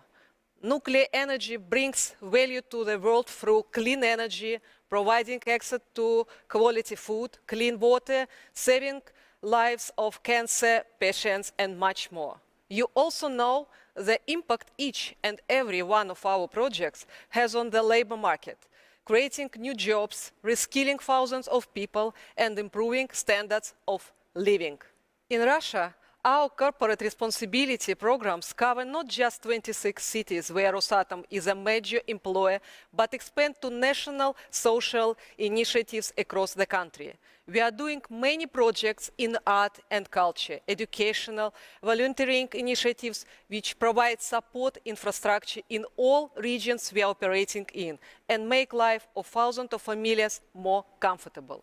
Globally, the basis of cooperation are intergovernmental agreements which are signed by Rosatom and respective country. These agreements assume that capacity building programs are taken at the 36 units we are working on abroad. To date, Rosatom is experiencing global growth, and it is very important to have right people with the right skills in all regions of our presence. At the same time, technology appears to be evolving faster and faster. 20 years ago, we saw the birth of the internet, the smartphone just 10 years ago, the launch of the first driverless car prototype, and 3D printing. All this rapid innovation is existing. However, there is an important aspect that would be dangerous to overlook. There is an existing global skills gap and an increasing talent deficit, which is getting bigger and bigger. It affects everyone and everywhere. It is extremely evident when we talk on attracting young people into technological companies like Rosatom. Just 10 years ago, we experienced major problems in this regard, and we basically had to scout students in engineering schools to attract them into nuclear industry. We made huge efforts to improve this situation. My team has done everything we can on a national level and globally to ensure the right preparation at universities to recruit the best engineers to work in Rosatom. As a result, we are now experiencing growth of interest in STEM education and specifically in nuclear physics in Russia. We have over 10 applications for each junior position. Rosatom has been ranked top employer brand in Russia for many years. Here are our initiatives that proved to be most successful in terms of building sustainable talent pipeline. We understand that skills training and talent development needs to happen even before graduates enter the workplace. We believe in early discovery and support of talents and guiding them through our corporate education system and ensuring the lifelong learning. That is why we have created a whole education ecosystem and use integrated approach to identify and develop talents. It covers all stages from kindergarten to university. It covers all stakeholders, kids, teachers, and what is more important, parents. We realized that special programs for teachers and parents help raise quality of education and modern teaching methods in local schools significantly. For kids, we have Rosatom School program, which covers regional schools and kindergartens, giving access to quality education for over 200,000 kids in local communities. We do master classes, workshops, and career navigation sessions. Last year, 1.5 million kids attended our programs online and offline. From the very beginning, we did our best to develop our partners network who share common interests and values with us. One of these partners is Serious Educational Center, supporting kids in achieving greater academic results in STEM. Since 2018, Rosatom experts have held more than 40 events a year, including lectures, master classes, case studies, technical tours, career guidance tours for students of the Serious Center. Together with another our partner education organization Znania, Rosatom holds popular science events. Their purpose is to inspire young people and show that science can be interesting and cool. In May 2021, New Knowledge events gathered more than 70 million viewers online. But the biggest work is done, of course, with the student community. We hold career days, Olympiads, winter schools, and acceleration programs. Every year, about 6,000 students participate in internships in our corporation's divisions. We organize site visits for first and second year university students to make them acquainted with the key stages of production process or applied science. They also can personally communicate with the leading employees and experts of the company. Within third and fourth year students already participate in real-life Rosatom projects during their internships. The students' work is supervised by our mentors. Our next initiative is the Rosatom Partner Universities Consortium. It helps graduates from 18 universities continue their careers or studies in the nuclear field. Rosatom is constantly involved in improvement and updating of students' curriculum. Based on feedback from Rosatom, National Research Nuclear University, MIFI, and other partner universities annually update educational programs to train new skills that are in demand by labor market. For example, training specialists in big data, supercomputer technology, and 24 other professions that are demanded by the industry. Because of all the above efforts, about 2,000 graduates start their career in Rosatom every year. Many prospective Rosatom employees gather practical experience of the company and therefore new skills before they graduate. And they continue growing further within the company. Finally, today in Russia, there are 1,800 foreign students in nuclear-related professions, and we consider it as our contribution to the formation of entire industry in other countries, including newcomers. The ongoing boom in technological advances across a wide range of business sectors will create new opportunities for more highly skilled individuals in any professional fields. Our next program is called Atom Skills and is aimed at attracting and supporting professional growth of our workers and engineers.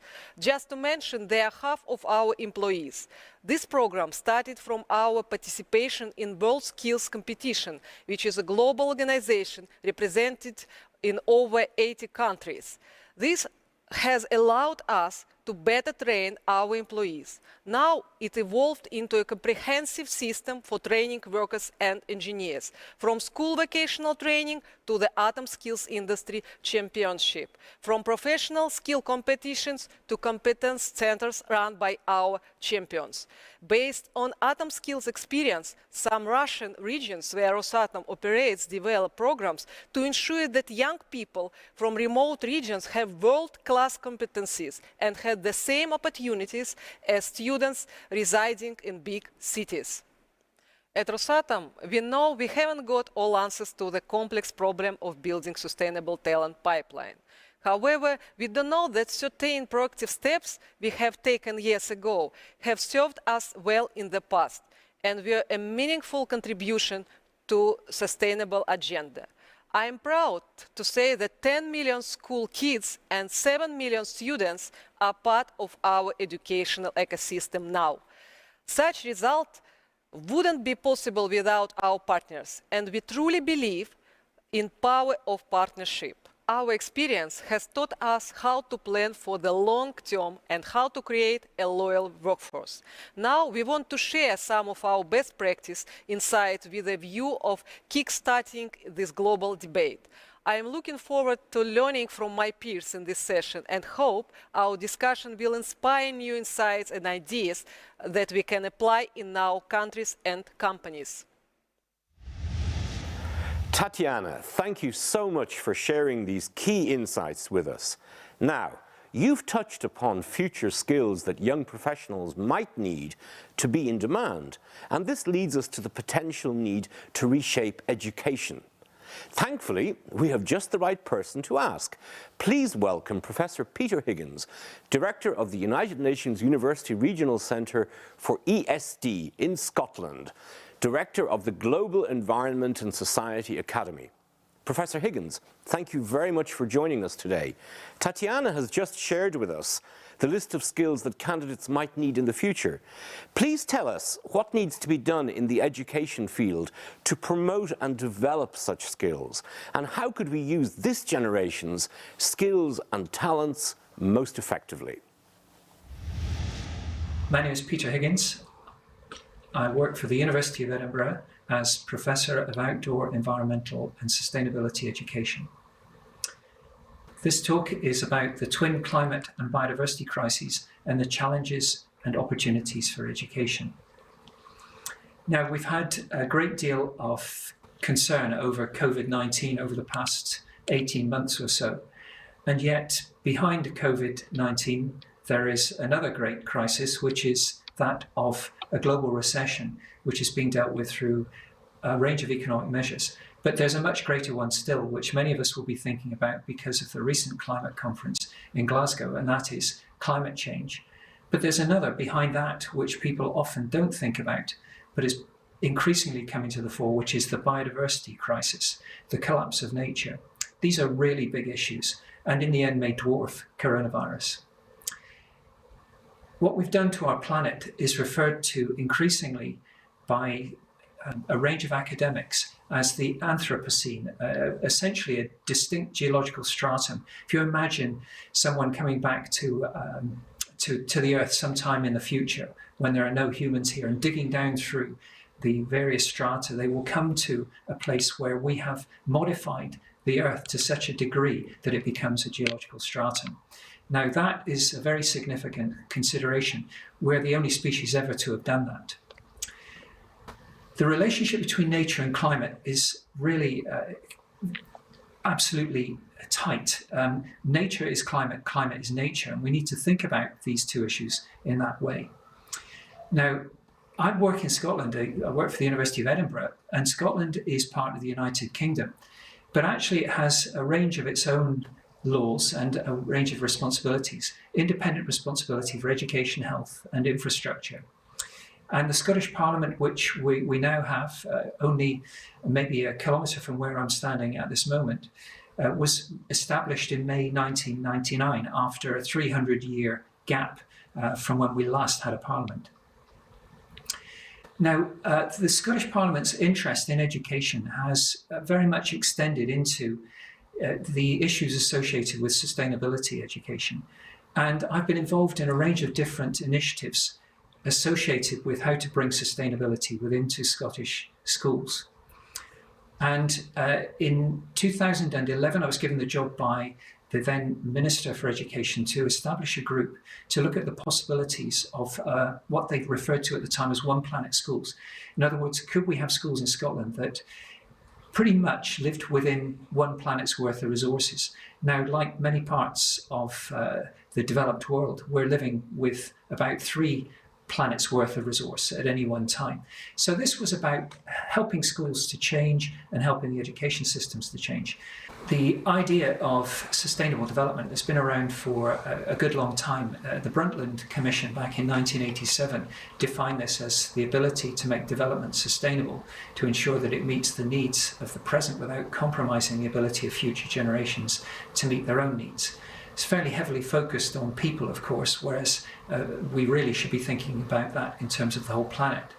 But in terms of education for sustainable development, it wasn't until 1992 at the Rio Earth Summit that there was a call for environmental education to ensure that young people developed understandings of what we are actually doing to the planet. Now, this idea became education for sustainable development eventually. Now, my colleagues and I have not been all that convinced by the effectiveness of education for sustainable development.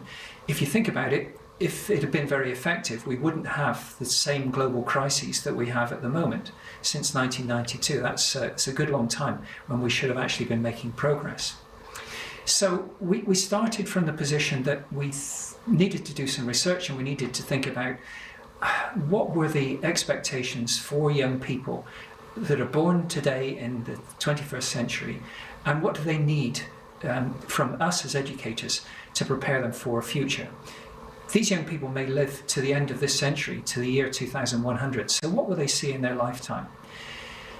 Now, one of the things we concluded was that we needed to find ways of working our way to relate all this complexity that young people find when they're in their school years, and look how we might find ways of connecting them to the world and understanding that complexity.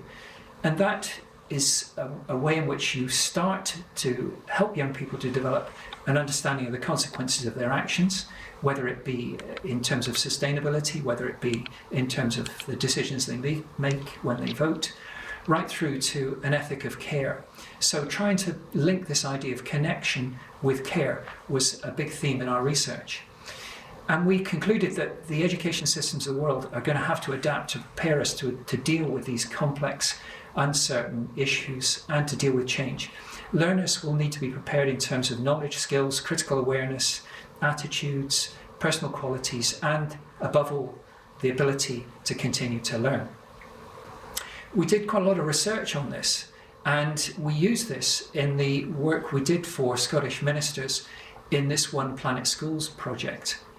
And we concluded that because we've forgotten that we're part of rather than apart from the environment, we needed some form of education in nature as part of our version of education for sustainable development in Scotland. So here in Scotland we have ESD, Education for Sustainable Development. It's a term used by UNESCO and it's globally common. Also, we have global citizenship, which is caring about people in other parts of the world, not your own, and often in the developed world, of course, people in the global south. And those two are often linked, but nowhere, as far as we know, is outdoor learning linked with these. So that was our conceptual base upon which we started, and we developed this notion that there should be a whole school approach which enables the school and the wider community to build the values, attitudes, knowledge, skills, and confidence needed to develop practices and take decisions which are compatible with a sustainable and more equitable future. The reports that we produced in 2012 and 2016 linked with the United Nations Sustainable Development Goals, and they were accepted by Scottish ministers. 3 of them, actually, the Minister for Education, the Minister for Environment, and the Minister for International Development. This is quite unheard of, but it indicates the Scottish Government's integrated approach. What does it say in terms of policy? Well, all learners should have an entitlement to learning for sustainability, the term we use in terms of integrating these 3 ideas. Every practitioner, a school and education leader should demonstrate learning for sustainability in their practice. Every school should have a whole school approach to learning for sustainability. It should be integrated with the UN Sustainable Development Goals, and it should be integrated with academic subjects and schools inspections. We also felt that we needed to work much more carefully with Scottish teachers, and in particular we established a range of professional development opportunities that have been supported by the British Council, and these have been running for the last 8 years in Scotland. We also built some massive open access online courses which we've used in Scotland and we've also used internationally to broaden these understandings of sustainability, and we developed 2 for the Glasgow COP26. In the last few years we've managed to integrate all of this with the school's inspection framework and also with the qualifications that are that young people take in their school years. This is, as far as we know, a kind of global first because we have an integrated system. Now, this isn't fully implemented across the whole of Scottish education, but at least the framework is there and in place. Now, I just want to finish with some thoughts on the employment opportunities for young people that come from all of this. Now, it isn't just about being sure that they're good learners who understand sustainability, understand the consequences of their actions and the way in which they vote and so on. There should be employment opportunities here because I've been talking a lot about education, but also about environment. There are also opportunities in terms of community development. There's real significance in terms of the time people spend outdoors with regard to their health and well-being. And there are strong links to Scottish culture, heritage and languages, as well as, of course, agriculture, forestry, fisheries and food. And then increasingly in Scotland, there are opportunities for young people with regard to nature tourism and adventure tourism, taking people into the outdoors. Now, you may have come across the idea of nature-based climate solutions. It's become quite a big issue of late. And this goes back to linking the biodiversity and climate crises. Now, David Attenborough, the great naturalist and broadcaster, has said the only way out is to rewild the world. And what he's actually meaning is that we need to protect and restore our forests, our mangroves, our oceans, and our peatlands. And in Scotland, we have made significant commitments to doing so, and plan to protect 30% of our woodlands and forests and 30% of our seas by 2030. We've also invested £250 million in peatland restoration. And the point about peatland restoration and about woodland restoration is that these are carbon sinks. They absorb the CO2 that we exhale when we breathe out. They absorb carbon dioxide that's produced through industrial processes and agriculture. So there will be employment opportunities in doing this as a key contributor to Scotland meeting its target of being net zero by 2045. Now, my final thought really is this, that good planets are hard to find. We've got one. It's a very beautiful planet, and we have been sustained by it throughout the whole of our evolution. And now, finally, the planet is in need of our help.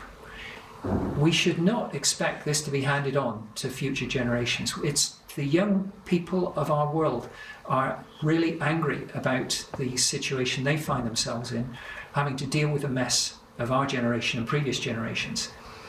Most of the damage that we've done has taken place over the last 250 years since the beginning of the Industrial Revolution. And my final point is really that our generation has a duty not to engage in the wishful thinking, and it is wishful thinking, that the problems that we've caused can be left for future generations to solve. That's not fair. Thank you, Professor Higgins, for this outstanding presentation about sustainable education. Now let's hear our last, but not least, participant of this discussion. Dear viewers, let me introduce you to Gary Bolles, Chair of the Future of Work at Singularity University and the author of the best-selling book, The Next Rules of Work. Mr. Bolles, during the session, we've talked with several experts about taking action against ageism and reintegrating the elderly into the labour market. We've discussed hard and soft skills that the next generations might need to be in demand in the future, and analyse the steps needed to develop a green mindset, not only as an individual, but also as a team worker. Now, I'd like to come at this from another angle. As we all live in a brittle and non-linear banny world, please tell us and share with us the skills and tools that might be beneficial for corporate leaders to equip their organizations with in order to manage constant change, address sustainable development issues, not just in words, but also in practice, and lead their organizations through uncertainty. Hi, I'm Gary Bolles. I'm the author of The Next Rules of Work, a brand new book helping people to navigate uncertainty in times of exponential change. I'm also the chair for the Future of Work with Singularity University, which is a global learning platform.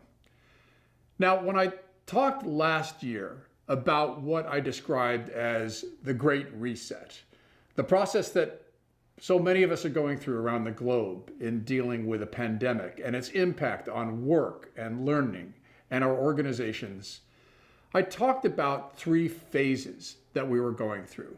This sort of dropping off the cliff phase where there was complete uncertainty, sort of a riffling along the bottom, a fever chart of turning the lights back on, turning the lights back off again, and then a third phase where we might actually have the control to be able to even build back better than we were before.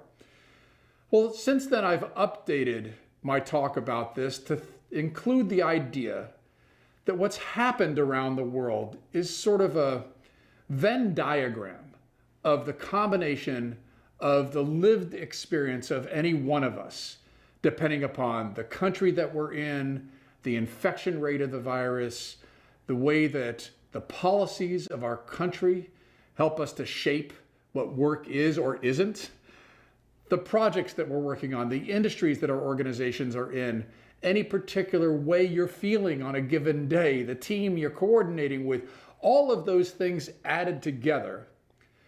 And I wrote an article, and the title of it was Same Storm, Different Boats. So whether or not you think of yourself as living in a Bonnie or a VUCA world, or what I like to call a world of exponential change, what we all have had to adjust to is that change is constant. We're in that middle phase of the Great Reset where we have continuing uncertainty, not always uncertain, but new waves of uncertainty, depending upon how all of those different pieces of the Venn diagram add together. So what I want to do is to provide you with maybe a different way of thinking about that middle phase and how we have to, as those who lead in organizations or simply lead for your own life, those who are the ones that are guiding the work of many others or guiding your own work and your own learning if you're a student. Think about the ways that you can be empowered to be able to deal with this period of continuing uncertainty. So, and I'm going to put it into the context of sort of three, what I call legs of the stool: mindset, skill set, and tool set. So what's the difference between those? Well, your mindset, think of that as the way that you approach problems or interacting with other people. Your skill set is the range of capabilities that you as a human have or that your organization has to be able to solve problems for the organization's stakeholders.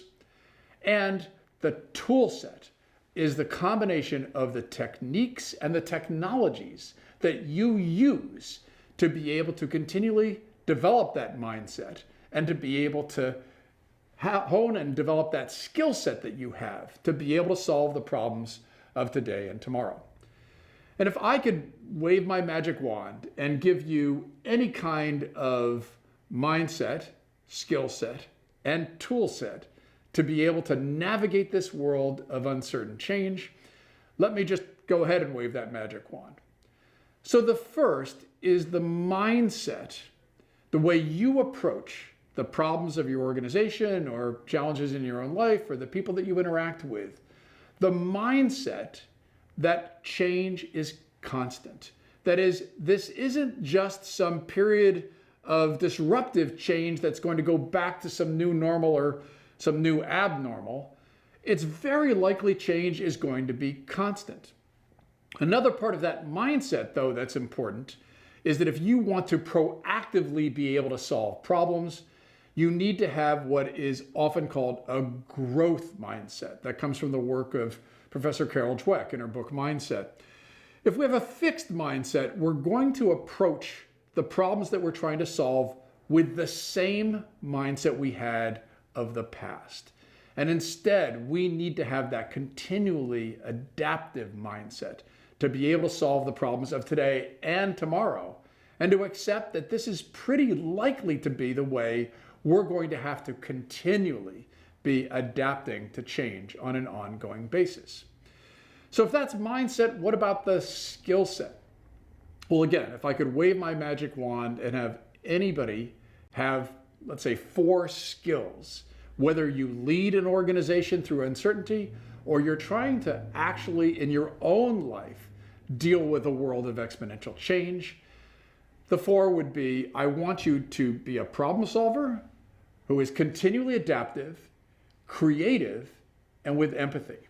Now, why those 4 out of all the hundreds of skills that humans can have or that organizations can have? I want you to be a problem solver because, well, that's what work is. That's why people pay us, why we pay other people. We solve problems. And if you approach the work that you do, if you think of the needs of your stakeholders, of your organizations, not just your shareholders, but your employees, your customers, your partners, your suppliers, the communities in which you operate, even the planet, all of those have challenges. And your organization is essentially a framework for solving those problems for your stakeholders. And if you approach those problems as a problem solver, if you help everybody within your organization or with whom you encounter or with whom you collaborate to be problem solvers, you're going to be able to have the mindset and the skill set to be able to deal with a world of constant change. But because it is constantly changing, we all need to be adaptive. And so that's the second skill that I would wish everyone to have, how we can continually adapt to a world of exponential change. And that actually is a skill set. We can learn how to be able to continually adapt. One of my courses on LinkedIn Learning is on learning agility and developing a learning mindset. Those are skills we can learn to be able to continually adapt. Third, we need to be creative. What's going to keep us ahead of those robots and software we were all worried about pre-pandemic? It's our ability as humans to creatively solve problems. And then finally, with empathy. That's another uniquely human skills. And especially if you lead in an organization, your ability to empathize with the problems of your workers, of your customers, of your community, and so on, you will be far more able to continually adapt to this world of exponential change. So I've talked about mindset and I've talked about skill set.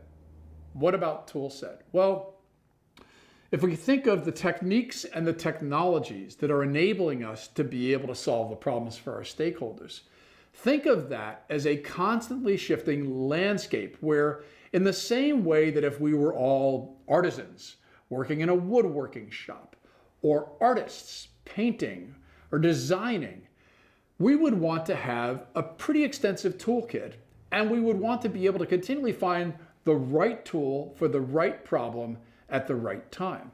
Now, in the past, pre-pandemic, we might have thought that the tool set that we needed was the ability to run good meetings when we're all in person. And then along came a virus, and suddenly we needed this Zoom thing and other ways to be able to communicate and collaborate in real time.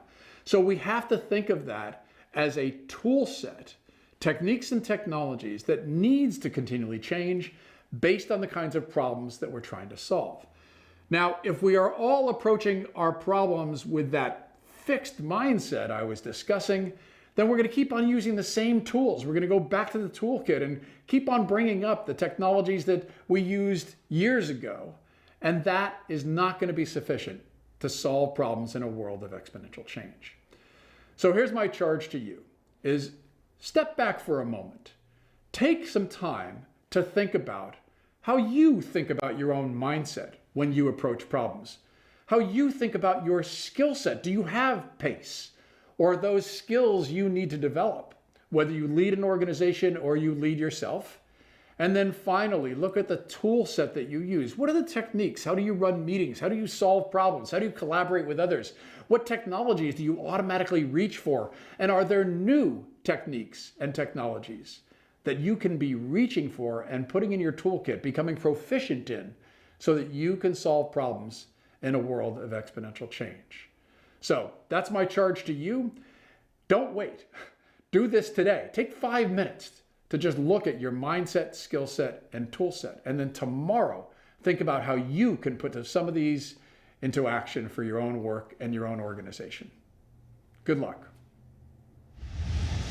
Okay, I would just like to say once again, thank you very much for these extremely valuable presentations and insights to all of our esteemed speakers. Thank you very much indeed.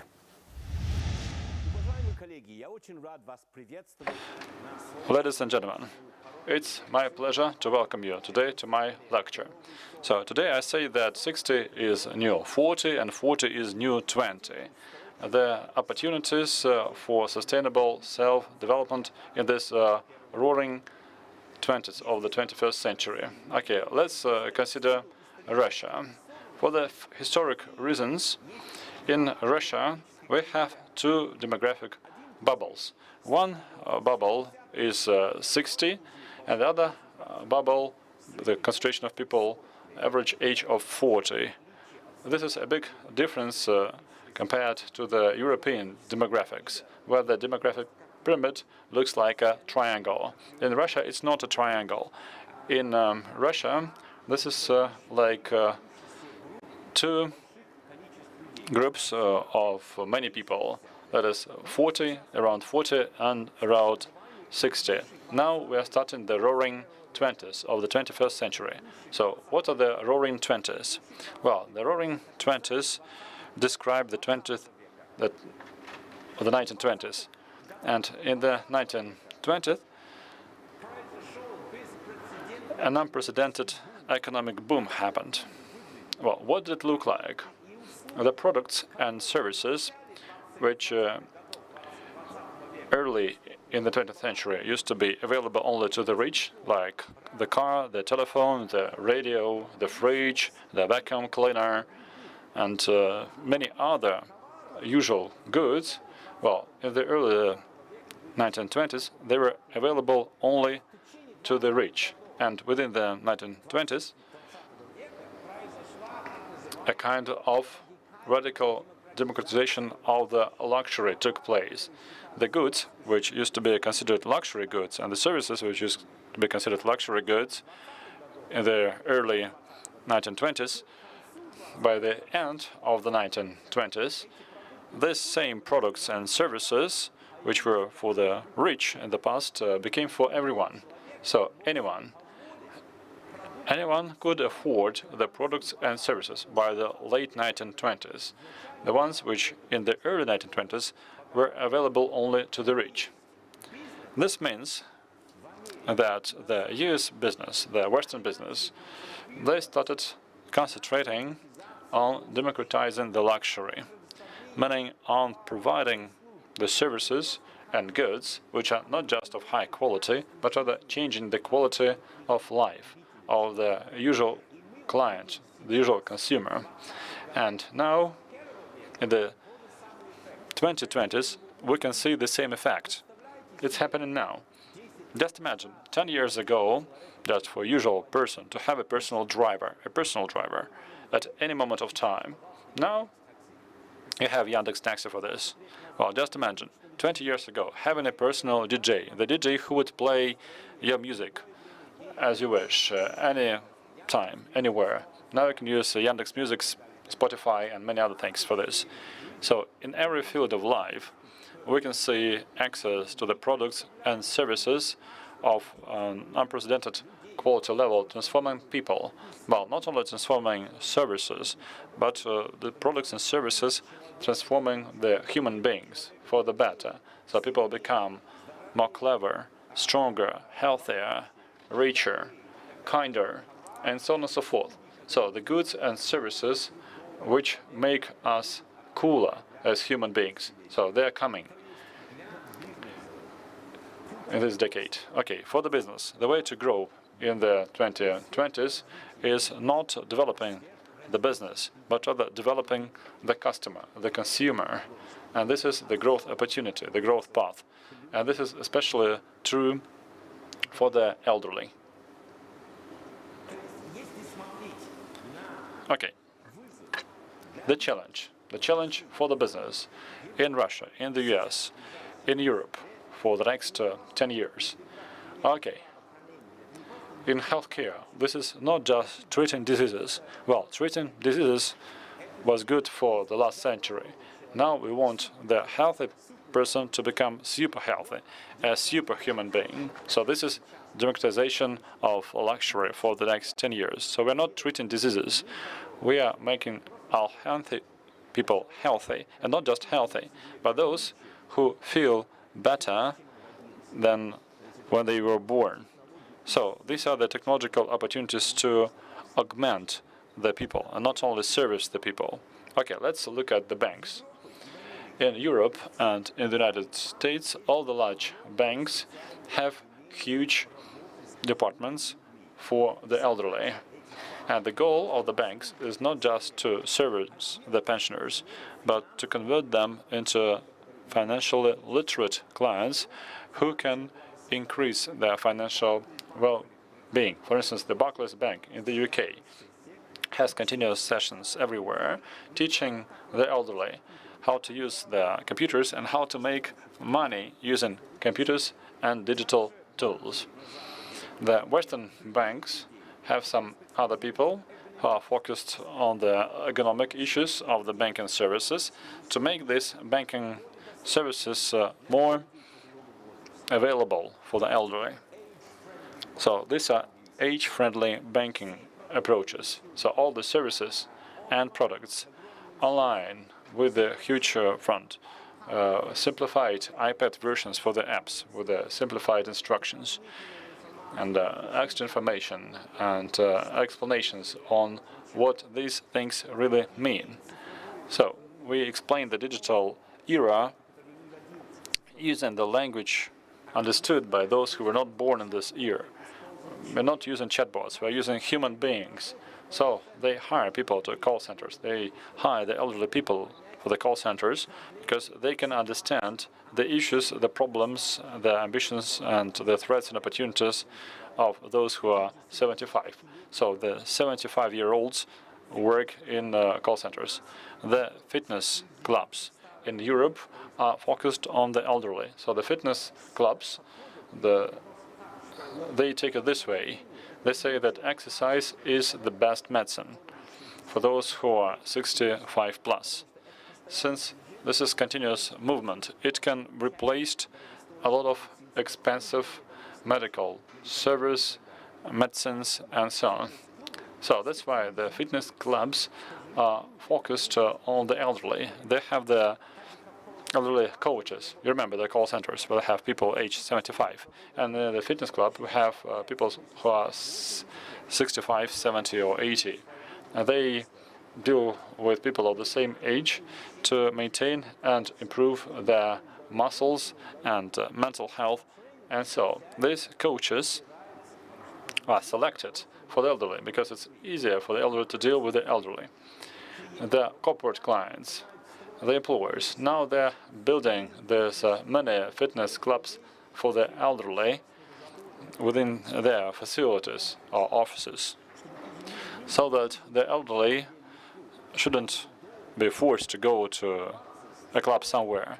So they go before, after the working hours to this gym, and the coaches are paid for by the employer. And the employer asks, does your mother go to the gym? This is extremely important. Okay, education. Okay, we are now understanding, at least in the West, that education starts when the kid doesn't know how to walk and ends when the person cannot walk anymore. So education is for life.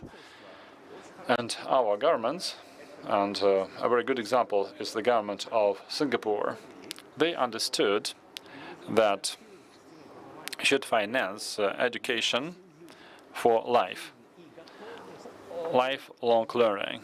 And the elderly should be ready to learn new things, and they can do it pretty well in Russia.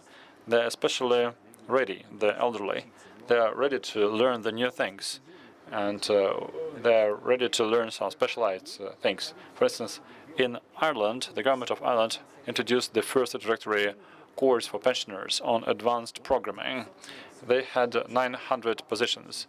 28,000 people applied for these 900 places. Singapore developed a national campaign called Skills Future.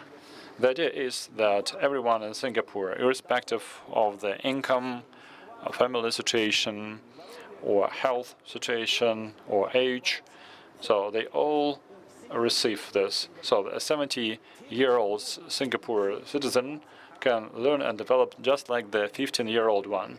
I hope that these examples are interesting. Thank you very much for your attention. Thank you, dear participants, for such an engaging discussion. Climate change is, of course, our mutual problem, regardless of geography, social status, and values. So we should combine multiple goals into one cooperative action to make sustainability agenda move further. And we need to do it now. Now I'm turning the floor over to you, Dmitry.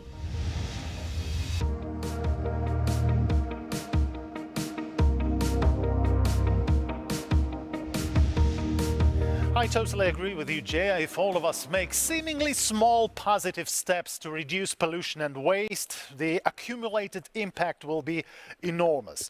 I would like to thank all the participants of the Environmental Initiative section. Your experience proves that passionate individuals can make a huge difference, because there is nothing more inspiring and effective than an idea that stimulates others to act.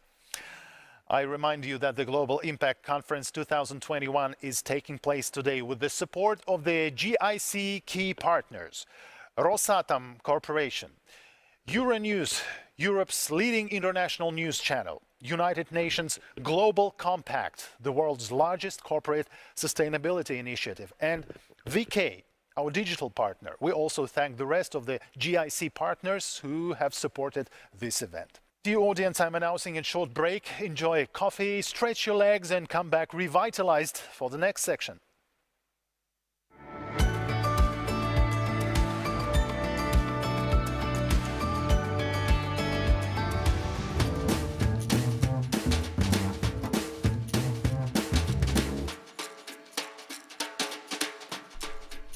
When I was a kid, I loved mucking about in rivers, balancing on rocks, holding my socks, playing poo sticks over rusty bridges, cheering on my soggy steed as it got tangled up in ragwort weed. Here in Somerset, where I live now, we know the water's coming. We are climate canaries, ever-changing, writhing eels, waiting for the day of mass migration, when our childhood playground will rise up to reclaim the summer lands which we have borrowed from the sea. Every winter, to remind us, the sky falls down, to paint the fields with its reflection, a mirror for the moon to check her smiling, before she blows a wobbly kiss up the Bristol Channel to the shore, into the plastic playground at Atlanta's door. Yes, we are all waiting for Poseidon's knock. We are a world waiting, with our hearts and sandbags breaking. Centuries ago, my ancestors tried to shape this land, change the course of the Parrot and the Brew, build their banks and edges higher than the hedges, pump water from the wetlands to grow maize fields and milk yields, peel back the soil to reveal the decomposing teeth of bare peat, now belching out enough carbon to swallow the sky. In the high ground above Avalon, scientists gather like storm clouds, magicians of the Mendips with their sand trays and soil samples, leading by reason and example, raising their weather-vane fingers to predict the coming flood. In their minds, they see the waters crest the Quantocks, charge down streets and over doorsteps, swamping sitting rooms and sofas in a tide of pesticide and other people's floaters. But any good magician knows, if you want to stop a wall of water in its tracks, you have to learn the science and adapt, raise the table off the stage and take with it the water too, 10 inches give or take a few, enough to soak the bone dust fields and keep the carbon underneath concealed. Reconnect the rivers to their natural drains, the old floodplains. Plant trees along the hills like sponges, horizontal hedges, leaky dams, then build higher sea defences to give our mouths more future tenses. Lead the farmers of our oldest ways to follow the carbon carrot through the Brexit blight, to become climate guardians in this fight. Rewild, restore, rewind the rivers, learn their primeval ways and secret names. For any kid with a bucket of elvers knows the earth's deep currents can't be tamed.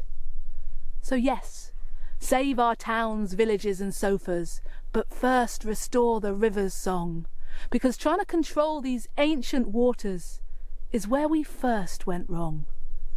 For the summer people never really owned the levels, and now before the climate tips, we must prove we still belong.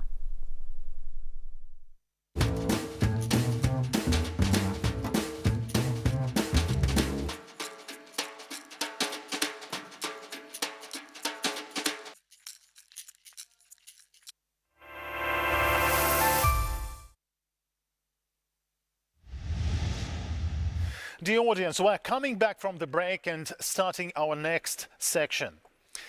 Besides widening economic, technological and climate gaps, the pandemic has highlighted polarization in many areas of society. According to the UNDP, in developed countries there are about 50 hospital beds and 30 doctors for every 10,000 people.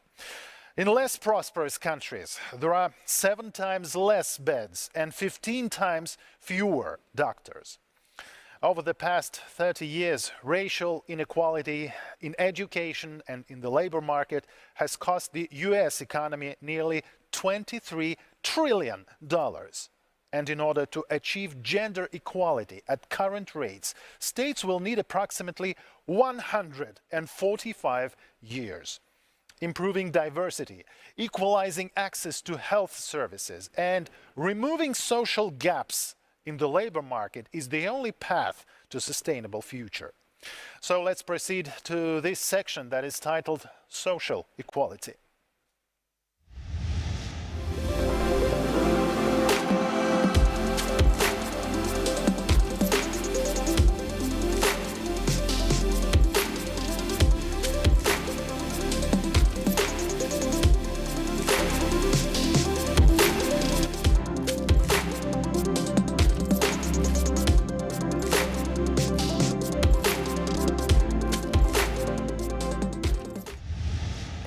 Inclusion, equality, and diversity are the three pillars of sustainable social development without which no progressive company can be imagined today. Nevertheless, most states and corporations have yet to develop effective strategies to overcome age and gender gaps. Although gender inequality has decreased by nearly 20% in the past decade, at the current pace of change, the global gender gap will not be closed for at least another 130 years. What corporate programs will help accelerate the gender balance in the labor market? How to overcome the glass ceiling and glass cliff phenomena? That is what we're going to be focused on in the next session. Our valued speakers will present stories from their companies driving diversity and inclusion. The moderator for this session is Elena Tikhonova. She's a news anchor for RBC TV. Elena, I'm turning the floor over to you.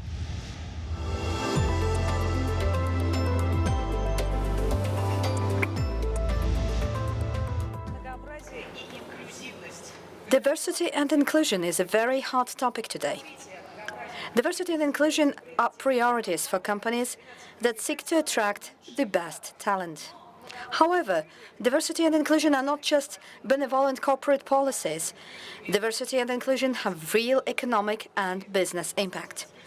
In fact, companies that promote and develop an agenda of diversity and inclusion, embedding it in different aspects of their business, statistically outperform their competitors.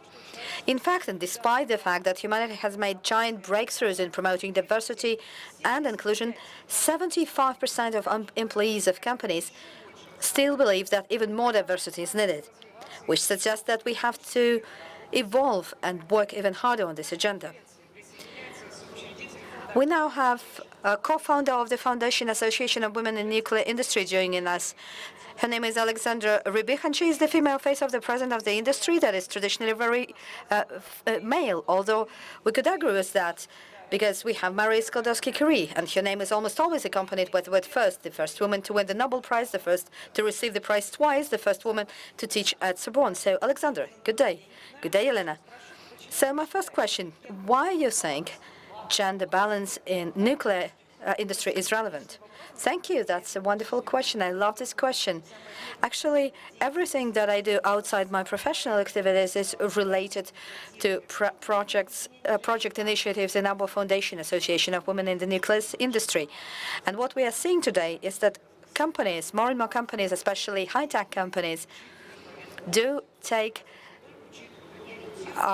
these issues in their policies and their strategies, and one of the trends there is gender equality and gender balance. And when we are talking about gender balance and gender equality, we're speaking of the balanced approach to forming managerial teams. We're talking about engaging more and more women of all ages, girls, women, elderly women, to have them fulfilling themselves in their career and participating in decision-making at various levels.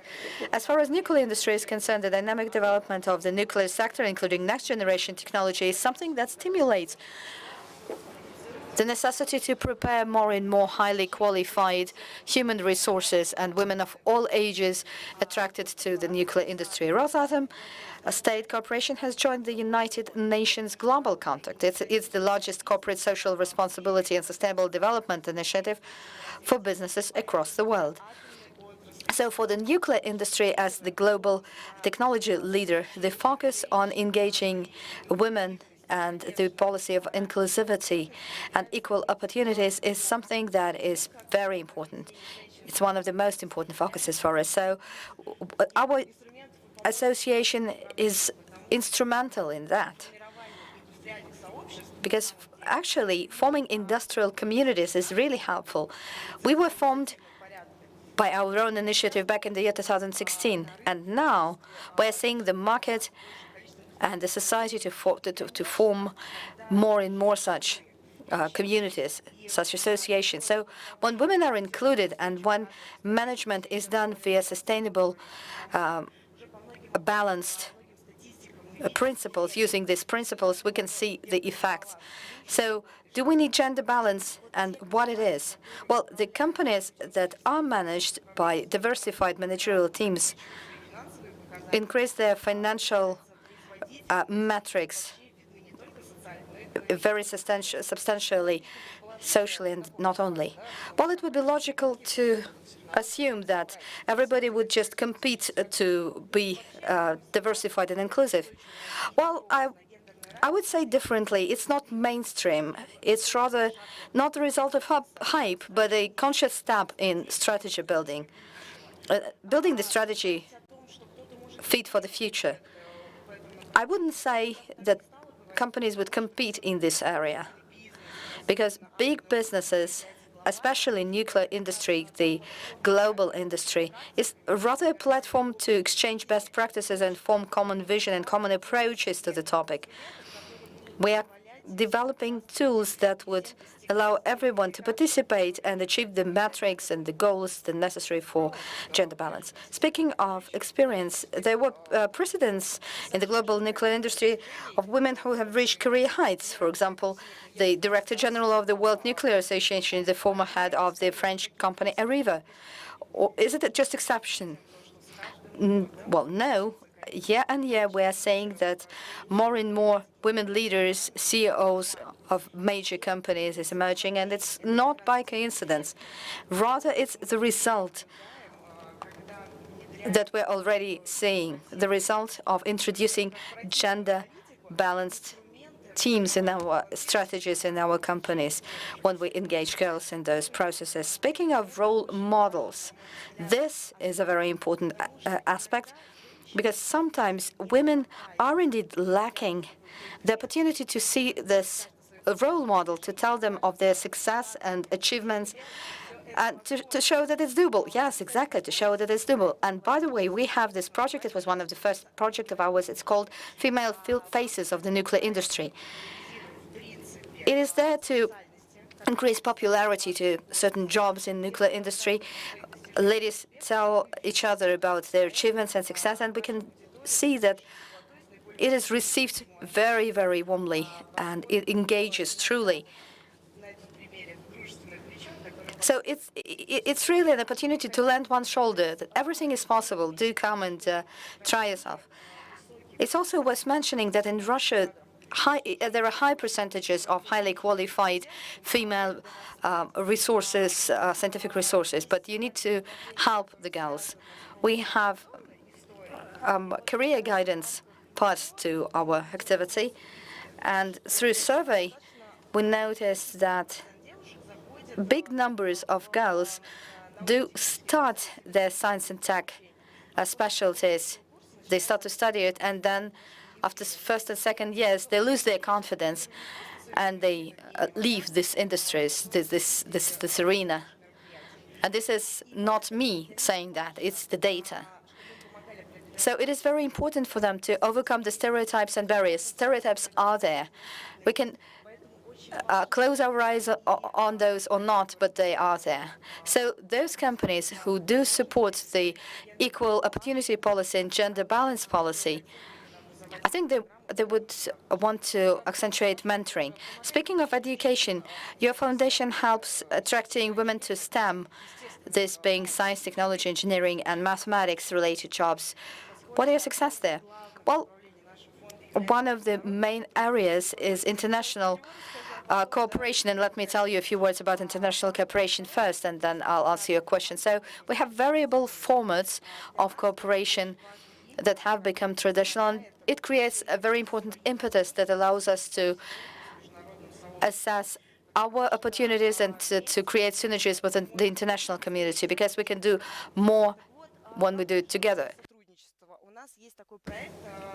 So we have this international project. It's called Open Dialogue of Women in STEM. It's an international conference, and we had it in Obninsk, and a lot of girls participated in it. We had international speakers, we had Russian speakers, and they were talking about the barriers they encountered and how they were overcoming them. And engagement levels were pretty high, and the girls still communicate with each other, and we're even thinking of organizing mentoring within the framework of this project. One other thing is that in December, we're about to have an international conference of women in the nuclear industry. same format, different audience, different higher educational institutions. Have you measured it? So the foundation exists for 5 years, right? So in 5 years, how much did the number of women increase in nuclear industry? 32.1% of women work in Rosatom, well, in the industry, and around 30% are in managerial positions. And this indicator is higher than the global indicator, and higher than average Russian value, exactly, and higher than averages of other high-tech industries.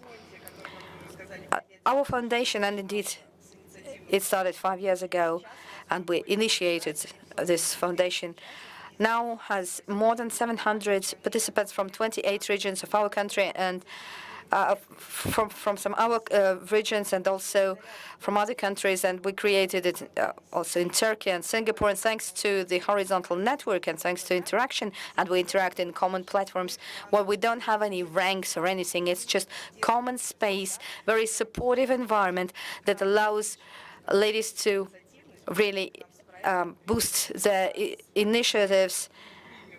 They come to us with all the ideas they might have, and we support them. Very impressive expansion, international expansion. So what is the next goal and objective? One, within the framework of international cooperation I already mentioned above, our representatives are participating in all kinds of international work groups on boosting gender balance. I'm talking about NEA of OECD and IAEA in terms of developing the methodology to improve the gender balance. So this year, with Rosatom's support and active participation, we had a first international survey on representation of women in the nuclear sector, with 34 countries participating in it. We are now waiting for the results, and what they measured were the barriers that women encounter when building their careers in the nuclear industry, their positive expectations, and other ways, other hurdles that might stand in their way to come to the high-tech sector. So as soon as we get those results, we'll see where we need to apply most efforts and what needs to be developed. So there are a lot of projects on women leadership, but for this agenda to develop further, and for us to have more and more cases of, yes, we managed to help, and this is the percentage we achieved, well, we need to measure first, right, the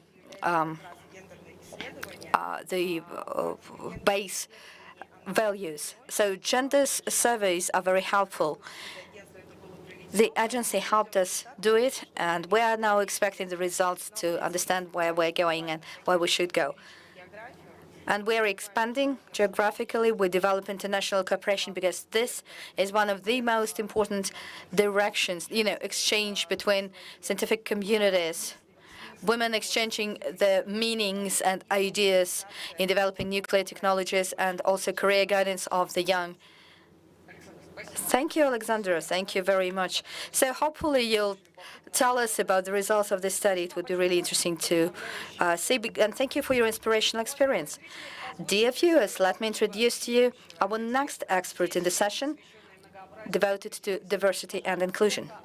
Ms. Doha Assi, renowned Egyptian writer and member of the International Relations and Culture and Media and Archaeology Commission in the House of Representatives of the Parliament of the Arab Republic of Egypt. Doha Assi was awarded the Literary Olympus by the Eurasia Writers League at the 10th Chakav Autumn International Literary Festival in 2019. Doha Assi is an activist in advancing the diversity and inclusion agenda. As a writer, I definitely try to write about it. And it's not my subconscious. I just try to write about everything, including women and their role in the society. I do believe that female discrimination does not happen in vacuum. If the society at large has high levels of intellect, you don't have discrimination.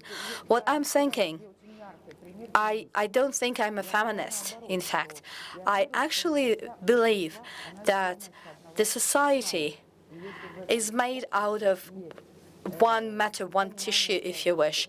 And if the society understands the equality and if people respect each other, then you don't have a chance for discrimination of women. This is my topic. This is what I'm writing about. Yes, I wrote about the feelings and dreams women have and the challenges that they might face, but again, not from the point of view of protecting the women's right, but rather about how to understand each other. Men need to understand us, we need to understand men, and then this would make the world work. This is on the level of being a writer, and on the legislative level, I'd like to point out that after the introduction of the constitution in 2014 in Egypt, women got a lot of new rights, and there is this strategy related to empower women, and this empowerment strategy is related to political empowerment, economic empowerment, social empowerment, and also protection. A lot of laws have been adopted to this end. Obviously, women do need support. In a society like ours, women do need support. So 25% of our parliament is constituted of women. I am a people's deputy. 25%. And those are women, and it's not that they are exclusively involved in issues related to women. They used to be specialists in various areas, be it medicine or economics or culture, like myself. And each of us in our sphere are creating the laws, and we work as parliamentary specialists, not just as protectors of female rights. This is very important. And a lot is being done to have female rights protected, like laws protecting women from female genital mutilation. We have this law in place, and it actually prosecutes medical institutions and doctors who get involved in female genital mutilation. In 2020, we also had an anti-sexual harassment law. It protects women, and it punishes gravely those who do it, especially if this man is the director and has power over this woman. And this is working, indeed. It does allow women to work everywhere, well, unless it impacts her medical condition as a mother or when she's pregnant. Otherwise, by law. Oh, speaking of that, when we have law, it's one thing. Yes, we give rights by law, but how to implement the law is a whole different issue. This is something that we need to change in terms of mentality. Private business is reluctant to hire women. They don't want women to hire women because they are going to go on maternity leave or to leave because the child is sick. So they're kind of bypassing laws. And we're now thinking about how to introduce punishment for that, punish those businesses who are trying unofficially to circumvent, to bypass the laws. And actually, we need to improve the work environment for women. You know what? If you have a husband and you have higher education, it's great. But your husband gives you money, right? And if your if your work conditions are not really high, if it's not convenient, why do it? The woman would think, why should I go there? Because I'm not going to earn a lot, and it's much easier to stay home because my husband provides for me. This is something that we dream of changing. We really want to improve working conditions for women so that it would be more convenient for her to go and work, even if she has someone to provide for her. Because a working woman, work for a woman, it's not just about money, it's about experience, it's about everything, lots of things. Recently, post the revolution, we have a lot of educated women being very active. And in our culture, actually, women are traditionally very high. Like Nefertiti times, Cleopatra times, since then, women are valued and respected. And the Egyptian women they have it in them. But at the same time, when we were in the presidential election, we noticed that 44% of women participated in voting. Well, that's sizable. That's a lot. It means these women already understand. They are politically empowered. They understand their rights when it's needed, really. But how to make it even more pronounced? This is what we're actively thinking about. And our president has announced that we should have female judges. Earlier, we could do it by law, but in practice, we almost didn't see it. And since this year, the decision was made, and a lot of judges, female judges were appointed, first judges, trial judges, a lot of women in executive power. And also governors. We have a lot of female governors, a lot of female ministers, a lot of women in lower and upper chambers of our parliament. And we have a lot of programs in place to let women practice their skills so that they can go for these executive tasks. Dear viewers of the Global Impact Conference, let me now move on to our next interesting case. The next case study of such important and relevant topic is development of diversity and inclusion. Mr. Giuseppe is a CEO of ST Microelectronics Taiwan division. He focuses on the issue of gender equality in the workplace and approaching this issue from a business efficiency perspective. Giuseppe Isa will talk about the company's gender policy specifically designed to overcome inequality in the workplace and what difficulties have been encountered in implementing the gender equality approach in the company, how to encourage a greater presence of women in technology. I would like to start with the well-known and always good to remember saying, diversity makes evolution. The saying obviously goes beyond the conventional interpretation of the female-male gender. It must be enlarged to the broader communities of LGBTs and people with disabilities. This latter interpretation of mine is critically important because most of us are still looking at the diversity as the dissonance of the female-male gender. As a matter of fact, within the UN 17 SDGs, the number 5 is calling upon gender equality. It aims at eradicating poverty, hunger, AIDS, and discrimination against women and girls, but does not say about the others. Many countries around the world are looking at the SDGs with some good early results. Others are showing visible delays. The gender equality is by far lagging behind. In the private sector, the corporate social responsibility, CSR, is a key item of policy deployments in general. Corporations are taking these with a good degree of priority. Most of the global companies are addressing it with various initiatives that address the most macroscopic evidence of lack of female in management jobs. Many corporate programs are unfolding by the day. We can see many of them also portrayed as best practices on the social networks by the companies themselves or by the people who deploy or undergo.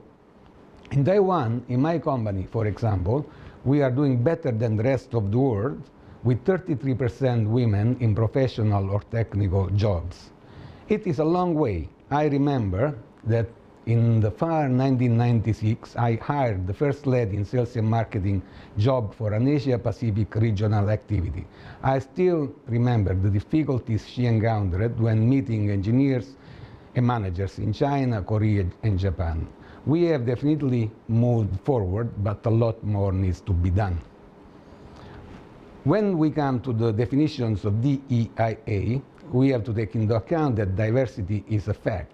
It is not only a matter of women and men in the jobs and associated responsibilities. It goes much broader to encompass the LGBT communities, the people affected by disabilities, different ethnicity, age, generation, life stage, family status, belief, personality, etc. Fostering diversity is about building a heterogeneous mix of individuals from different countries, different cultures, different educational backgrounds, different credos. Altogether, they can align to the organization culture to reach the same modus vivendi that is the base for homogeneous social groups. Once the same values are shared, barriers would drop and disappear.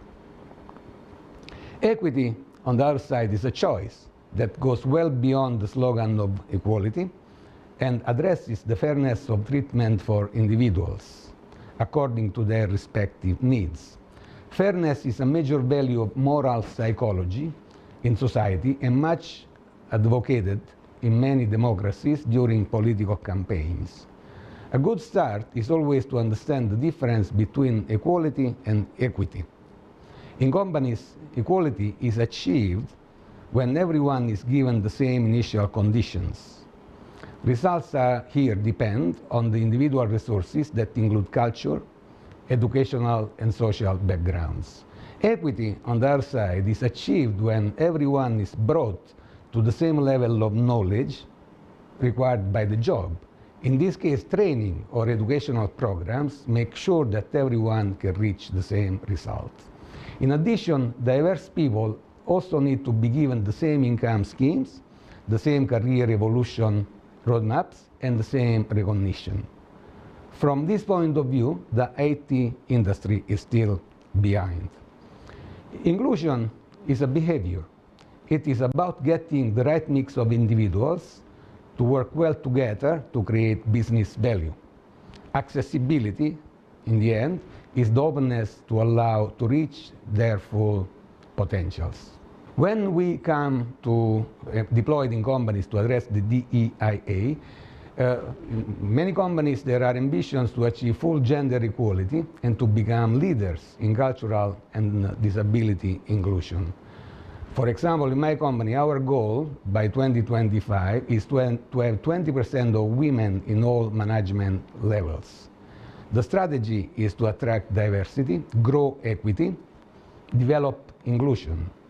Diversity can be pursued by attracting diverse talents, hire more women and fresh out, enable integration of disabled people, offer work flexibility.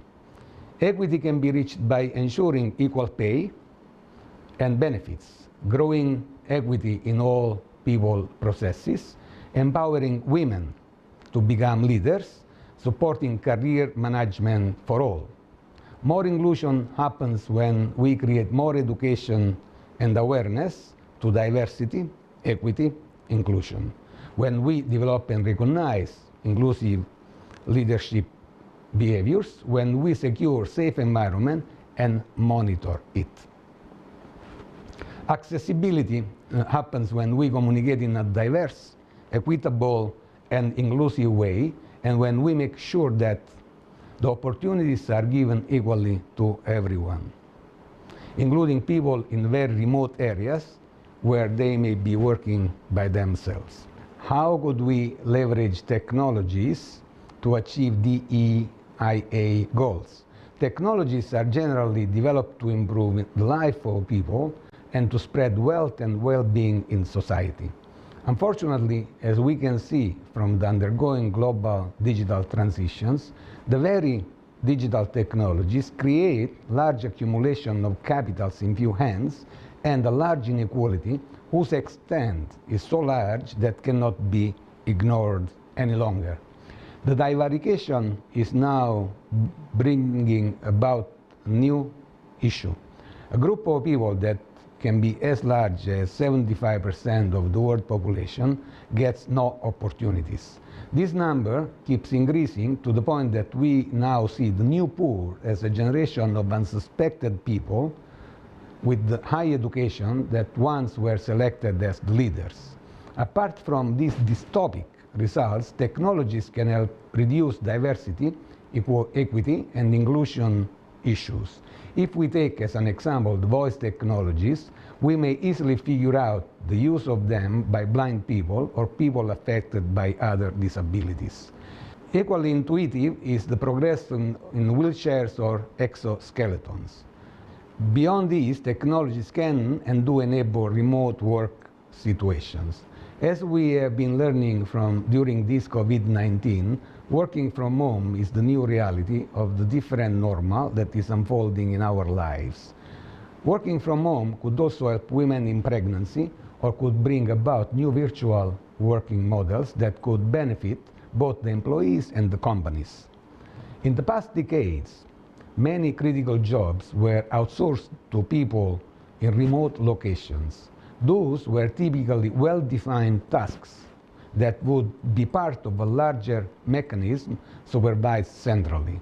I believe that a similar situation may be envisioned in the world of the gig economy or the platform economy, where professional jobs can be done remotely and be coordinated at one point in a form of crowdsourcing sharing. I sense that this could give a good opportunity to all the people beyond the DEIA limitations. The 5G, artificial intelligence, and all the elements of the new digital world are good enablers for such an opportunity. They could create new stories through startups, and here in Taiwan, this could be a good place to do so. In the corporate world, technologies help the engagement, but we in the IT industry need to make efforts to simplify the use of them. Something Apple did by shipping a phone without user manual, for example, okay?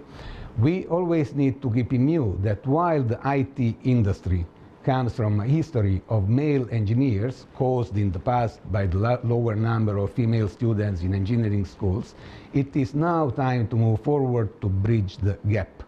Enlarging the scope of search to the complete society would automatically double or more than double the pool of available talent.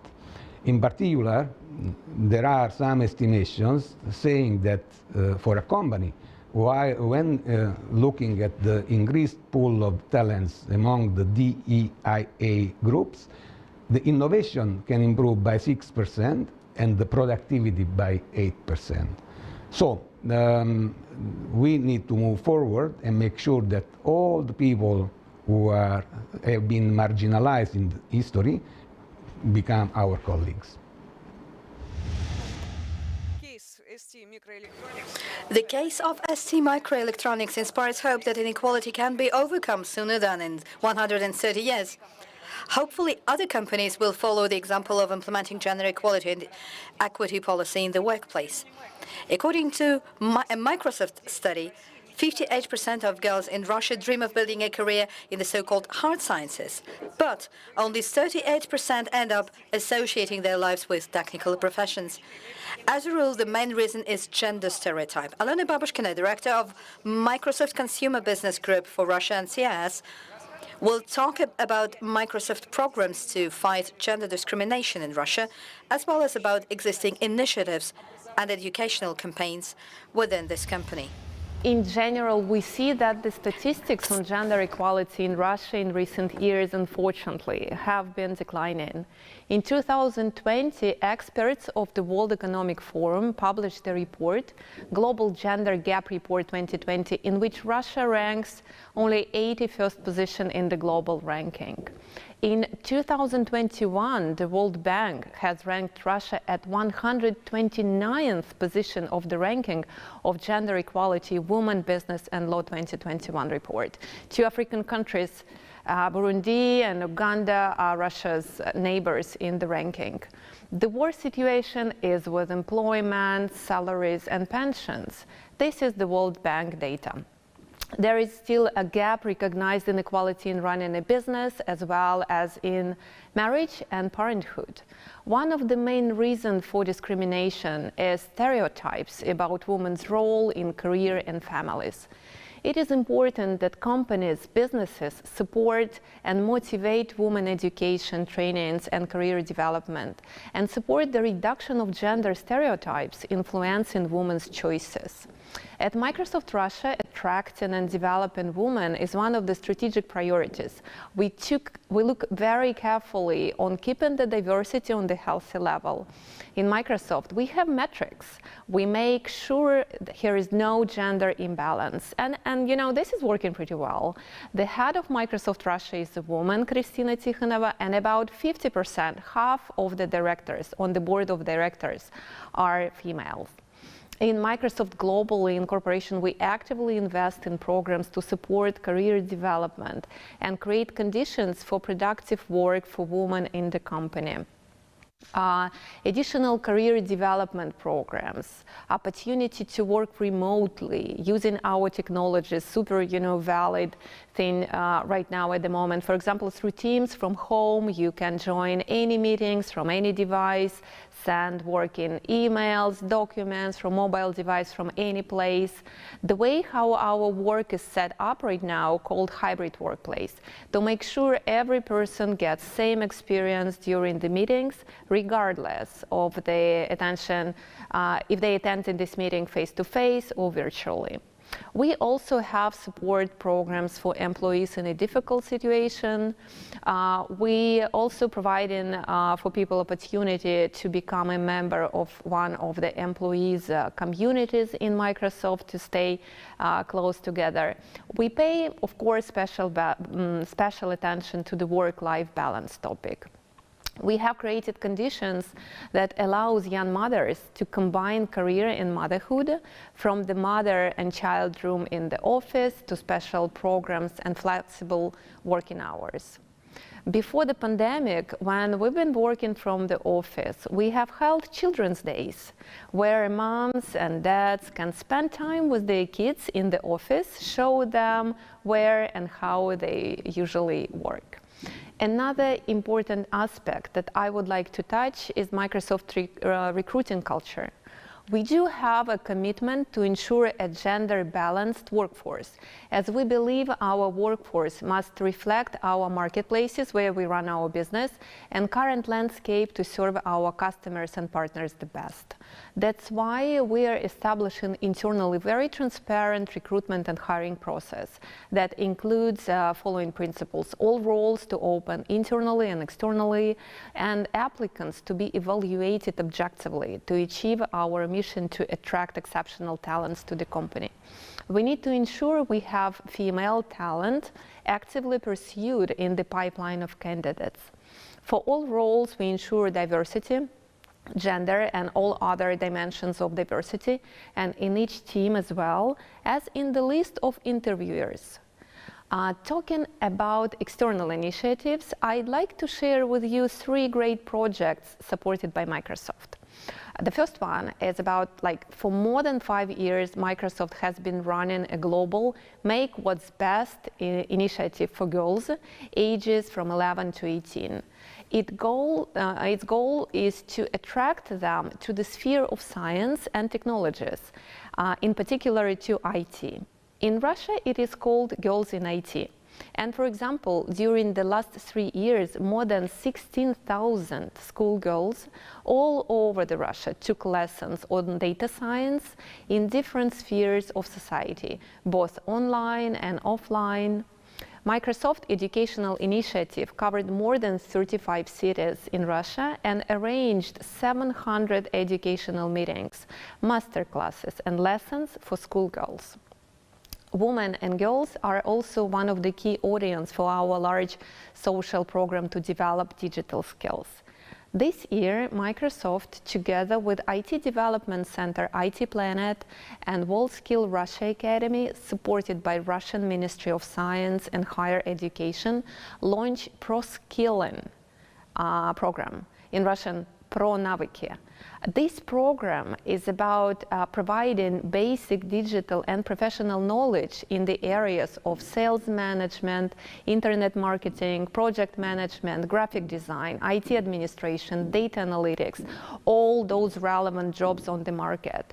Access to those online courses is for free, and today we are nearly 30,000 people who is participating in this program.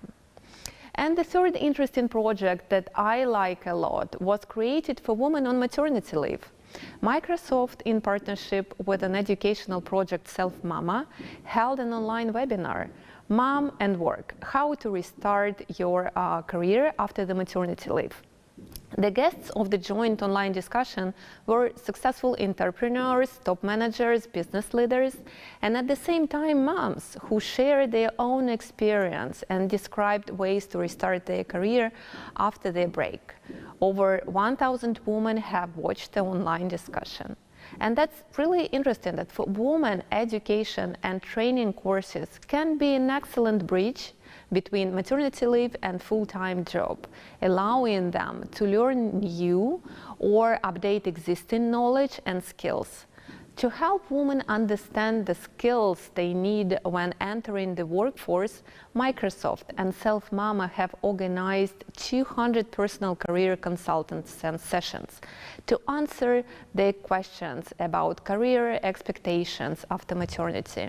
And you know, registration for 200 individual consultations closed so fast, just in one day, indicating that women really do need experience and support when planning their transition from maternity leave, and that they do have a lot of fears, stress, anxiety before the coming changes. And I even remember myself, it was 10 years ago when I coming back from maternity leave and I spent only 9 months there, that I got this feeling that I missed so much, and I lost this confidence that I continue to be successful in my career. And it was so hard to balance between my work and family and to make sure that I will be able to land my all career aspirations.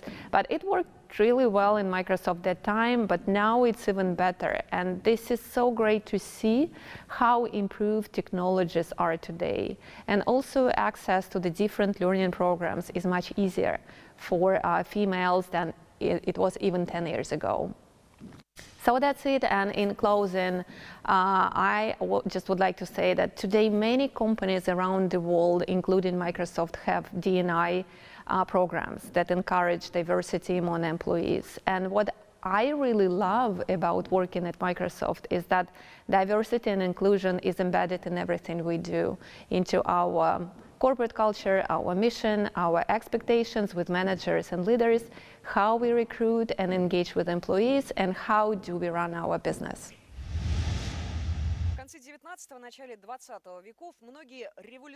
In the end of the 19th, beginning of the 21st centuries, a lot of discoveries were made by women, while it was quite a masculine business, a masculine domain. Today, women live in a very different, as we say, modern society, but women are still underrepresented in leadership positions and in key scientific and political organizations.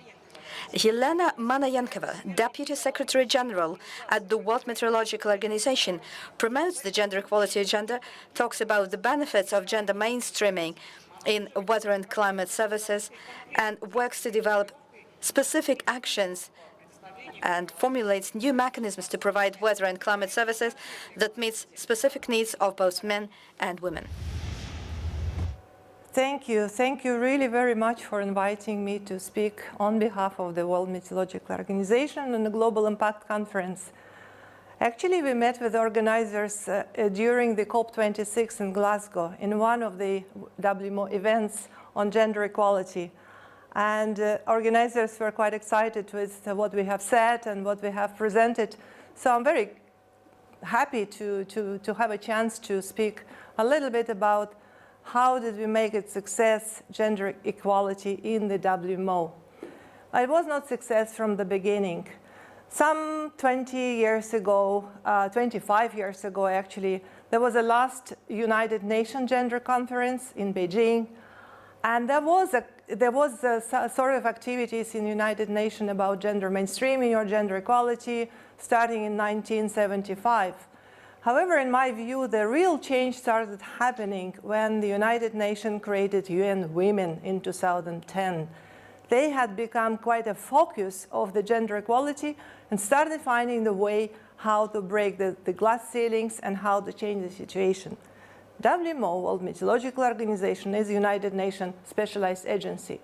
We are specializing in weather, climate, water globally, on disaster risk reduction, climate change, on different kind of services.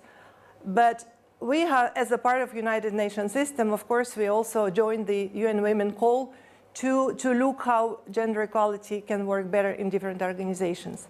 And in 2014, we have organized a gender conference in WMO. We were thinking, what could be our contribution into this agenda? How we can be impactful and bring new or innovative ways to look at the problem. Of course, at that time, we were not different than other organizations in UN or elsewhere. Our women represented in governance, in technical groups, in management were maximum 20%. We were all in this 20% or below level.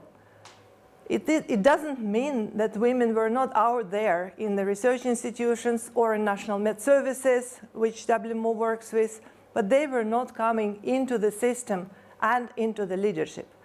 In 2014, the conference we organized, we decided that we might have a special role in this agenda, not just looking at how many women sit in the secretariat or how many women sit in the governance. We were not about targets at that time. We were about the meaning and the value of the diversity.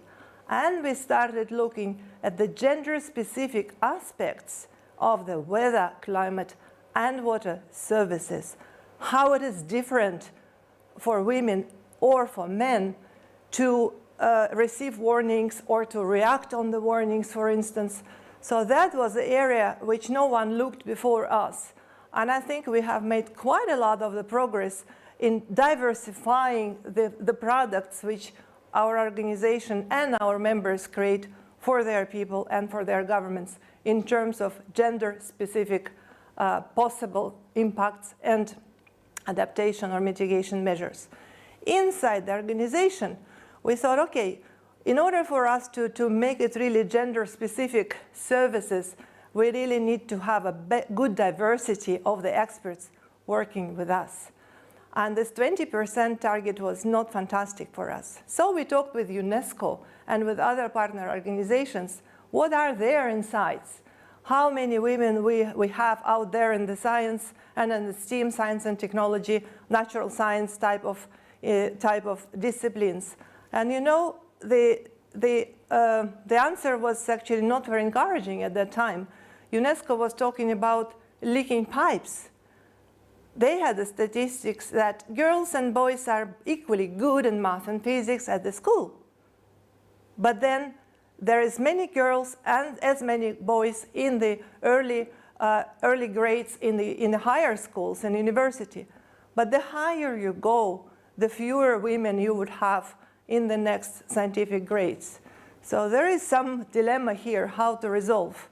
We started looking further, what else happens in the grassroots? How can we find all these women which are out there and to bring them in our organization? And then we started hearing that in many countries, in very many countries, stereotypes still exist. The parents tell the girls that the math and physics and science is not good for you. You're not for that.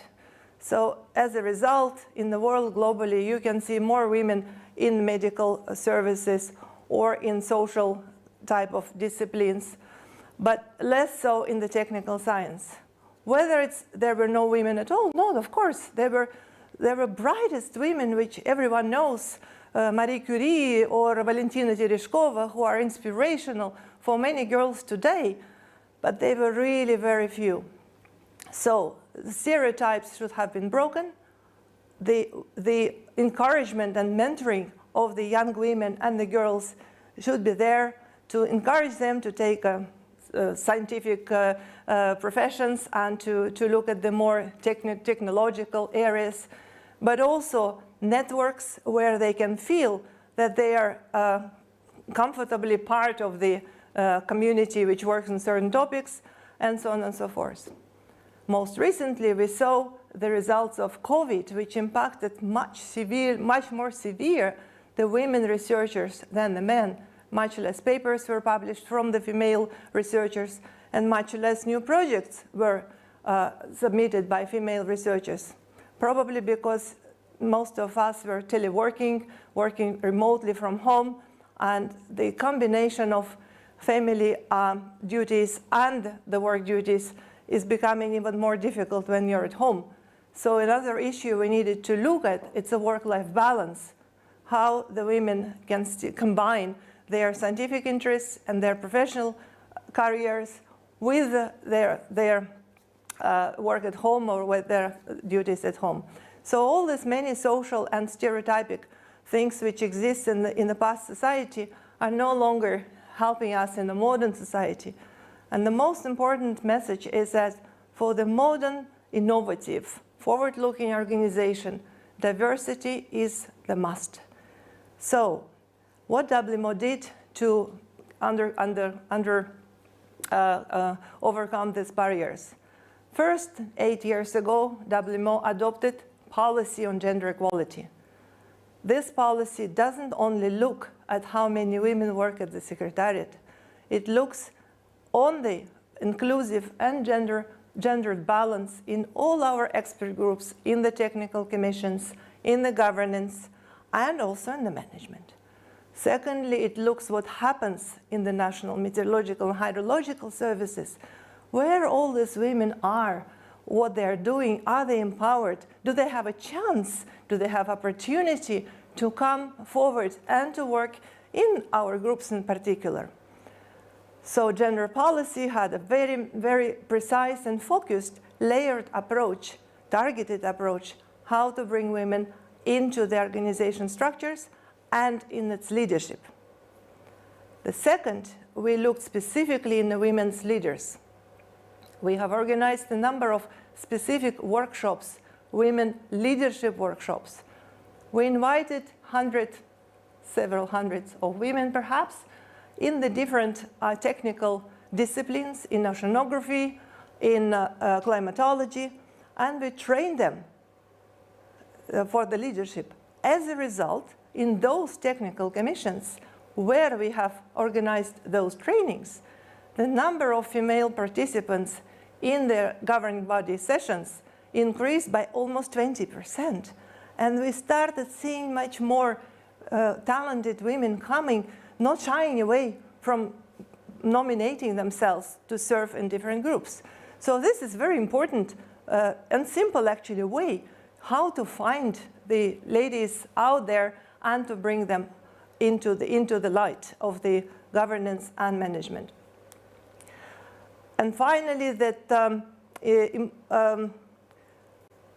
there is also not enough recognition. There is only 3 Nobel Prize women nominated for all the times. In WMO, we also have our own Nobel Prize. It's called International Meteorological Organization Prize. It's an outstanding award, most prestigious in our organization, for great contribution into meteorology for particular individuals. And we too only have 3 women awarded from the beginning of times, more than 60 years ago. So these things we started changing across the organization systematically and consistently. So we do have policy, we do have action plan, and we do have target.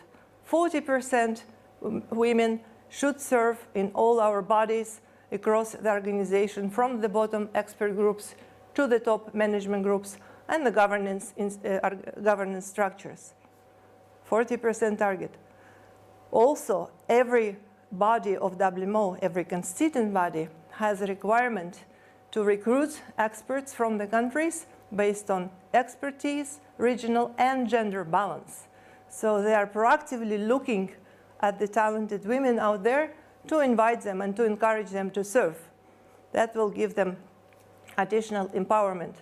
And finally, in 2019, WMO undertaken historical reform. We have changed all our constituent bodies because those which we developed in the past century were no longer totally fit for purpose. We have developed the new innovative structure. We combined many commissions in two main areas, infrastructure and services, and we have included in the mandate of those commissions to have all these balances. As a result, we now see tremendous growth of women in these bodies. In services commissions, for instance, in areas related to climate services, health, urban, we have almost parity, nearly 50%. In some other groups, the number is close to our 40% targets. There is still work to do in infrastructure side, where it is like high technology, high technological areas, where the women still remain around 30 or 35%. But we are working on this. We have created instrument to do that through the policy, through the target, through the focused interventions in the key places, but mainly through the changing cultures. In our organization, working together is no longer duty because we are part of certain resolution of General Assembly, but because it makes our organization stronger and more dynamic. It is good for everybody. So it is issue not just for women, but both women and men. So I think that this example may inspire many others. And myself, for instance, I'm quite special in WMO. I was recruited as the first technical director in 2003, and then I was first Assistant Secretary General in 2010, and now I'm the first and only Deputy Secretary General. But with the culture which we have now, with the core value which WMO sets in our strategy, which is diversity and inclusiveness, which includes gender equality. With this in mind and with the new culture in mind, I believe that there is no more barriers for women to join and enjoy working with the World Meteorological Organization. I hope this example can inspire others and come to learn from us in person or through our website, wmo.int/gender. Thank you.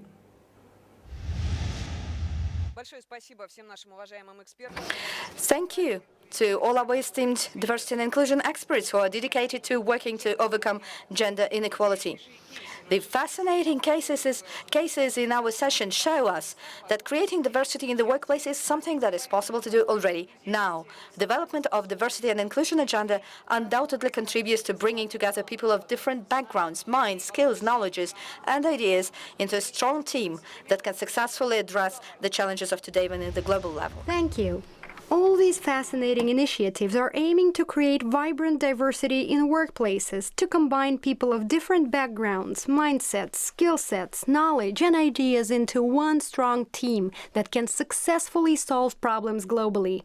It is time for us to proceed to the next session. Throughout history, cities were forced to undergo stress tests such as financial and environmental crises, natural disasters, and social unrest. The year 2021 has proved that the only effective tool to resist black swans is the involvement of all stakeholders to create an anti-fragile future. What solutions will enable cities to successfully withstand future crises? What digital services will positively contribute to urban development, improving the quality of life of city residents? Our experts will dive into this topic in the following session, which is called Future Urban Resilience. Our moderator of this session is Guy Eames, Chairman, Ecological Construction Council in Russia, RU-GBC. Please, Mr. Eames, the floor is yours.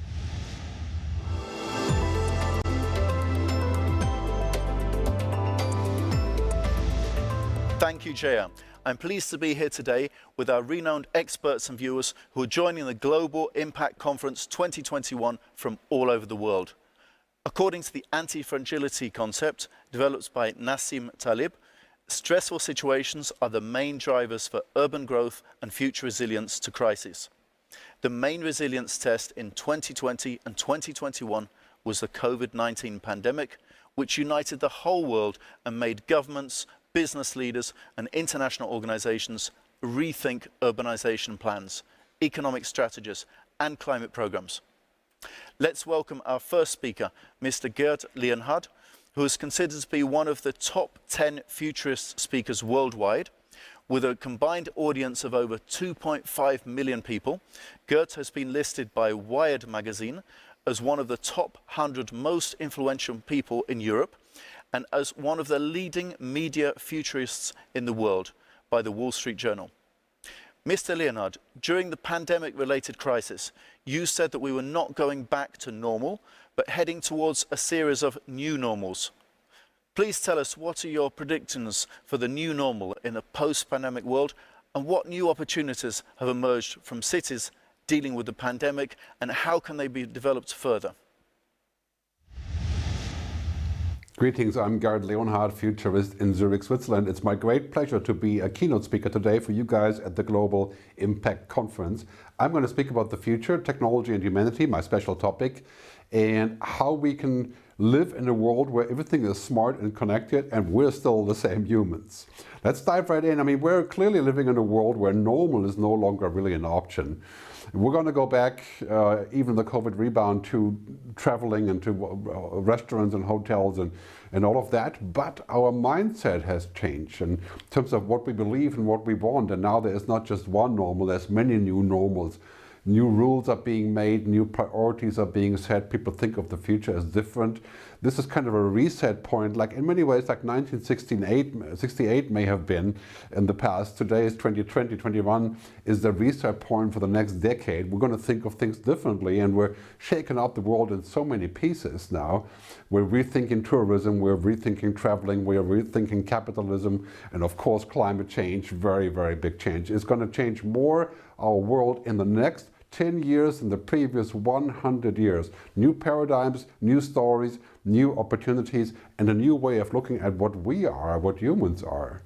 And that can be sometimes a little bit scary when we think about this convergence of humans and machines, of AI, artificial intelligence, and HI, human intelligence. Now we're thinking of the world also in a different value system. We want to make sure that everybody is doing well, that we have a collective well-being going forward. That is the whole debate about climate change, right? And ultimately about technology. Too much technology will not be a good thing, and too much of a good thing can be a very bad thing. So now we have to think further. People, planet, purpose, the reason why we're doing things, and prosperity, not just profit. In this complete digital world, the next decade, three big things are happening. Of course, big tech. That's clear, like technology is everywhere, fixing everything, addressing everything, doing everything. And technology stocks are exploding around the world and becoming more powerful than anything else, really. And then big green, the biggest change factor in the industrial economy, also in the information economy. It's going to be about making everything sustainable. And sustainable will become in a way the new profitable, and green is definitely the new digital.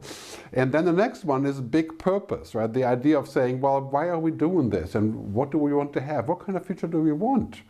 What kind of future do I want my kids to have and our grandkids? And these are big questions now. They were before, and like I said earlier, like 1968, the reset on this idea of why are we doing this and what is the goal, that is happening everywhere, especially when you're looking at climate change discussions and everything else. And it's pretty safe to say in terms of technology, science fiction is becoming science fact. And we're living in a world where things are becoming real. There were just ideas before. Now, so all of the things that we've looked at, like robotics, now we have the first Amazon robot going on sale with a screen on it, speaking to your children as if they were other grown-ups, and of course machines delivering things. I mean, this is not new. It's happening in Japan and Korea, everywhere around the world, and this is an exponential trend, right? That means we're leaping into the future. We're not going step by step, right? We're not going 1, 2, 3, 4, 5. We're going 1, 2, 4, 8, 16, right? And 2030, 256. That's the exponential scale. Right? Here's my favorite example of the exponential scale. Something that didn't quite work was the robo-dog in New York City Police Department, where it was tried out, and it didn't work at all, right? Because it just wasn't a match with people. But the next 10 years will bring all those changes, and we're going to figure out how we're going to move into a future that is humanly positive, right? And Alvin Toffler, one of the famous futurists of the world in the 70s, already wrote a book called Future Shock. He talks a lot about this, the framework that changes, and Marshall McLuhan addressed the same thing as well. It's not just one thing that changes in our world, it's everything around us. So big data, cloud computing, artificial intelligence, the Internet of Things, quantum computing, the blockchain, you know, all that stuff, they're all coming together, right? I call these the game changers. So if you want to know more, just Google for Gerd, G-E-R-D, my name, and game changers, you'll find out more stuff there. But just some examples of what that means for us. You know, data, cloud, and the Internet of Things is like the new oil. And I talked about that for, I don't know, 15 years. In fact, maybe get a little bit stale now. That's why I say data is also the new plutonium. It can be used as a weapon. We have to be very careful that technology and data is not used as a weapon against the average citizen, or any citizen for that matter. And artificial intelligence is the new electricity. It's the new power that streams to the network, that makes sense from the data. Very powerful changes as voice control is becoming the new normal, the new interface. We're going to speak to machines, they're going to speak to us. We're not going to do much typing anymore, right? And we can translate languages. Think about what that will do in terms of our communications and everything. And virtual reality, the idea of seeing other things on top of our regular vision, like with regular glasses even, not just the helmet, right? That is the new senses, the new seeing of things. And very scary thought if that's going to be the new normal, right? Would I be bored without it? And this is, of course, the whole metaverse idea. And on top of that, the blockchain, you know, basically being able to transact everything, money, stocks, contracts, without spending much on it and having zero transaction costs. But here is a big deal about all these technologies which could be truly lifesavers and make our lives very, very powerful. Yeah, it's the question of what do we want? What are the ethics, the values? So I've suggested many times, and some countries have taken me up on this, we should have a digital ethics council, a council of the wise people, thinking about what the future holds and what it should hold. And where do you want to go, like Aristotle and Socrates, you know, of today, of the future. And think about that as an option for your country.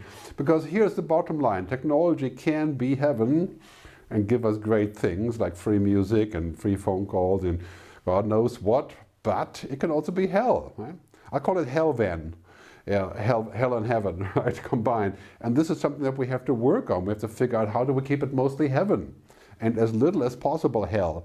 And social media, for example, has become quite a hell, and it needs to be fixed, and we should be aware of this actually before it happens, like face recognition. Right? Many governments are now outlawing face recognition to be used in cities, or, you know, of course, Facebook has just declared that they will stop using face recognition. Hopefully that is actually going to happen. But, you know, we have to think about this and ask ourselves a simple question. Technology can be a blessing, it can be a curse, but it definitely doesn't have ethics. Right? Technology doesn't understand our values, our feelings, our emotions. Algorithms know the value of everything and the price of everything, but the feeling of nothing.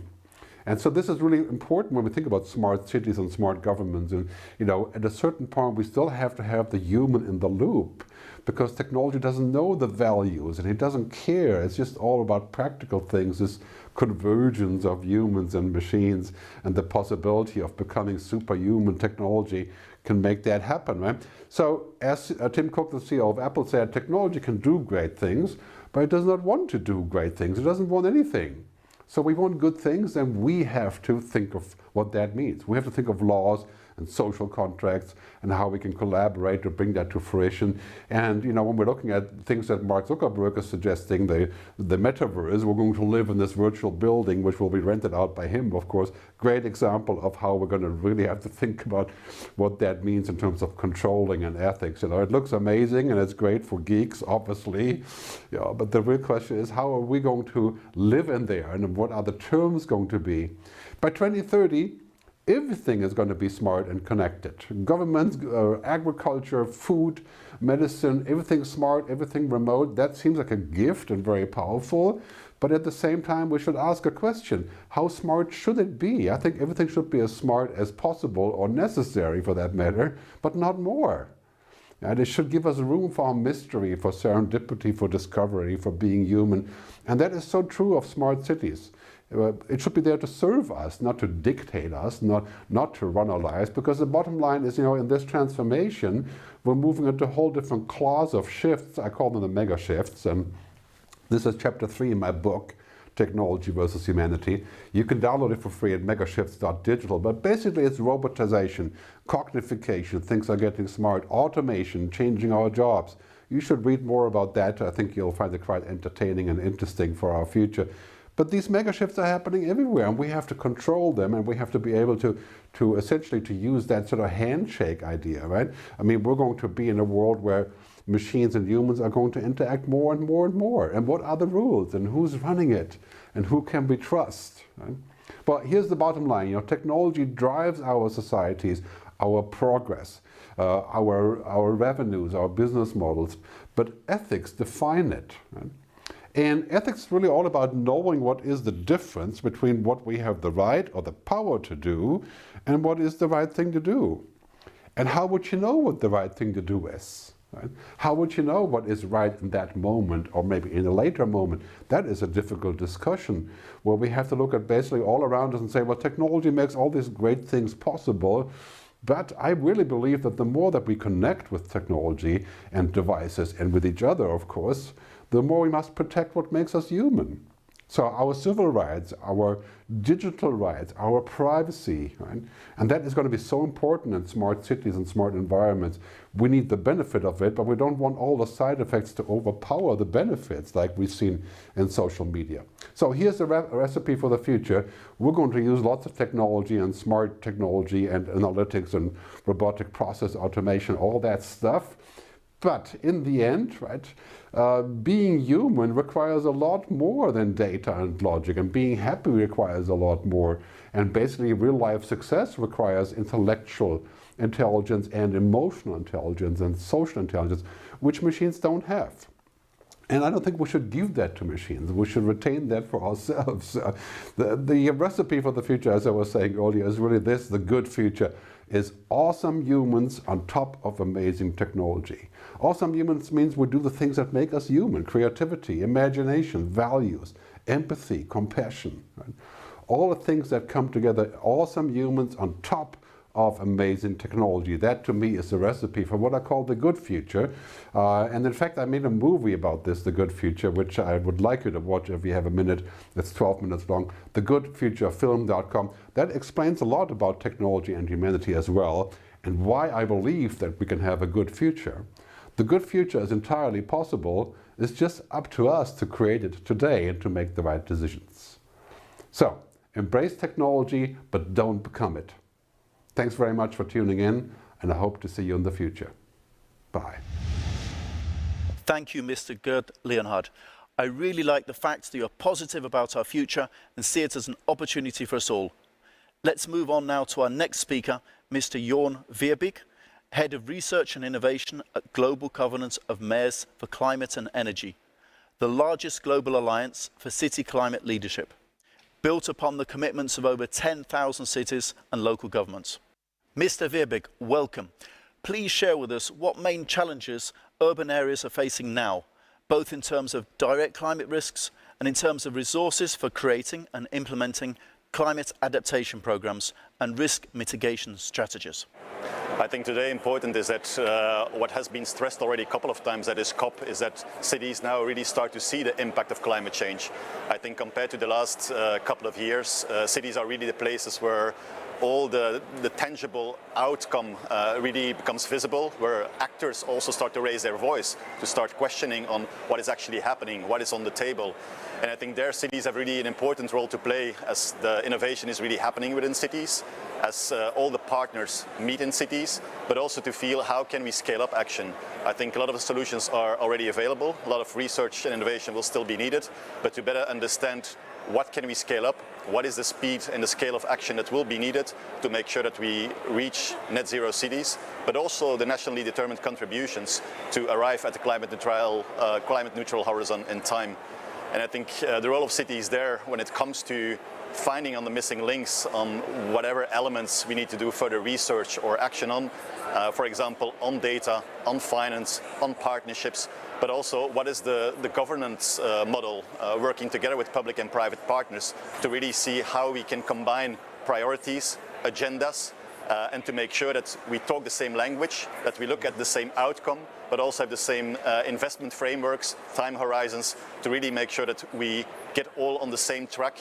Probably not providing a perfect answer, but that we at least start moving, as said, at the speed and scale that is needed. And therefore the global alliance of more than 11,000 cities is really helpful for also regions across the globe to learn from each other, to see what works in one region and can be transferred to another region, or to see whether it's an approach on finance, on data, on partnership, what is working, what can be adapted to really make sure that another region, where sometimes the impact is already more seen than in another region, how it can be adjusted and at that point also scaled up. Thank you. I'm also wondering, are the challenges that most cities are facing now different from the ones we had to deal with 20 or 30 years ago? I think so. I think 20 or 30 years ago it was still, well, let's go back to the 70s even, when the Club of Rome report was launched on limits to growth. I mean, the talk about systemic changes and the fact that at some point there would be a threshold was already there. But I think at that point it was still talks, it was the beginning of science, gathering more data. I think where we are now, as I said in the previous question, is that we start to see the effects on cities and on regions when it comes to climate hazard, when it comes to drought, when it comes to flooding. So it really becomes tangible.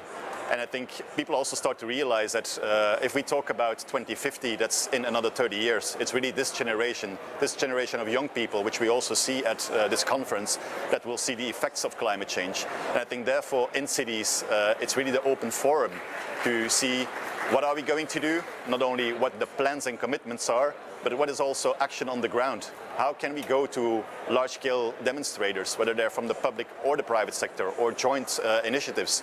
So I think that the biggest change has been on, it's really happening now, and we said it for a long time, but the fact also that we know we couldn't change it or come up with a perfect answer in the last decades, so we need to start moving, but really start think on, do we do enough with what we know, and keep learning as we go. It's not just about 5-year commitments. It's also about reflexive monitoring to see what do we try, does it work, what else is needed, what are barriers, what are enablers, and to take it from there.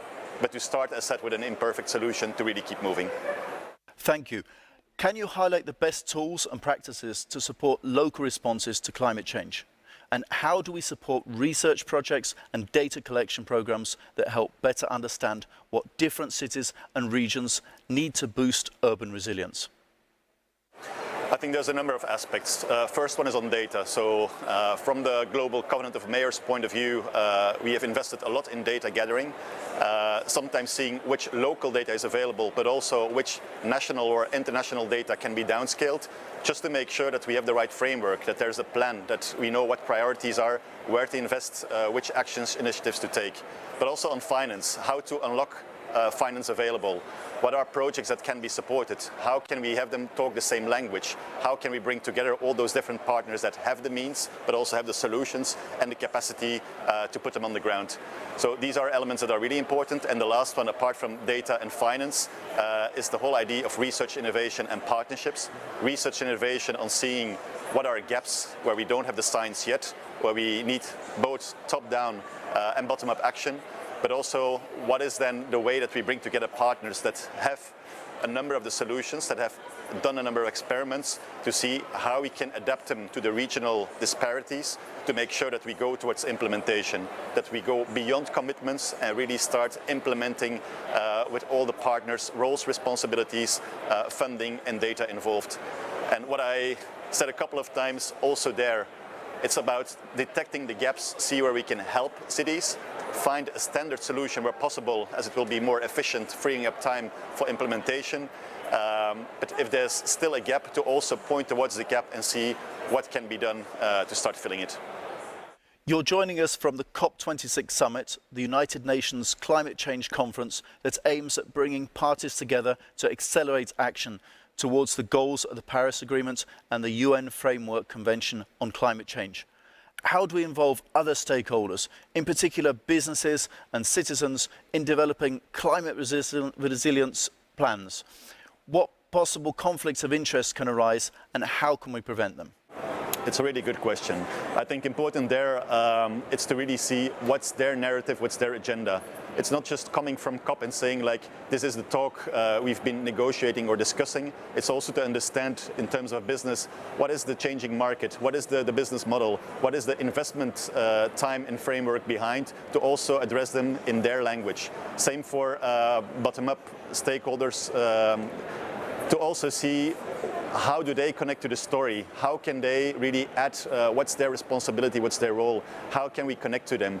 And I think the open talk, and I think one lesson for me to take from COP is to have that long open dialogue, to keep continuing the dialogue, to see that we involve them, ask about, is it clear on what we need to do?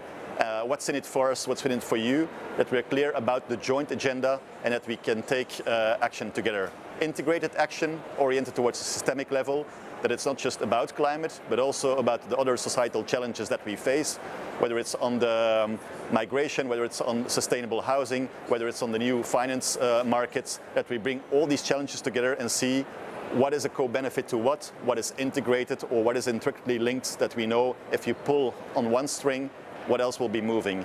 And then to make sure that we come up with an answer that can address hopefully all these different transitions, to also ensure that we can deliver a just transition so that we leave no one behind. Mr. Vierbig, thank you for these fascinating insights. And we're moving forward now to our next speaker, Ms. Emma Yule. Ms. Yule, it seems that finally no one doubts that climate change is real and that human intervention has been a main reason for global warming. City governments, corporate leaders, climate activists, scientists and local communities are striving towards sustainability. How do you work on adapting cities to climate change and building resilience? And what do you think needs to be done next to combat or to adapt to weather extremities such as heat waves, droughts, rainstorms, earthquakes and harsh winters?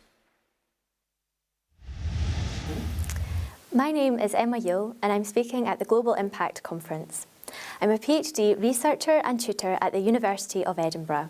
And I research extreme events, their impacts and the ways we can adapt. And I'm co-chair of the Leaders Network at 2050 Climate Group. Today, I will be speaking about how we can tackle extreme weather events and boost urban resilience. So what do we mean by an extreme weather event? An extreme weather event is one that is unexpected for the season or severe, and at the extreme ends of the historical distribution. So an event which is significantly different from the usual weather or average conditions for that particular location or time of year. This includes extreme temperatures such as heat waves, extreme precipitation, including droughts and flooding events. Throughout history, we've always had heat waves and flooding events, but today we are seeing something different. Rising global temperatures are already affecting many weather and climate extremes in every region of the globe. According to the latest IPCC report, AR6, it is virtually certain that hot extremes have become more frequent and more intense across most land regions since the 1950s, while cold extremes have become less frequent and less severe. In fact, some recent hot events observed over the past decade would have been extremely unlikely to occur without global warming. And the frequency and intensity of heavy precipitation events have also increased since the 1950s over most land areas. Extreme events can also combine in what is known as a compound event. For example, a heat wave alongside a drought in the same location or time period, a storm surge alongside extreme rainfall, or a heat wave with the conditions necessary for a wildfire event. This is what's happening now. But what does the future look like? Here at COP26, a key goal is to keep 1.5 degrees within reach. In other words, to try to limit warming as much as possible, as every fraction of a degree matters, while keeping 1.5 degrees of warming as the ceiling. In terms of extreme events, what would a planet that has warmed by 1.5 degrees look like compared to one that has warmed by 2 degrees of warming? According to the IPCC special report entitled Global Warming of 1.5 degrees, an additional 10 million people are at risk of flooding under 2 degrees of warming compared to 1.5. And droughts could last twice as long with warming of 2 degrees Celsius compared to 1.5. So who is impacted by such events? Extreme events are already impacting most regions around the world, with impacts being strongly felt in the global south. Climate change is a threat multiplier and can exacerbate social inequalities, including famine, poverty, and health. In fact, limiting global warming to 1.5 degrees compared to 2 degrees of warming could reduce the number of people, both exposed to climate-related risks and susceptibility to poverty, by up to several hundred million by 2050. Gender also plays a role in understanding who is most at risk from extreme events, particularly where gender norms mean that more women are responsible for producing and gathering food and water, for example. And according to the third report of the UK Climate Change Risk Assessment, in many rural towns and villages, and also in smaller cities and towns in the UK, the most socially vulnerable communities are exposed to higher flood risk on average than those who are less vulnerable. This demonstrates the strong link between social justice and climate justice. So coming now to cities and urban populations, what do we mean by urban resilience? I'll use the definition of urban resilience from the Resilient Cities Network, which is around urban resilience being the capacity of a city's systems, businesses, institutions, communities and individuals to survive and adapt to shocks such as extreme weather events. It is around creating place-based solutions that are inclusive and risk-aware through meaningful engagement with the most vulnerable members of a community. To protect citizens and make cities work for its inhabitants, city systems need to both mitigate and adapt. They need to reduce their greenhouse gas emissions so we can avoid global temperatures increasing by more than 1.5 degrees, and they need to consider what practices need to be put in place to adapt to the warmer planet we're in today, and also to adapt to future warming scenarios. Community engagement is a key part of understanding what risks an urban environment faces, as well as being able to utilise the knowledge of local people in creating solutions in order to help prevent maladaptation. Community engagement and involvement can highlight key risks and concerns, and can help to inform more people about the need to adapt to extreme events, and allow communities to develop and utilise a range of skills and knowledge to help prepare and deal with events. Community engagement and involvement can also be a method of understanding what kind of solutions and adaptation practices would be more or less acceptable to citizens. So what solutions have come out of community engagement or involvement workshops? Adaptations to extreme events will vary based on the hazards the area is exposed to, vulnerability, geography and location. I've been part of a few consultations recently that have taken place here in Scotland in the UK, discussing potential ways to increase resilience while reducing greenhouse gas emissions. One such consultation involved collecting the views of young people around Scotland, which was done by 2050 Climate Group. Ideas for solutions include changes in transport and how we move around cities, housing, as well as the use of green spaces and nature-based solutions. With regards to transport, participants put forward the idea of not only switching from fossil fuels to electric vehicles, but also reducing the number of cars on the roads. This could be done by improvements to public transport and by producing safe cycle lanes, for example. Shared or rented car schemes could also be introduced in cities to reduce the number of cars on the road, to reduce emissions and city congestion, as well as reducing air pollution. With regards to housing, the idea that all new housing developments must be energy efficient and affordable was put forward, as well as introducing innovative approaches to heating, such as district heat networks, to ensure all homes have access to clean, reliable and affordable energy. On a broader scale, circular economy principles could be used to ensure that buildings are used to their full potential, for example by using offices for community centres in the evening, as well as being able to reuse building materials, for example using a more modular design, allowing materials to be reused. Many cities around the UK and in Scotland have circular economy groups and networks to assist communities and local businesses to become more circular. When creating new green spaces, communities should be involved in the design, delivery and maintenance of this infrastructure. Green spaces must be designed to deliver multiple ecosystem services, particularly flood prevention and improved air quality. In addition, green spaces should be open to the public and be placed in locations to reduce social inequalities, as many green spaces in cities today are in high-income areas. This is particularly important as green spaces can benefit our mental and physical health, as well as providing shade during heat waves and can be used as a flooding defence. This demonstrates the wide range of ideas and solutions and ways put forward to increase urban resilience. This is also a way of understanding what solutions would benefit community members, what changes would be acceptable to citizens, and what solutions can bring co-benefits and reduce social inequalities. Working with local residents and communities in a bottom-up way can help share knowledge and can help communities develop the skills needed to become more resilient to extreme weather events. Ideas and solutions that come from the bottom up can be scaled up from communities to cities to nations, and should also be supported with funding and sit alongside policies introduced by governments to aid resilience building.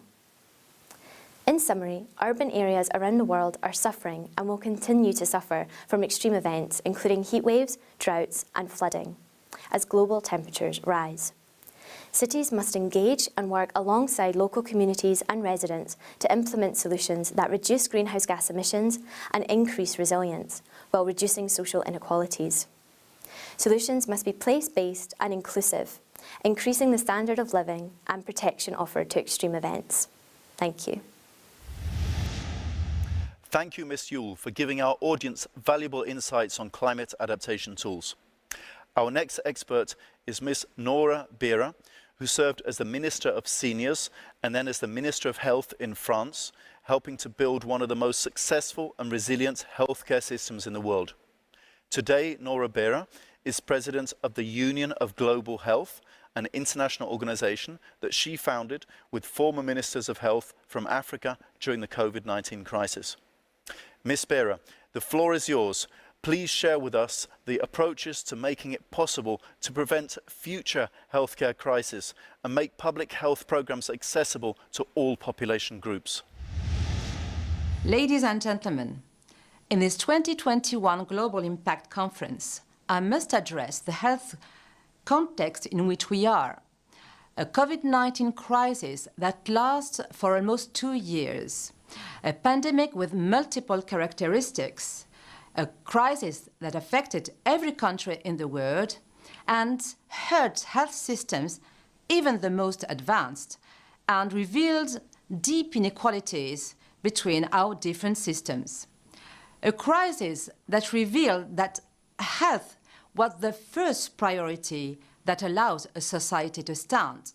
A crisis that revealed our common destiny, a crisis that makes people realize that at the heart of any production system, there is a human being, and necessarily a human being in good health. In fact, the whole planet has been hit, and the whole planet has been blocked. And suddenly, we became aware of the interdependency of all the countries as a result of the globalization. We could have expected that a global crisis resulted in global responses in terms of solution and solidarity, leaving no country behind, in particular in the low-income countries. So what does this COVID-19 crisis represent? Is it an obstacle or an opportunity to accelerate societal transformation? Let's remember that in September 2015, 193 United Nations member states committed to implement 17 Sustainable Development Goals by 2030. It was an unprecedented action plan for people, for planet, prosperity, peace, and partnerships. A deeply humanist and ambitious project to accelerate a profound transformation of our development model in a new globalized context, to stop progression of poverty, of income disparities, and generally inequalities which have affected social cohesion, democracy, and peace. A plan where health is a full-fledged pillar, the third one within the SDGs. In fact, the 2030 agenda has brought us into a new paradigm compared to the 2015 Millennium Goals. It takes now into account national specificities. Each country built its own strategy for sustainable development and reviews on a regular basis the progress made. 2, it introduces a new dynamic of collaboration based on a co-construction method with a diversity of stakeholders, civil society, association, private, public sector, academic, parliament, institutions. Co-construction was precisely what guided the French strategy, who was taken on by all stakeholders of the French society. More than 300 people from public and private sector worked together to draft a national roadmap, a coherent strategy that sets out the major transformations to carry out within the national territory, but also in Europe and internationally, around 6 main issues. Fight against discrimination and inequalities, act for the climate, biodiversity, focus on education, act for health and well-being, with a focus on healthful and sustainable food and agriculture, make citizen participation effective to fight against territorial divide, work at an European and international level for sustainable transformation of our societies. Regarding this last issue, I would like to raise that health represents a great part of the French international action. France, historically, is committed to health issues. Let's take an example of the large contribution to the Global Fund to defeat infectious diseases and the contribution of France into the vaccine alliance.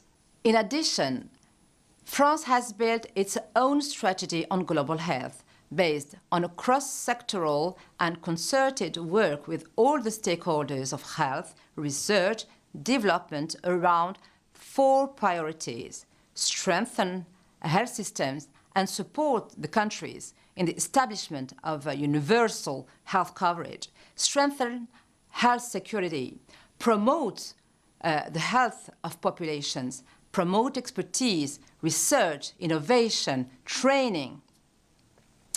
So clearly, if I go back to my question, is this COVID-19 crisis an obstacle or an opportunity? I clearly consider that this health crisis pandemic is a great opportunity for all the countries. Why? This crisis has revealed an incredible capacity of reaction as well as agility. It has been a real catalyst of innovation in terms of patient management, health promotion, and education, as well as digital solutions. It is therefore time for a new deal in global health as a lever for transforming health models around the world. This is exactly this reason why an organization like Union for Global Health takes on its full meaning and its own place in the perspective of the 2030 agenda. Union for Global Health is born from cross views of former ministers of health based in France and in African countries on the health crisis. The aim is to represent a bridge between all stakeholders from the civil society, public, private, academic sectors, institutions, authorities. Our approach is to promote a new model of co-development through innovative public-private civil society partnerships. So, if we take some example of concrete actions, if we look at a bottom-up approach, there's the Observatory of Innovative Public-Private Civil Society Partnerships on health issues. This is a new platform that supports, promotes, and disseminates the best innovation in partnership by mobilizing the stakeholders in all their diversity to build the most relevant responses to protect population. This is a response to a real need of transversality to achieve Objective 3 of the Sustainable Development Goal. Another approach is the top-to-the-bottom approach, and I will take the example of the partnership that we have signed with the United Nations Economic Commission for Africa. First, we help implement a digital platform to raise awareness of population on COVID-19. Second axis is to contribute to the project of building a mutualized platform for the purchase of the health product in Africa. So, we are not yet finished with the COVID-19 crisis, but we already learned a lot of lessons from the past and the current year. Health became legitimately a priority in all resilience plans all over the world. Let's bet on a co-construction approach, on solidarity to ensure these plans are effective and meet the SDGs. Don't forget, the 2030 agenda is everyone's business. Thank you. Thank you, Ms. Pera. During the session, we've discussed new crises, but also new opportunities that have emerged while cities were dealing with the pandemic. We've also learned a lot about risk mitigation tools, climate adaptation programs, and steps needed to build a resilient healthcare system for us all.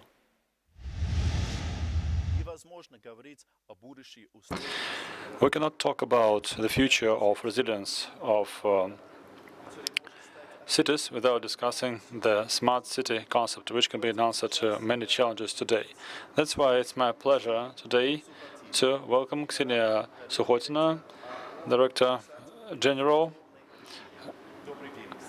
Ksenia, the floor is yours. Okay, Ksenia, the General Director, Rosatom. Ksenia, have the challenges changed? Definitely so. 20 years ago, and especially in the last 2 to 3 years, we are seeing the growing pace in changes. People prefer to live in cities, in agglomerates, and this is the trend that is going to become ever stronger. This is the first trend. The second trend is that we have the generation that is used to living in the digital world. They have higher requirements to organizing their lifestyle. They want to have digital solutions not just in their gadgets, but all around them. And this is the young people, those who are going to provide for sustainable development further. And we need to take their opinion into account and their needs into account. And generally speaking, the demand for high levels of comfort is definitely here. And we need to understand that all systems out there working in the city, business, mobility, healthcare, culture, sports, anything, they need to comply with this needs. So smart city of today is the concept and the philosophy that allows to contribute a lot alongside the technologies into sustainable development. Really interesting. Well, all these smart cities, are they only for the young with their gadgets? No, it's a philosophy. It's a philosophy of organizing the city space and everybody of all ages. As of today, we do understand that even people of mature age love to make use of this comfortable, fast decision-making systems. It's about being fast, it's about getting feedback. If we're talking about digital solutions, our city residents can easily write about a problem and get feedback instantaneously and contribute to improvement. And this is a task not just for the youth, but to everyone, for everyone. So for us, the residents of the smart cities are those working for us, their families, those who come, and our guests, the guests of the cities, they also contribute to developing smart city concept, because a digital system can really fast and agilely respond to the needs of its users. And this is something needed by the youth and by everybody who is interested in developing the territory he's living in. Okay, these smart cities, are they there or are they building them? Well, I can definitely say that for Rosatom, the strategy of developing cities and territories of our presence is a very important venue of our activity. And it's not just about the city of our presence, but also of our partners. More than 30 cities across the Russian Federation are now implementing those projects. And it's not just about installing sensors and getting precise information on something. It's our philosophy, the lean processes. We're looking at how to organize interaction between the residents and municipalities. We put the communities together and we keep them in digital format to organize their entrepreneurial initiatives. We introduce changes into the work of transportation services, healthcare services, and obviously we do it in digital, fast and digital format. And this way we take care of the human capital, the people who are living in these territories, so that the residents and the generations to follow, their friends and acquaintances, come there to these cities and develop our industry, obviously. This is great. This includes the resources, the optimization, and more comfort for people. By all means, and this is all about sustainable development.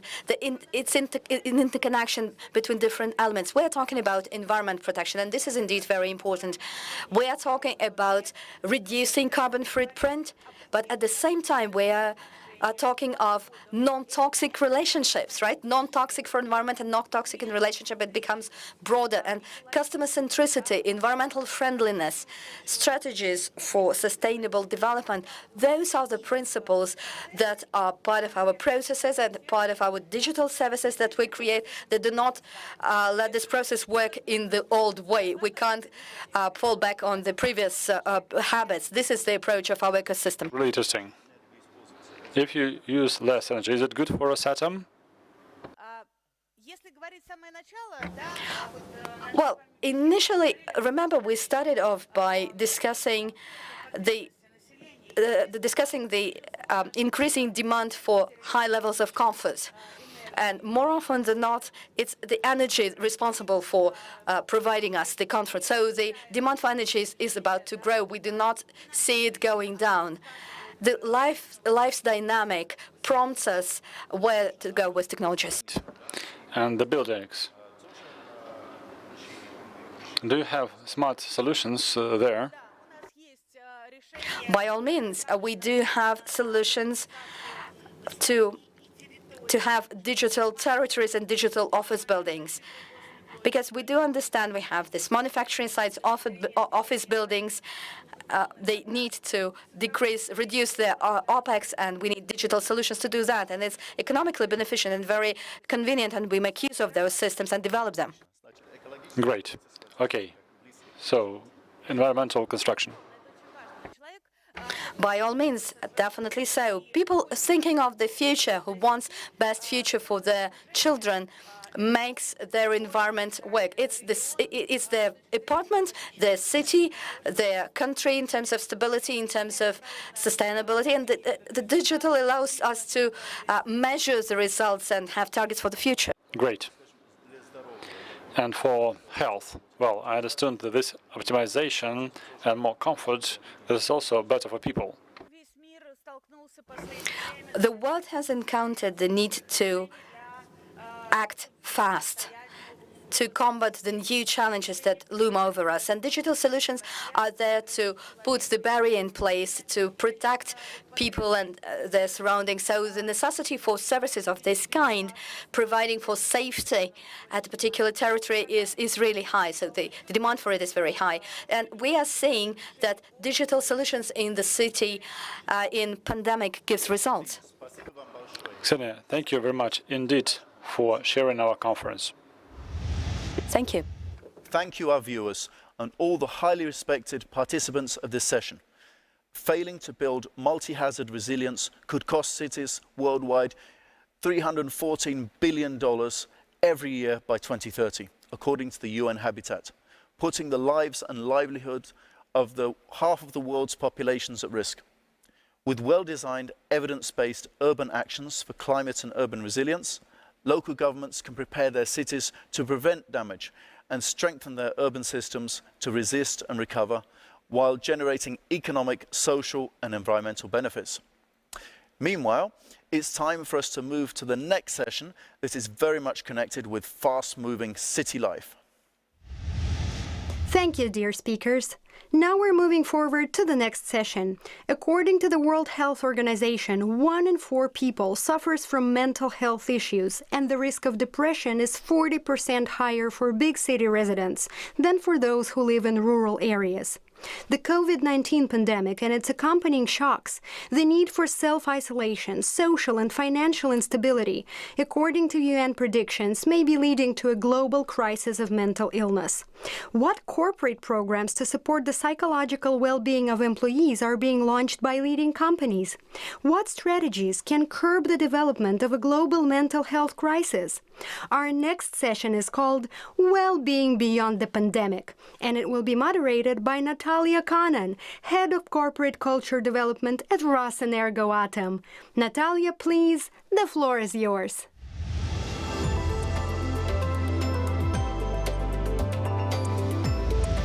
Thank you, Jaya. Well-being is essential, and it reflects how successful we're in moving towards sustainability.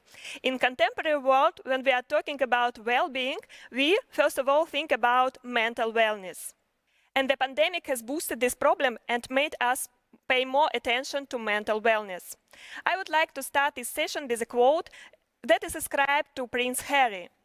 The experience I have had is that once you start talking about experiencing a mental health struggle, you realize that actually you are part of quite a big club. And I'm happy to open the showcase dedicated to such an important theme with the first speaker, an expert on happiness, Mr. Nick Marks. And as we all want to be happy, happiness is the key to well-being.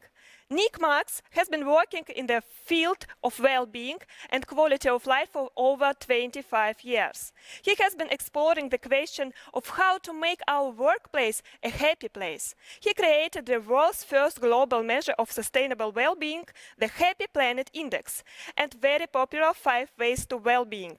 Please welcome Mr. Nick Marks. Today, I want to talk to you about making work your happy place. That might sound quite outlandish, but we all certainly don't want our work to be our unhappy place. So who am I? I'm Nick Marks. I'm a statistician by trade, but I also trained as a therapist when I was young. My mother was a family therapist, so it interested me. So perhaps it's not surprising that I've become the guy that does data about people and their experience of life. So I've done a TED talk on my previous work, which was about how governments measure well-being. But since that time, I've been thinking about work. We spend a lot of time at work. So if we're interested in adults' positive mental health, their happiness, then work is a great place to think about as we spend so much time there. Now, what are emotions for? Happiness is an emotion. Neuroscientists such as Antonio Damasio talk about emotions as having 3 functions. So they help us monitor our environment. Are we a good fit for where we are? When we're happy, we're in a good place. They also help motivate us, that all of our emotions are really linked to how we behave in the world. That's why it's called emotion, emuve, emove-outs. And finally, they help us adjust what's going on, so we're able to change our direction where we need to. Now, happiness is what we tend to call a positive emotion. Psychologists talk about negative and positive emotions. Negative emotions are not dysfunctional. They're about responding to threats to our well-being. So classically, an emotion like anger or fear is part of the fight and flight mechanism. You know, when we're angry, someone's kind of overstepped a mark. It feels like there's an injustice, and we want to respond to that. When we're frightened, there's something happening to us that we want to move away, run away, freeze. An emotion like sadness is more complex, but it's about a loss of a support system. But happiness is a very broad emotion. If I ask people, what does happiness mean to you? Some people will say contentment, which is a very low energy, tranquility, serenity in those sort of areas. But other people will say it's about joy, enthusiasm. And so those are emotions where we're sort of really bursting with energy. So they're very different. And really there's a whole array of positive emotions.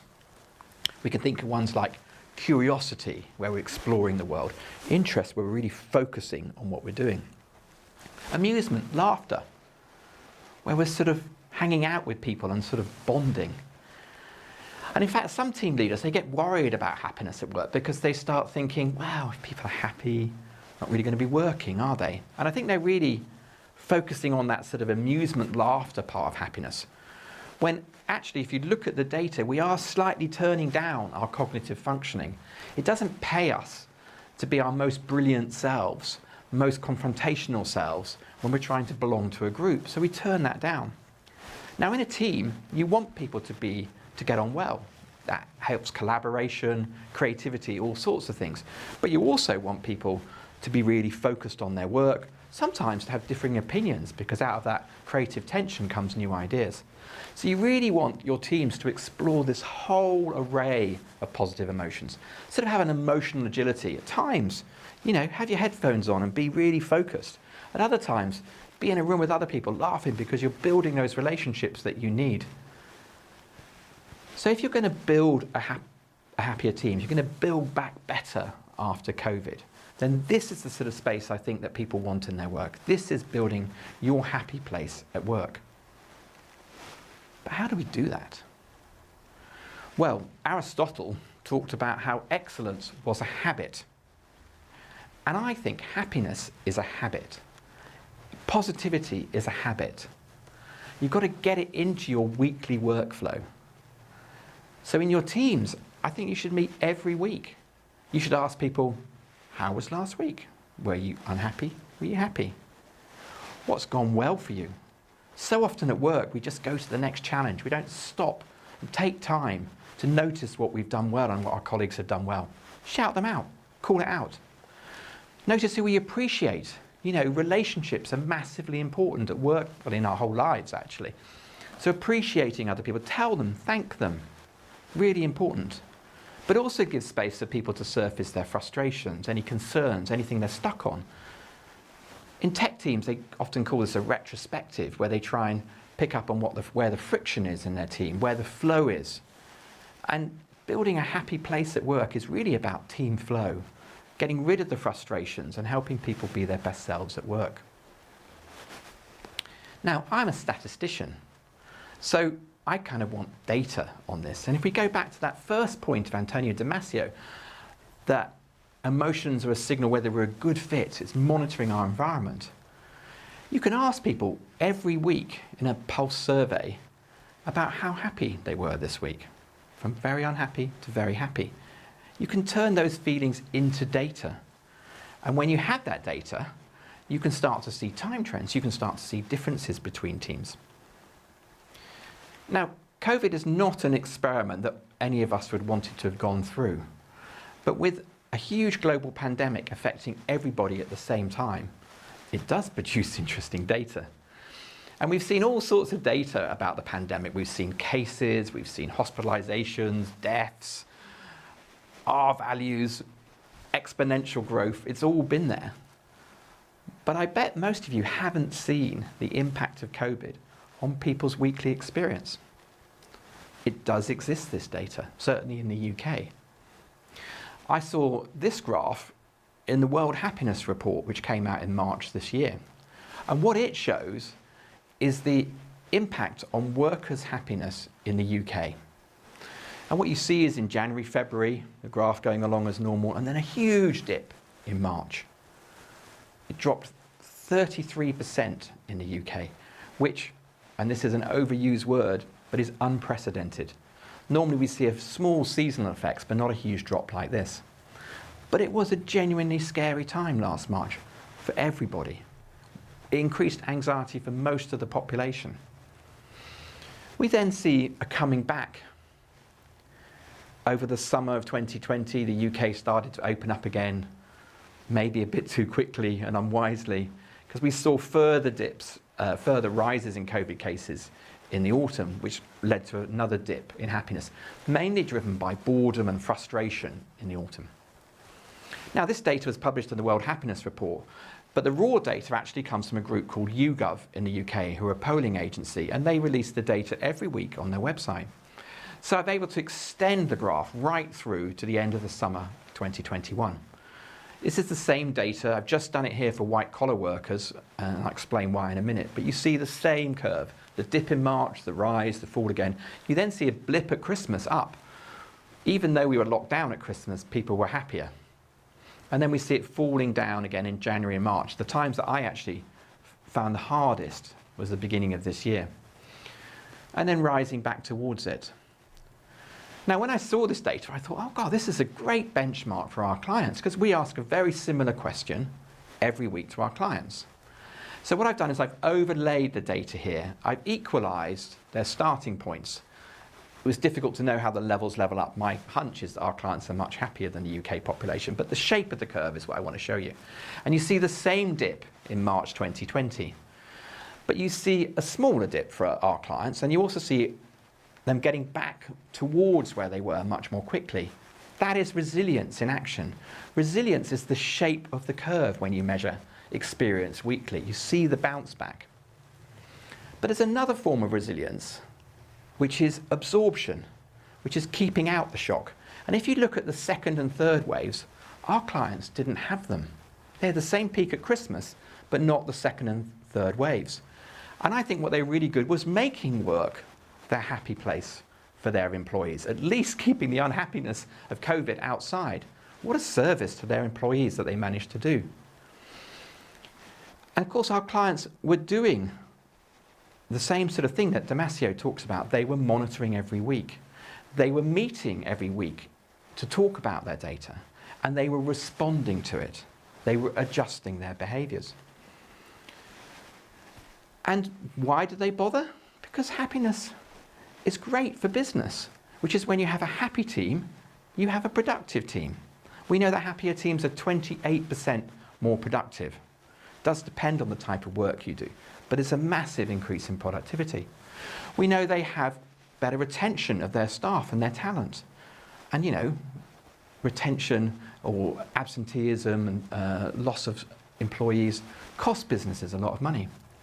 But then there are also subtler effects like creativity, is that when you get on with your teammates, you're much more able to bounce ideas off with each other. And there's had to be a lot of innovation during COVID, not only about what we do in work, but how we work.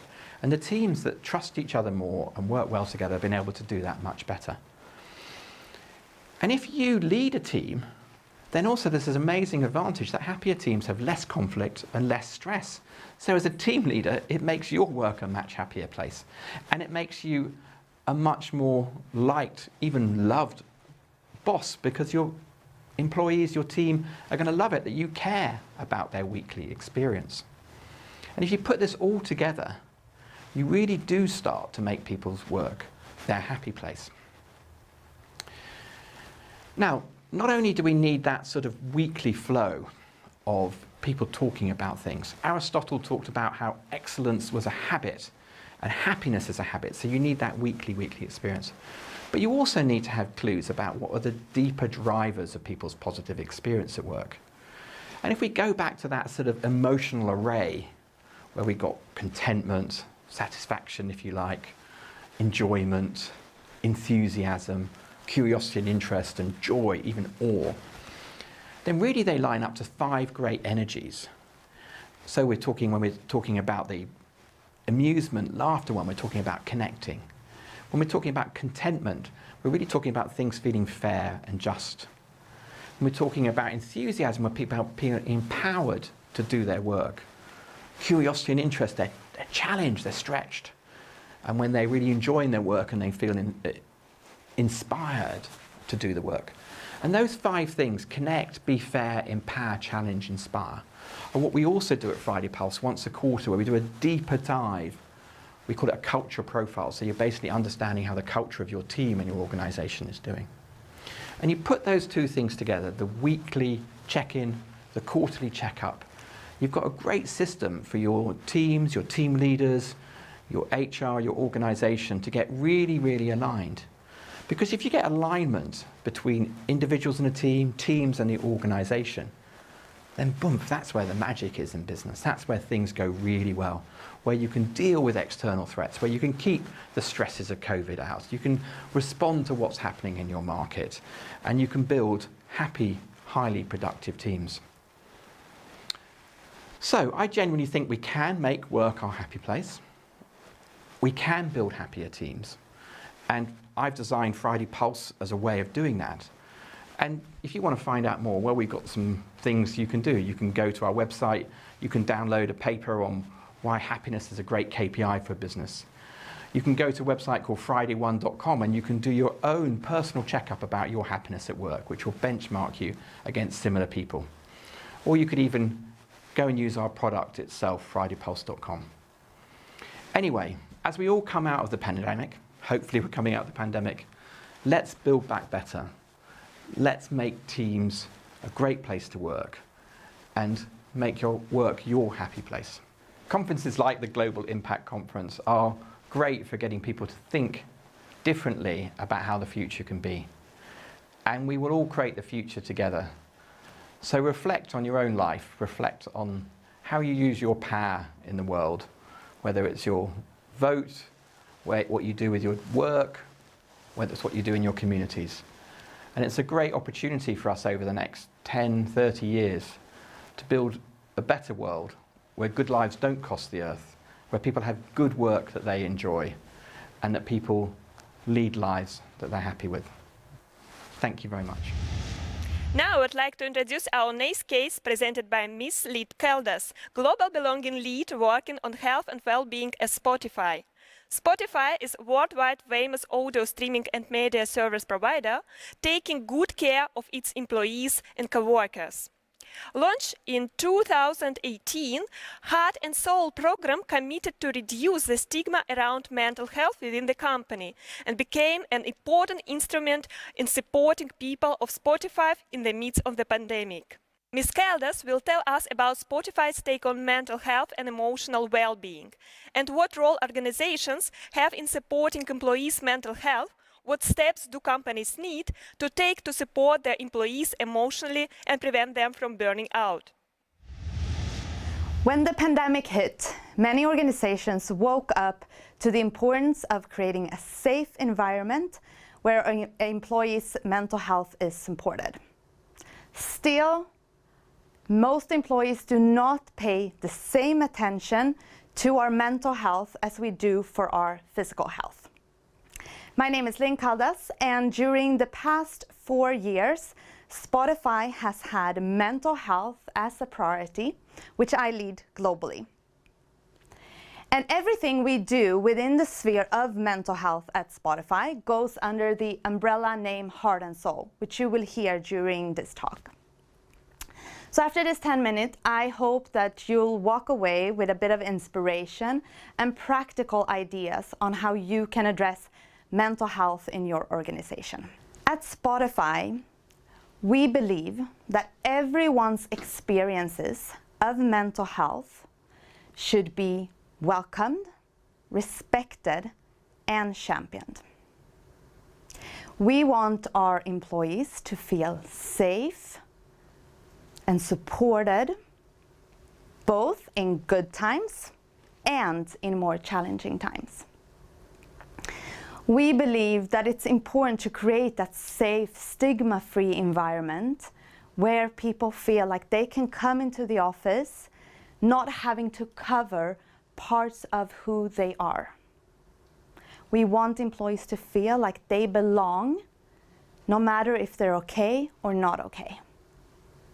But to build this type of culture requires fundamental changes to our culture through education, awareness, understanding, and role modeling. So when we started our mental health initiative 4 years ago, back in 2018, from the beginning, we believed that this needs to be a strategy, a belief, and a philosophy, not a program or a project that has an end date and that is built on top of the culture, but rather embedded into everything that we do. So we formed a strategy which is based on 3 areas. And until today, this strategy is still the same. So the first part of our strategy is around building awareness and raising understanding and knowledge when it comes to mental health and mental illness. Because there is a really low understanding and knowledge level when it comes to mental health and mental illness. There's misunderstandings and presumptions on what is mental health and what is mental illness and what is it not. The second part of our strategy is around enabling self-care and professional support so that we all can find our unique way of taking care of ourselves. Because self-care is not a one-size-fits-all. It's unique to every one of us, depending on how we identify, the experiences that we hold, and where we live in the world. And we also want to ensure that we have a robust professional support in place that is easy to access when your self-care is just not enough. The last part of our strategy is around normalizing the conversation about mental health and mental health issues at work to reduce stigma. Because you can have all the amazing programs and self-care and professional support in place, but if you don't have a culture without stigma, without shame and fear, no one is going to use that support. Therefore, it is crucial that we open up the conversation and normalize the conversation around mental health. So this is our strategy. All aspects of our strategy is equally important. They need to coexist and one contribute to another. And so everything that we do within Heart and Soul connects back to our strategy. So that's our strategy. And in this next part of this talk, I want to talk about 4 things that we've identified has been really crucial for us to drive culture change and be successful in the area of mental health. First of all, having your leadership buying, having their commitment, but not only commitment. The commitment needs to show up through actions. So every year, we acknowledge and amplify our message around mental health during World Mental Health Day. And leading up to this day, we work with our senior leaders that shares their personal experiences and perspectives when it comes to mental health. And by them setting the tone, role modeling, speaking about their experiences, they help in reducing stigma and being role models, and others will follow. And the image you see here is actually from one of the videos we created with our leadership team, also called the D team, a couple of years ago. This was the first time that they were being very vocal about mental health and their own unique experiences. The second part that has been so key for us is our Heart and Soul ambassador team. So from the beginning, I believe that if we want to drive real culture change, we need to work with our people, with the business. This cannot just be an initiative coming from HR and my team, the Diversity, Inclusion and Belonging team, but it has to come from the people out in the business. So therefore, we formed a global ambassador team. This is a group of people that are passionate about mental health. Most have their unique experiences, and they want to contribute to culture change. These people do this work alongside the day-to-day job. They are coming from all business units, seniorities, and they're based all over the world. And they have the autonomy to drive initiatives according to our strategy that is relevant for their business units or for their location. Because we know that mental health and the way we speak about mental health varies a lot depending on where you are in the world due to stigma. And so they are crucial in understanding those local nuances and what makes sense and what is relevant to bring to where they are. So they play such a crucial role in driving success. When we started back in 2018, this group was 15 employees, and we've been intentionally growing the team during the years. And we now have a team of 50 employees that are part of the ambassador team. And we're continuously now actually growing it further to 60 ambassadors. And to give a couple of concrete examples what this team is doing, they are all trained mental health first aiders, which means that they act as a complement to HR and to our managers and can provide one-on-one support to our employees if you do not feel like you want to go to HR or your manager.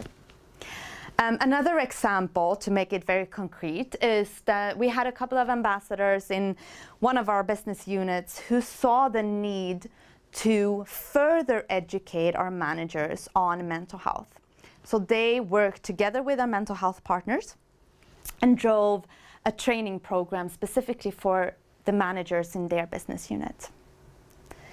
Our ambassadors across the globe are well known, so they are also invited to speak at their department all hands, speaking about heart and soul, making sure that everyone knows about all the different resources that we have in place and what initiatives are coming up.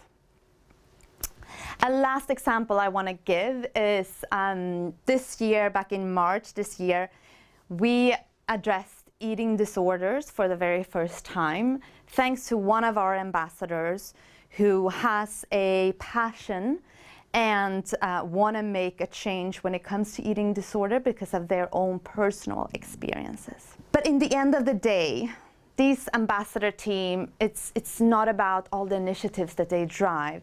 It's about how they show up at work every day. And this is a beautiful quote from one of our ambassadors that I wanted to show you that I think says a lot about their passion and how they believe in this work.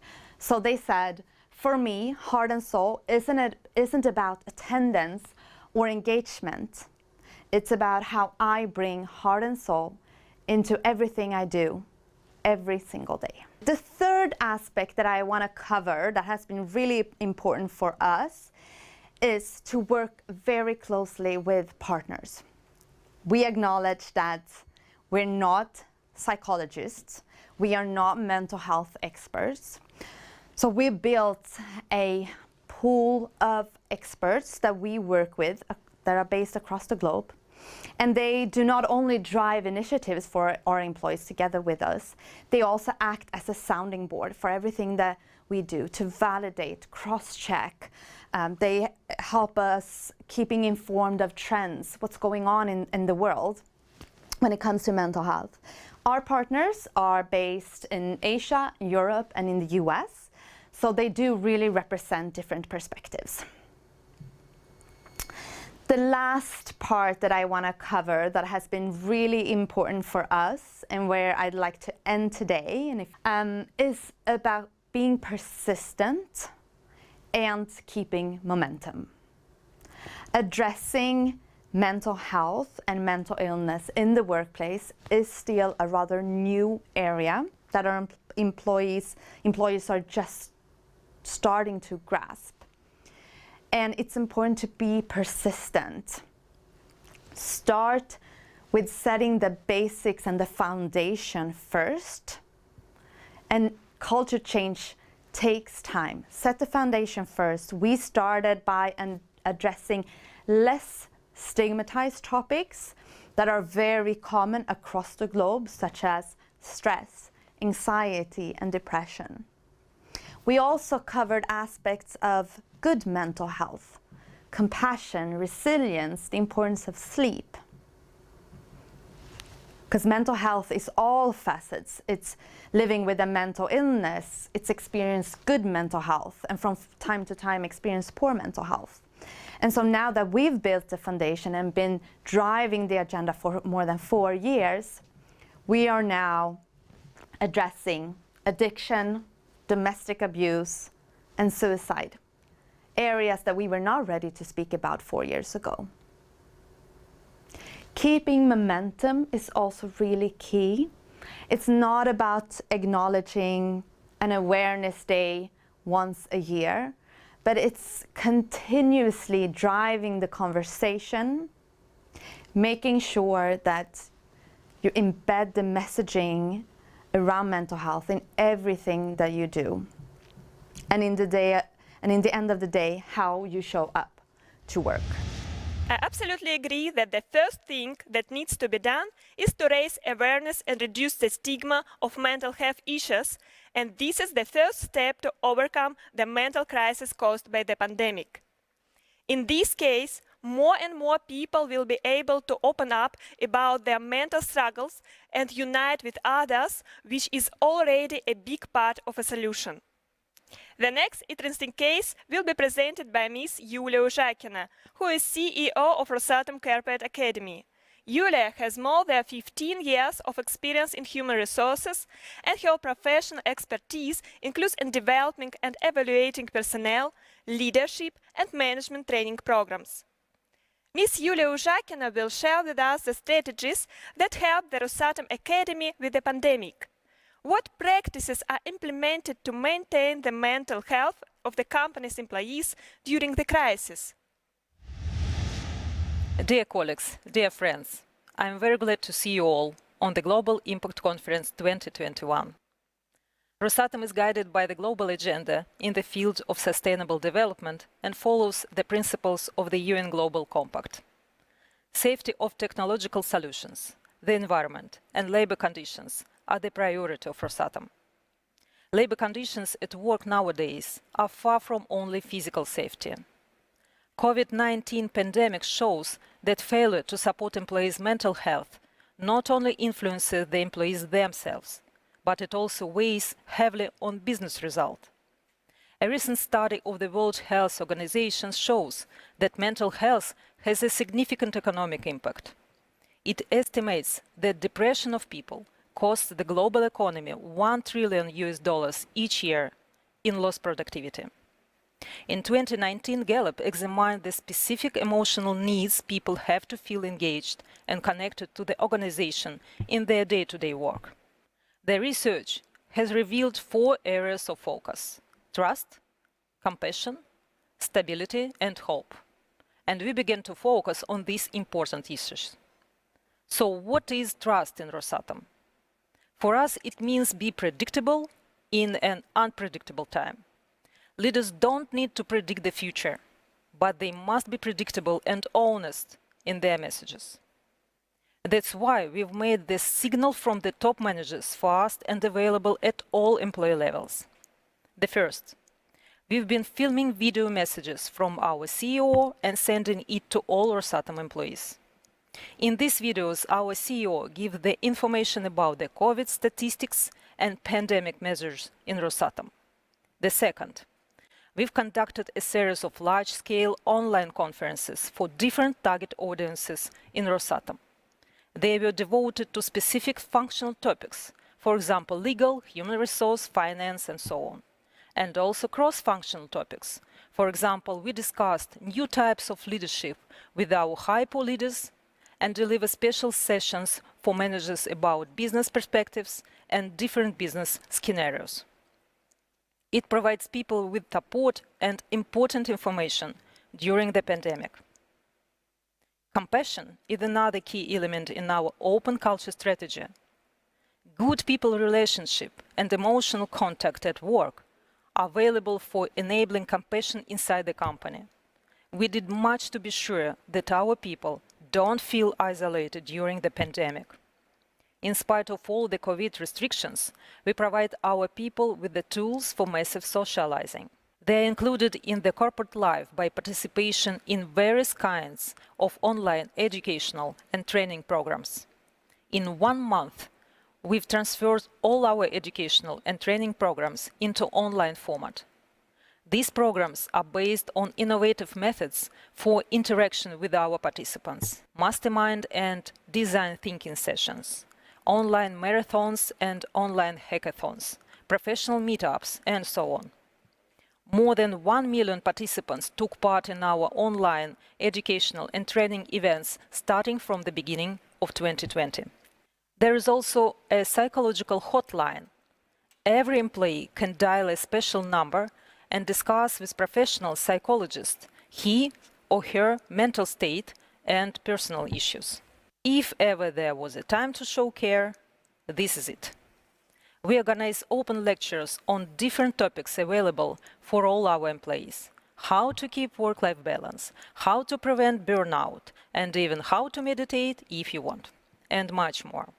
And not only lectures. At the very beginning of the pandemic, when our employees had to sit at home and we were deprived of any physical activity, we organized online morning exercises for all employees. We started every morning with energetic online lessons with professional fitness trainers. And even now, when pandemic situation is better, we continue this practice. Stability. We in Rosatom are trying to provide psychological safety and avoid tunnel vision.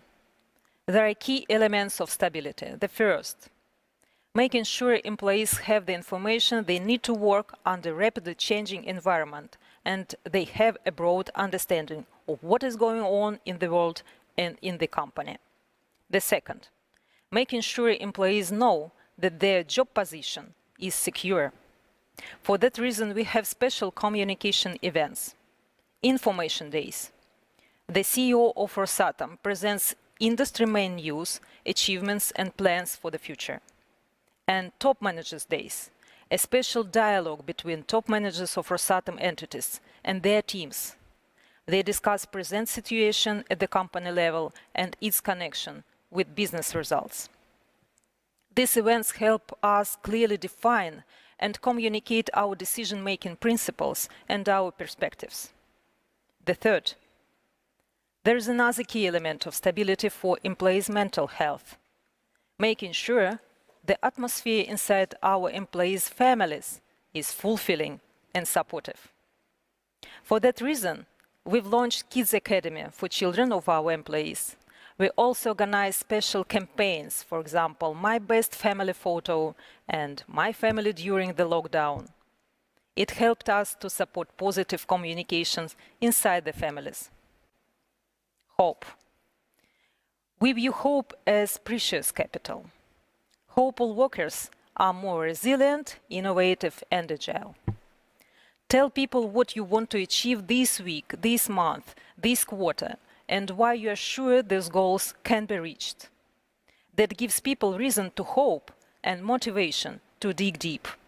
In 2019, Rosatom adopted new strategy, Rosatom 2030. This year, we have started the series of Cascade conferences on Vision 2030. Our top managers present the new strategy and explain in simple words the ambitious goals of Rosatom. It helps us to underline the significant role of every employee in the development of the whole Rosatom and give people hope that their work will not lose its significance and meaning even in the most unpredictable time. So, we in Rosatom has accepted the uncertainty of the global pandemic. And now we clearly understand that our profound approach, based on trust, compassion, stability and hope, has become very efficient. The figures from our surveys show that 84% of employees feel supported by their leaders, and 81% of employees are satisfied with the top management actions and are confident in the company future.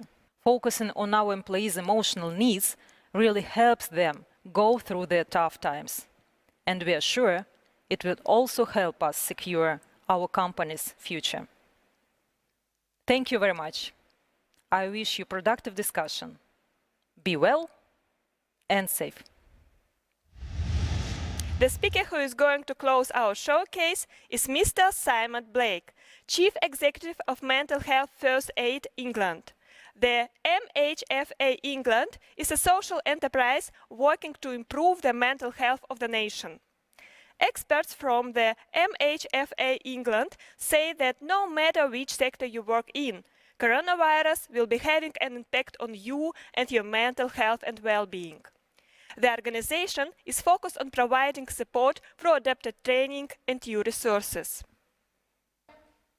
Mr. Simon Blake will tell us about MHFA's care practices during the pandemic, corporate programs supporting mental well-being of employees. He will tell us about the difference in the spread of mental disorders, for example, anxiety, in the timeline, before the pandemic, during the pandemic, after the pandemic. My name's Simon Blake, and I'm delighted to have been invited to speak at this Global Impact Conference with you today. I'm Chief Executive of a social enterprise, Mental Health First Aid England.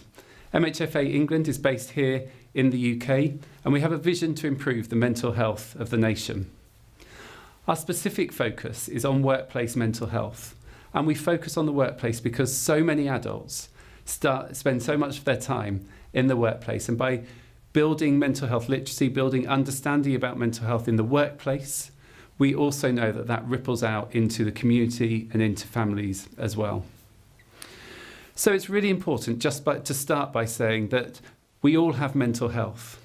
Often when we think about mental health or talk about mental health, we actually think about mental illness or about people who experience mental illnesses. But we all have mental health. All of us have a brain. And the World Health Organization defines mental health as being about being able to manage with the ups and downs and stresses and everyday realities of life. And of course, what we know as we've gone through COVID-19 is that this is an exceptionally difficult period for many.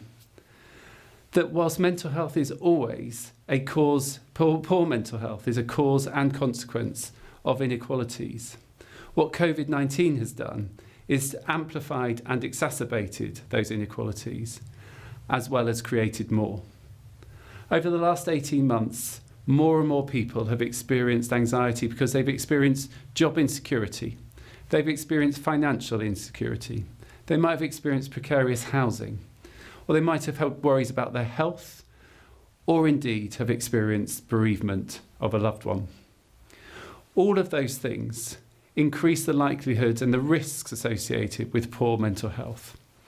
In the UK, the Centre for Mental Health estimates that 10 million more people will need mental health support as a direct result of the pandemic. That's 8.5 million people, 8.5 million adults and 1.5 million children. And that's against a backdrop of which we already had significant issues with mental illness and poor mental health that weren't being adequately addressed. And so it's increasingly important and more urgent that we address mental health as part of our efforts to achieve the Sustainable Development Goals and indeed to build back and move on through the next stage of the pandemic. But whilst everybody's talking about COVID-19 and the impact of that on mental health, it's also important to recognise that there's a parallel pandemic going on. That over the last 18 months, we've recognised the significant impact of systemic racism, and that we know that racism and all forms of oppression also impact on mental health. So when we're thinking about mental health, it's really important that we're also thinking about those wider inequalities, the experience of racism, the experience of misogyny, of transphobia, of homophobia on mental health as well.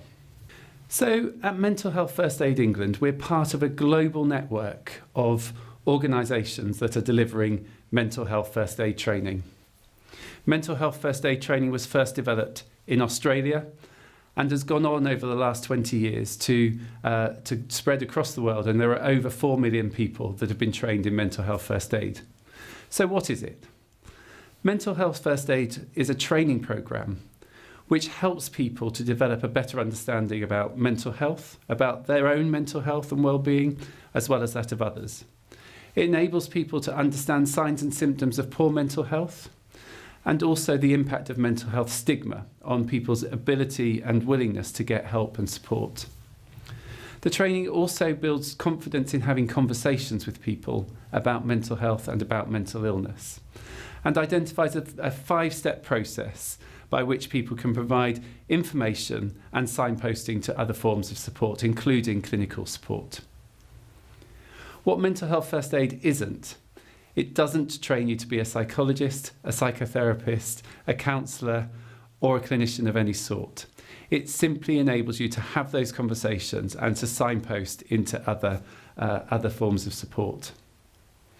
At MHFA England, we focused on providing training for mental health first aid training in the workplace, because we know that most adults spend a significant amount of their adult life in the workplace.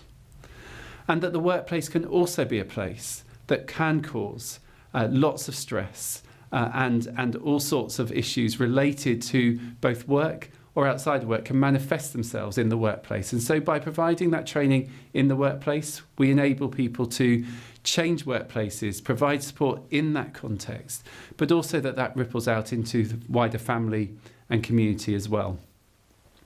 In the UK, we know that poor mental health costs workplaces between 42 and 45 billion pounds. And that was before the pandemic. And we know with the impact of the global pandemic that that's going to be even greater now. So it's really important for businesses that we address mental health from an economic perspective and from a moral perspective. We also know that people want to work in organisations where they feel trusted, where they feel valued, and they feel as though their mental health is supported.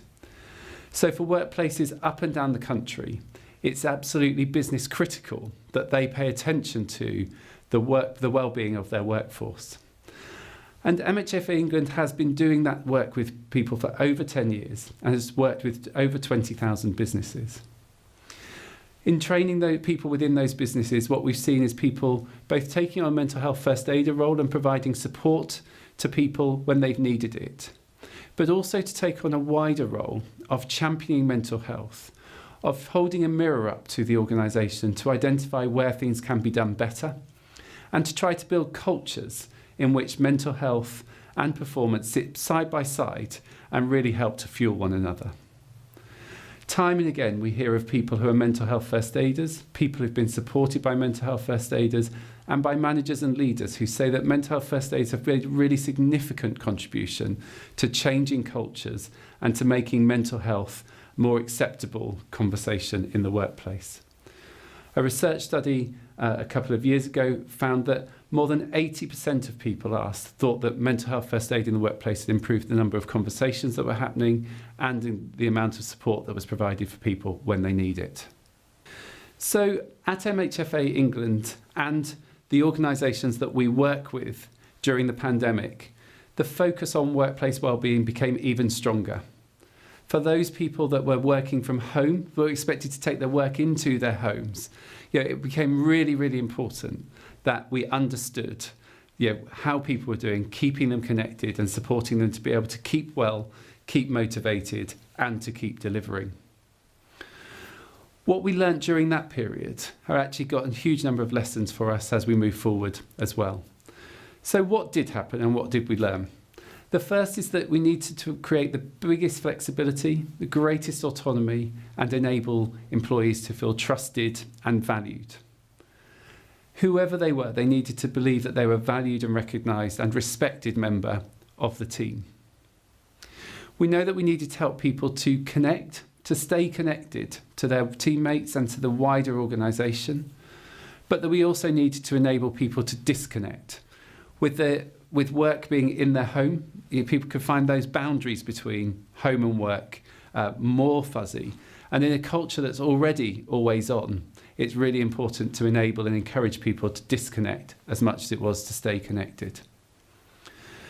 Organisations encourage teams to take responsibility for doing social connection themselves, so that people did virtual quizzes, virtual meetups, virtual meditation, virtual well-being, whatever it was. And those things, as we move into the hybrid, are still things which we need to keep going. Just because we've got used to working in these unusual circumstances, it doesn't mean that we should take our focus and our energy off some of those activities.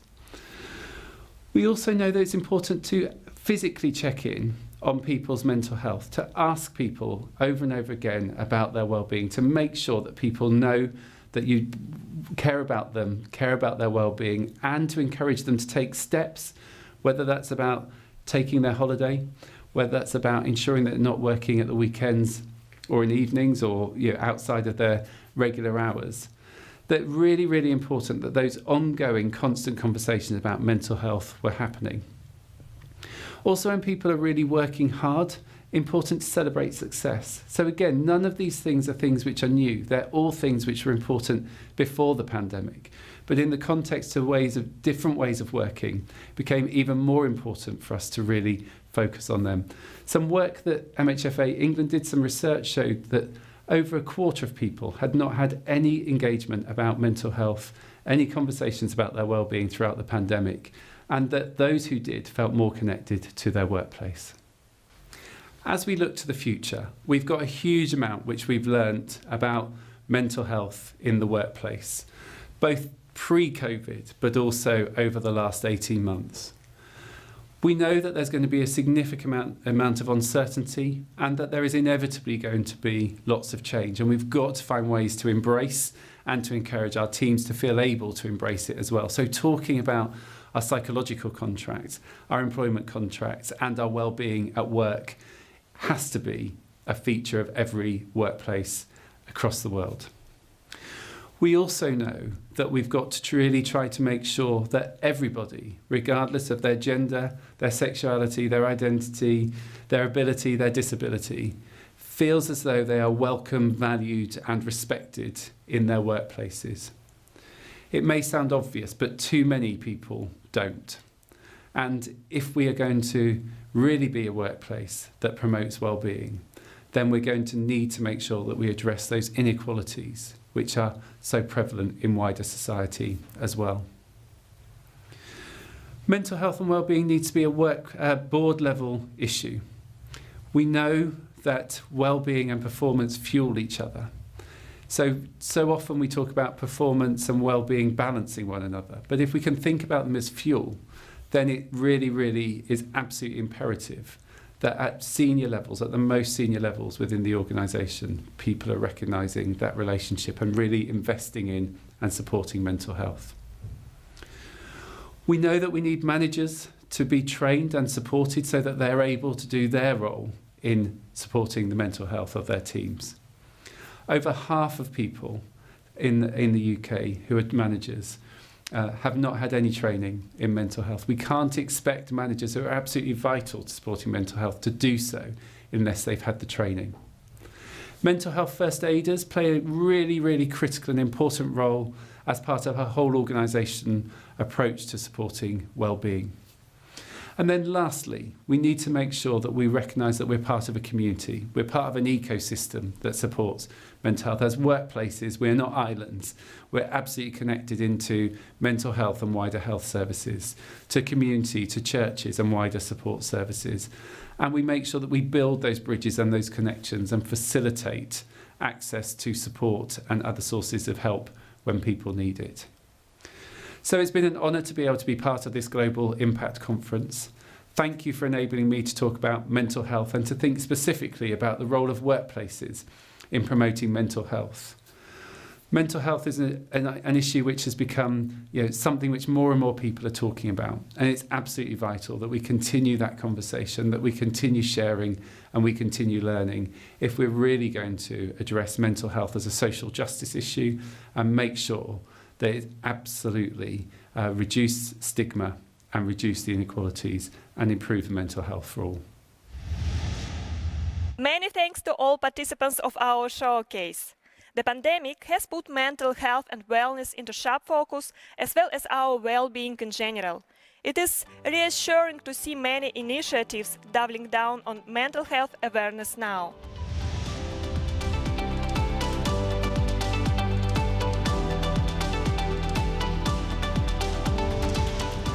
Thank you so much to our inspiring speakers. Events like CIG make voices heard, trusted and respected. And our conference wouldn't be possible without our key partners, Rosatom Corporation, Euronews, Europe's leading international news channel, United Nations Global Compact, the world's largest corporate sustainability initiative, VK, our digital partner, To them and to the rest of the GIC partners who have supported this event, we express our deepest gratitude. Now, dear audience, I would like to announce a short break. Don't go far. We have prepared something exceptional for the last block of our event.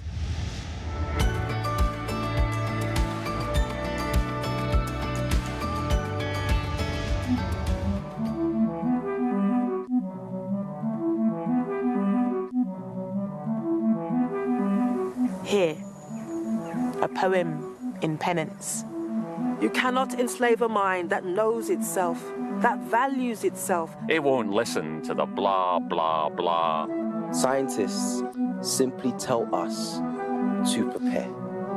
There are maverick engineers with magic eyes, looking big and small. With their sand trays and soil samples, leading by reason and example. In the dark stillness we cannot see, phytoplankton absorb carbon, release oxygen, creating clean air for us to breathe. Scale is important. Phytoplankton are awesome. Single-plankedly manage 1/3 of absorption of our CO2. It's a lot, but they do. But science is open source magic. If enough of us believe, we can capture carbon airborne and store it safe beneath the seas for eons. Barometers, satellites, isobars, shared knowledge can save the planet. I believe it's called resilience. And resilience we're going to need. To protect the people, planet, plants and or future personhoods. To ensure that business budgets reflect scientific fact. In the water, ordinary citizens become scientists. When you educate a woman, you empower a community. Oh, fire. The idea. Simple. Something so simple being life-changing. This place knows our deepest need. All we must do is feed it. So for a few brief sun gold hours each week, let's take the children out the classroom and put them by a tree. For any kid with a bucket of Elva's knows, the Earth's deep currents can't be tamed. Perhaps we just need to look differently. All the keys are here. Imagine a future you love, rather than one you fear.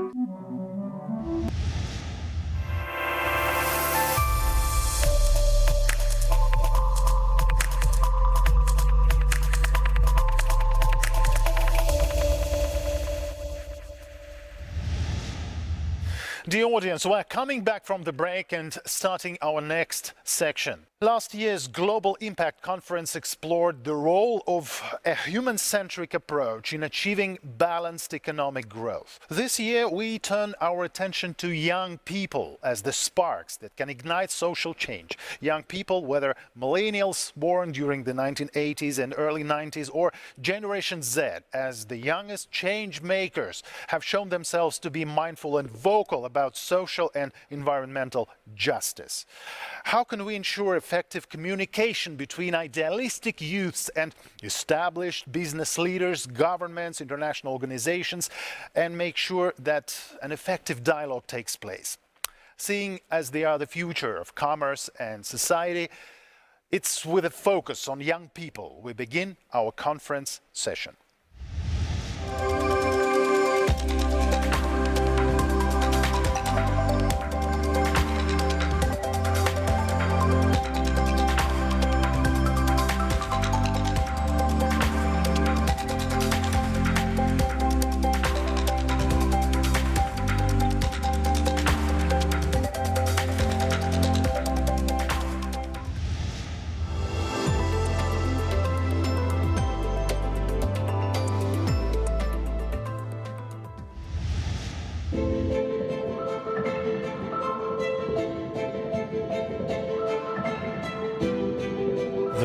no special connection between young generation and existing businesses for many years and in some areas.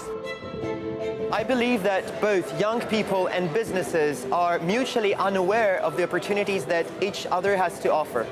We still have to, if we are starting from the bottom, we still have a long way to go. For example, the right to have access to education for everyone.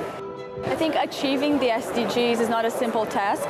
I think that my country has done a great job in some of the SDGs, but in other ones, like climate action, we're taking steps backwards. At the same time, businesses should be more proactive in engaging young people in their processes because knowledge is there, capacity is there, but many of young people are still unaware of the existing pathways to contribute. Миссия компании – это формировать культуру устойчивого развития в Company mission is to России. form the sustainable culture in Russia. I have an organization in Indonesia, the organization named by the Society of Renewable Energy. The pentahelix model consists of the government, academia, and also the private sectors, local communities, and youth. So with the pentahelix model, we can collaborate each other. But the key enabler comes from the government, but the youth can be agitator.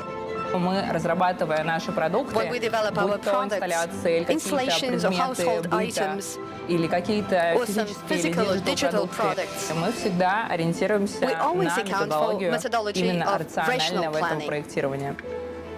First thing about companies, the most important one is transparency of the processes and transparency of what value companies create and how it's doing so, and also flexibility of the companies. We need younger people that are part of these processes because we trust each other. And in order to align those two categories, bigger businesses actually have to provide better platforms for younger generation to get work experience. Взаимодействие с крупными компаниями, вообще с бизнесом, оно очень важно. Working with business is very important. We need to cooperate and we have to be together, so making decisions without us is just not going to work.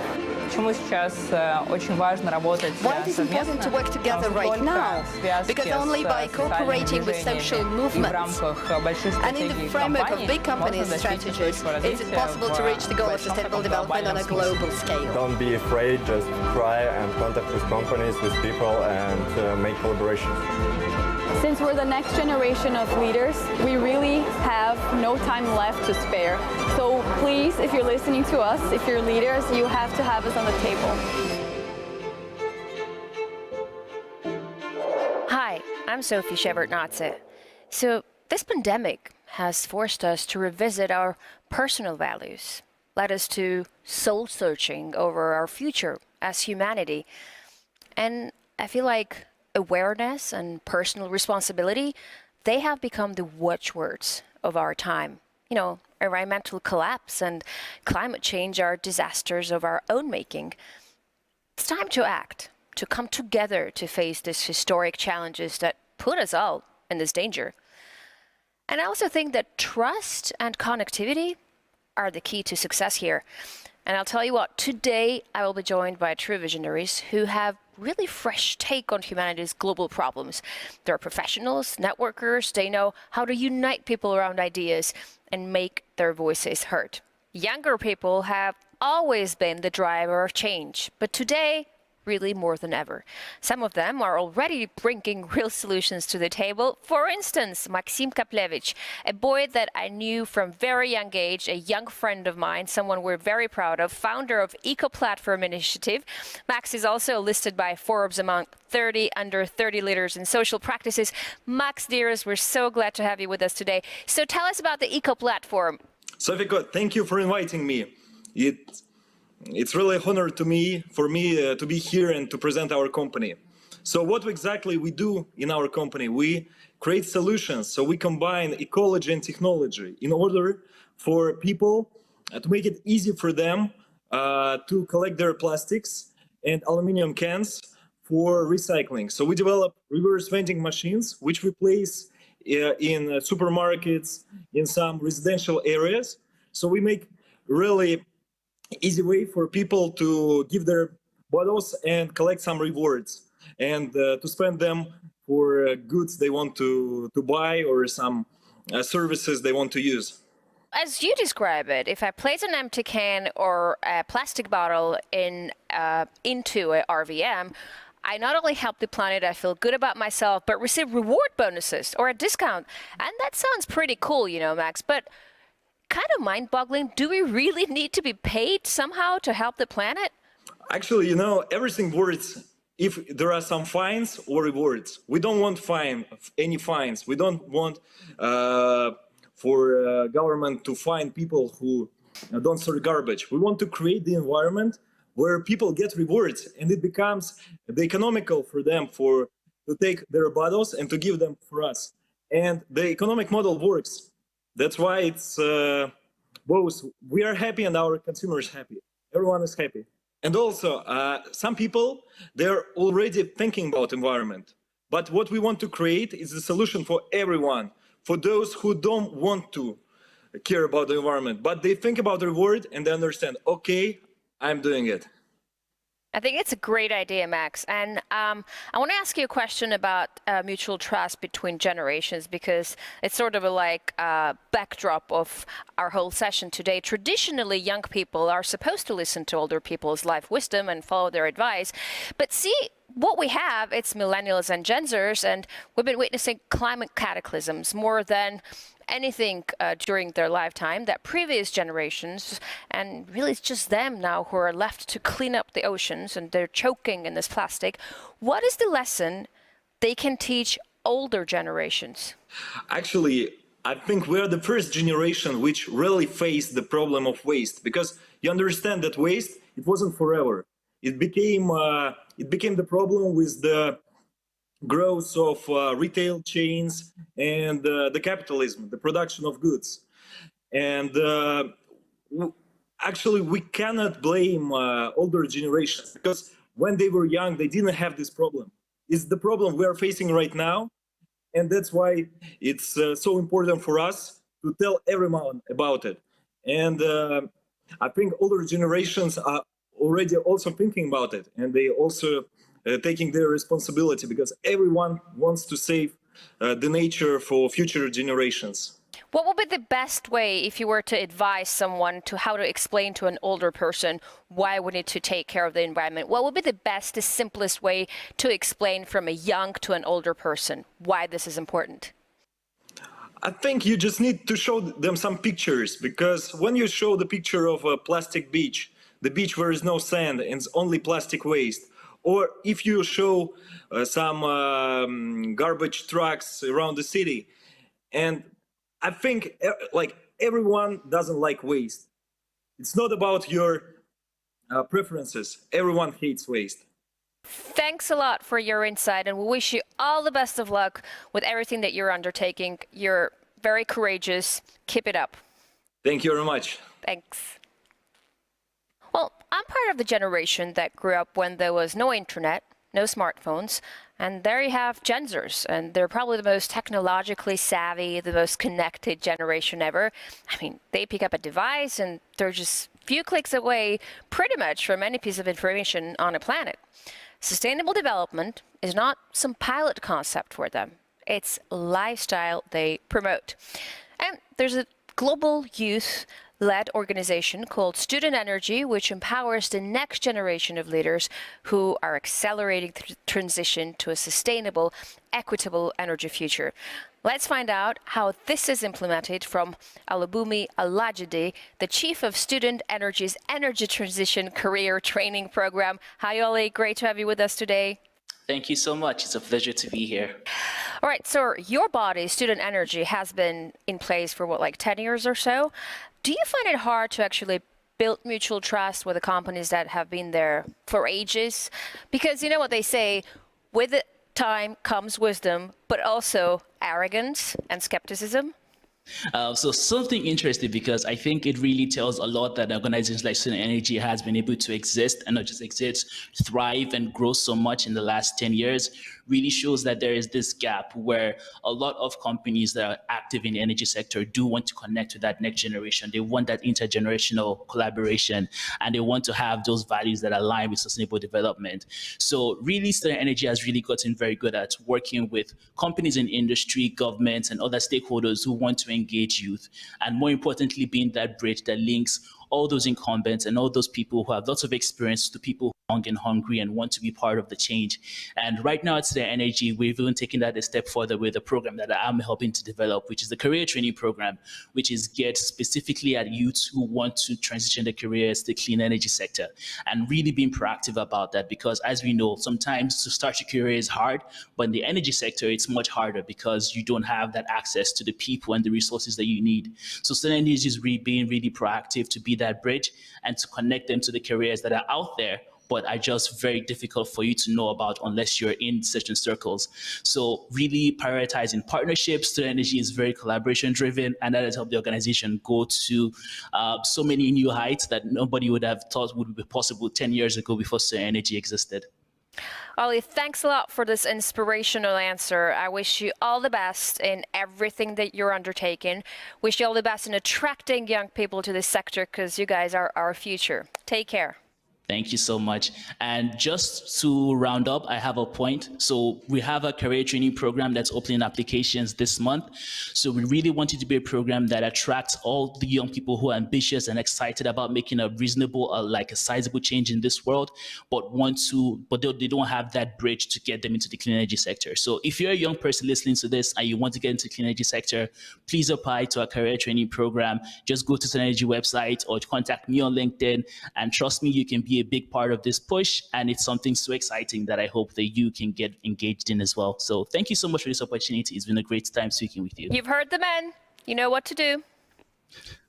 Awareness is becoming a keynote idea in all aspects of our lives, including work.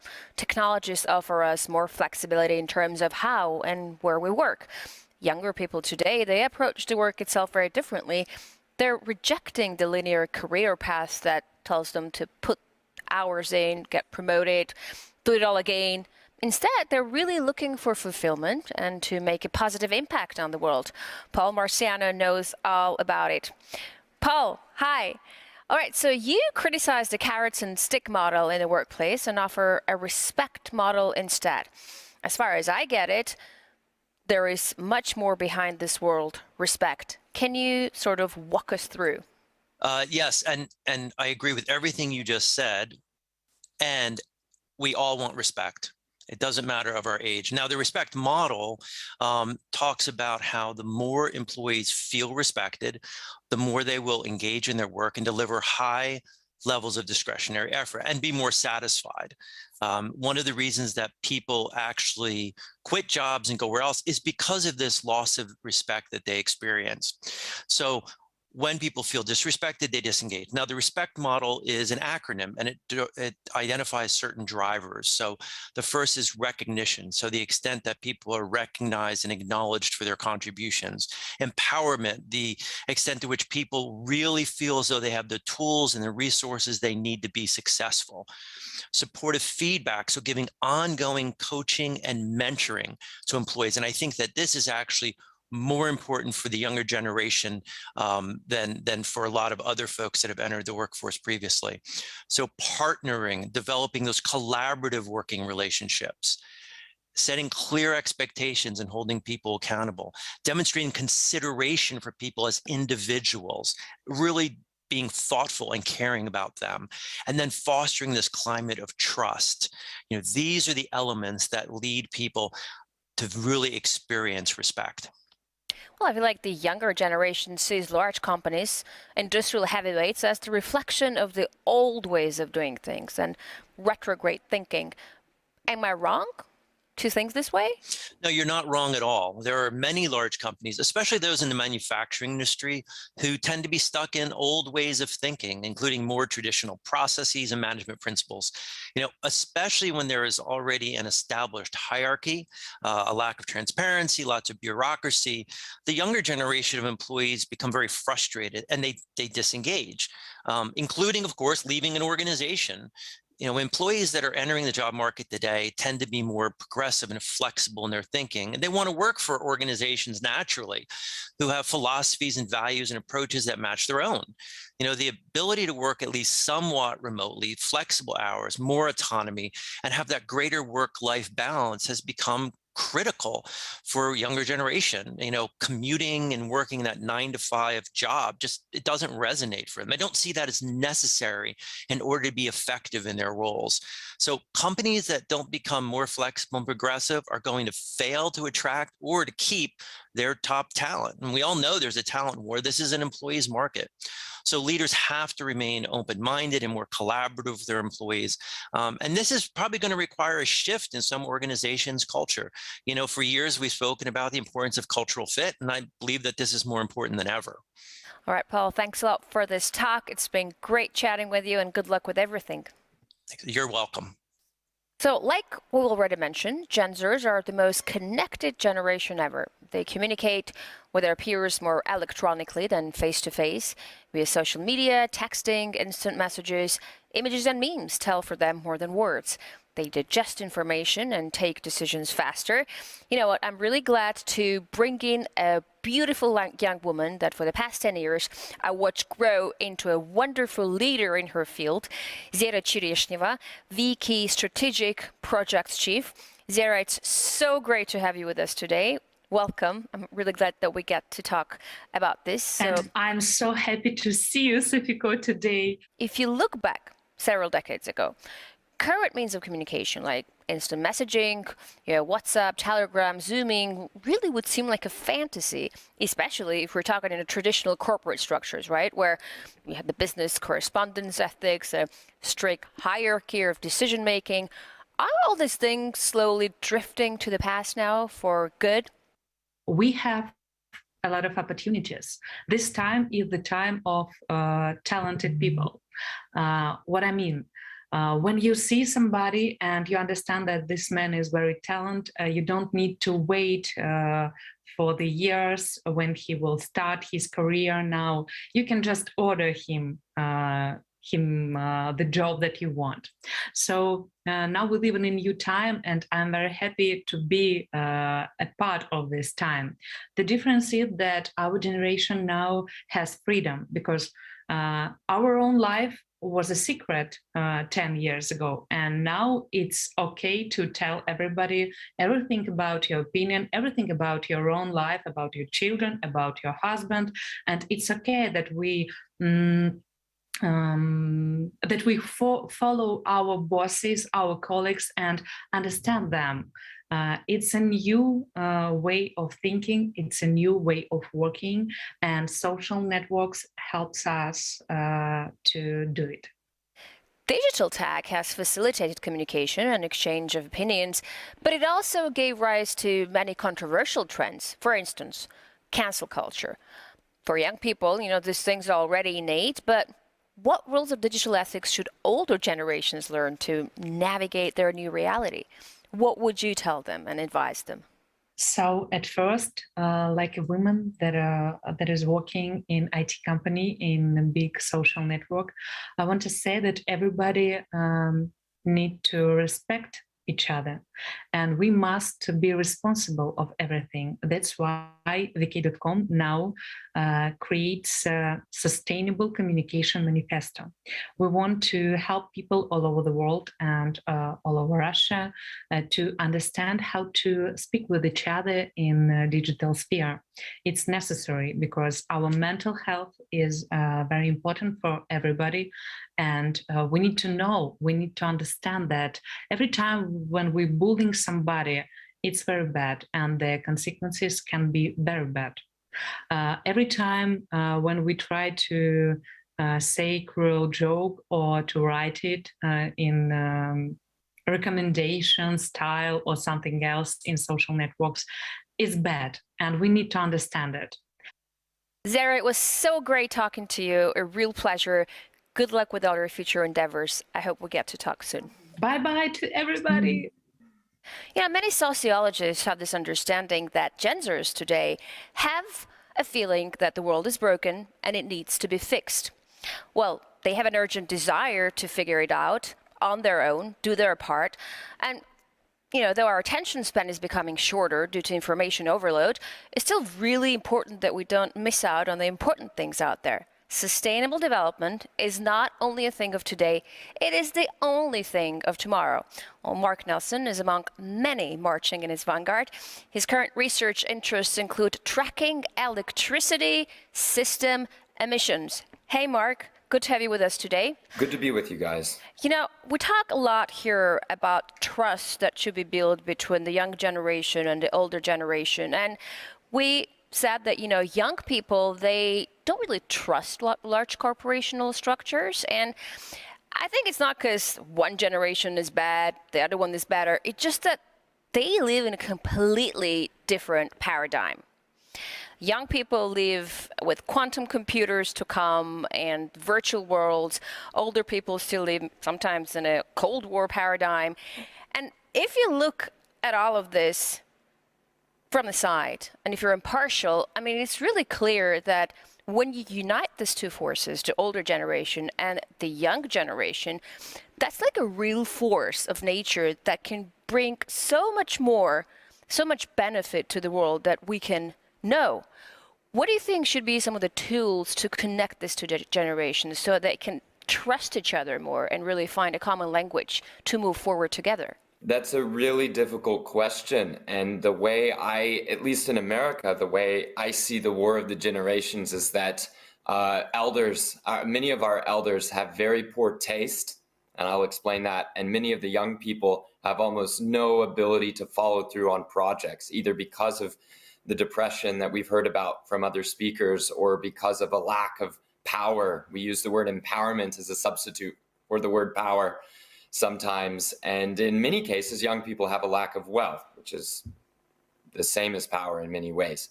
So if you're asking how can both sides come together, that's really difficult. And I think it has to be based around wanting friendships with young people on behalf of the older generation and wanting relationships with older folks on behalf of the young. And I can only say that maybe it's a part of our general trend towards isolation and loneliness that we spend less time with everyone. And that means especially less time with people who are not like us, for example, older generations. For myself, I've tried to address this by getting an appreciation for older things that have fallen out of fashion, like older furniture or older ways of thinking about companies or businesses. It's not just an abstract language. You mentioned that young people don't like corporations, but they probably like doing important things with other people. Corporation is just one type of structure that this can happen in.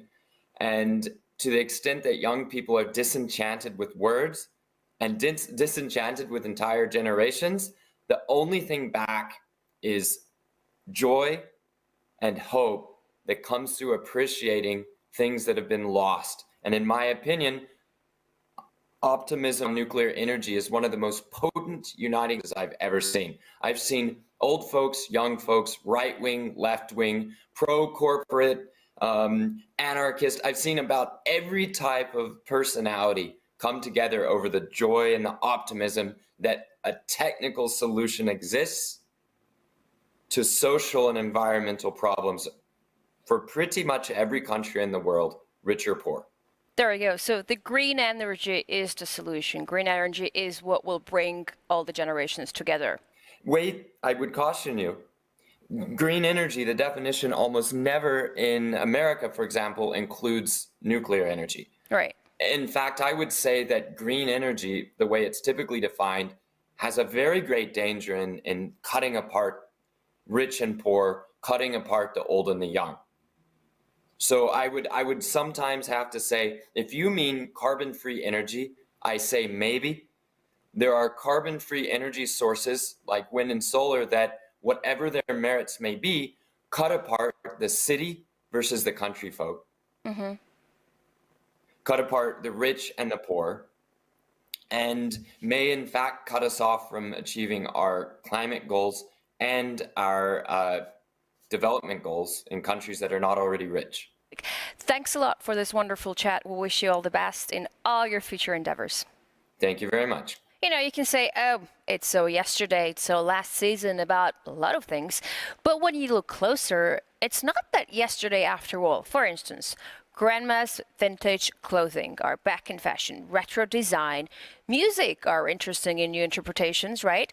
So intelligent consumption is really another important trend for a responsible citizen of the 21st century. Let's bring in Esther Wojcicki, a true expert in unlocking the young people's potential. And she's the author of The Voj Way, How to Raise Successful People.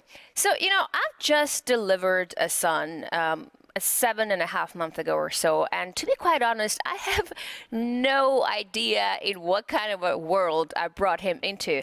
Can you tell me, how should I raise, or how can I raise a successful, happy person nowadays?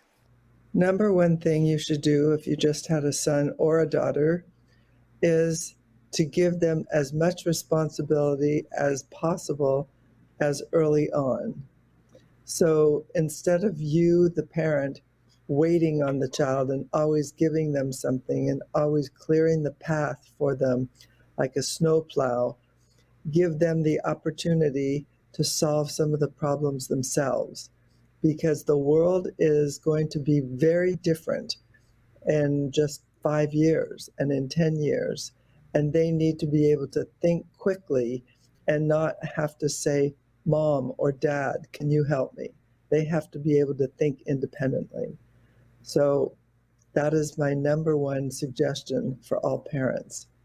Let them help around the house, let them help make dinner, let them help when you take a trip, on planning the trip, let them do as much as possible.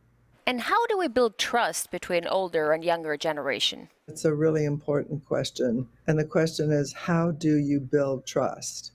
So trust has to come from the older person, the person that's the leader, the person at the top. So you cannot expect the kids to come up with this.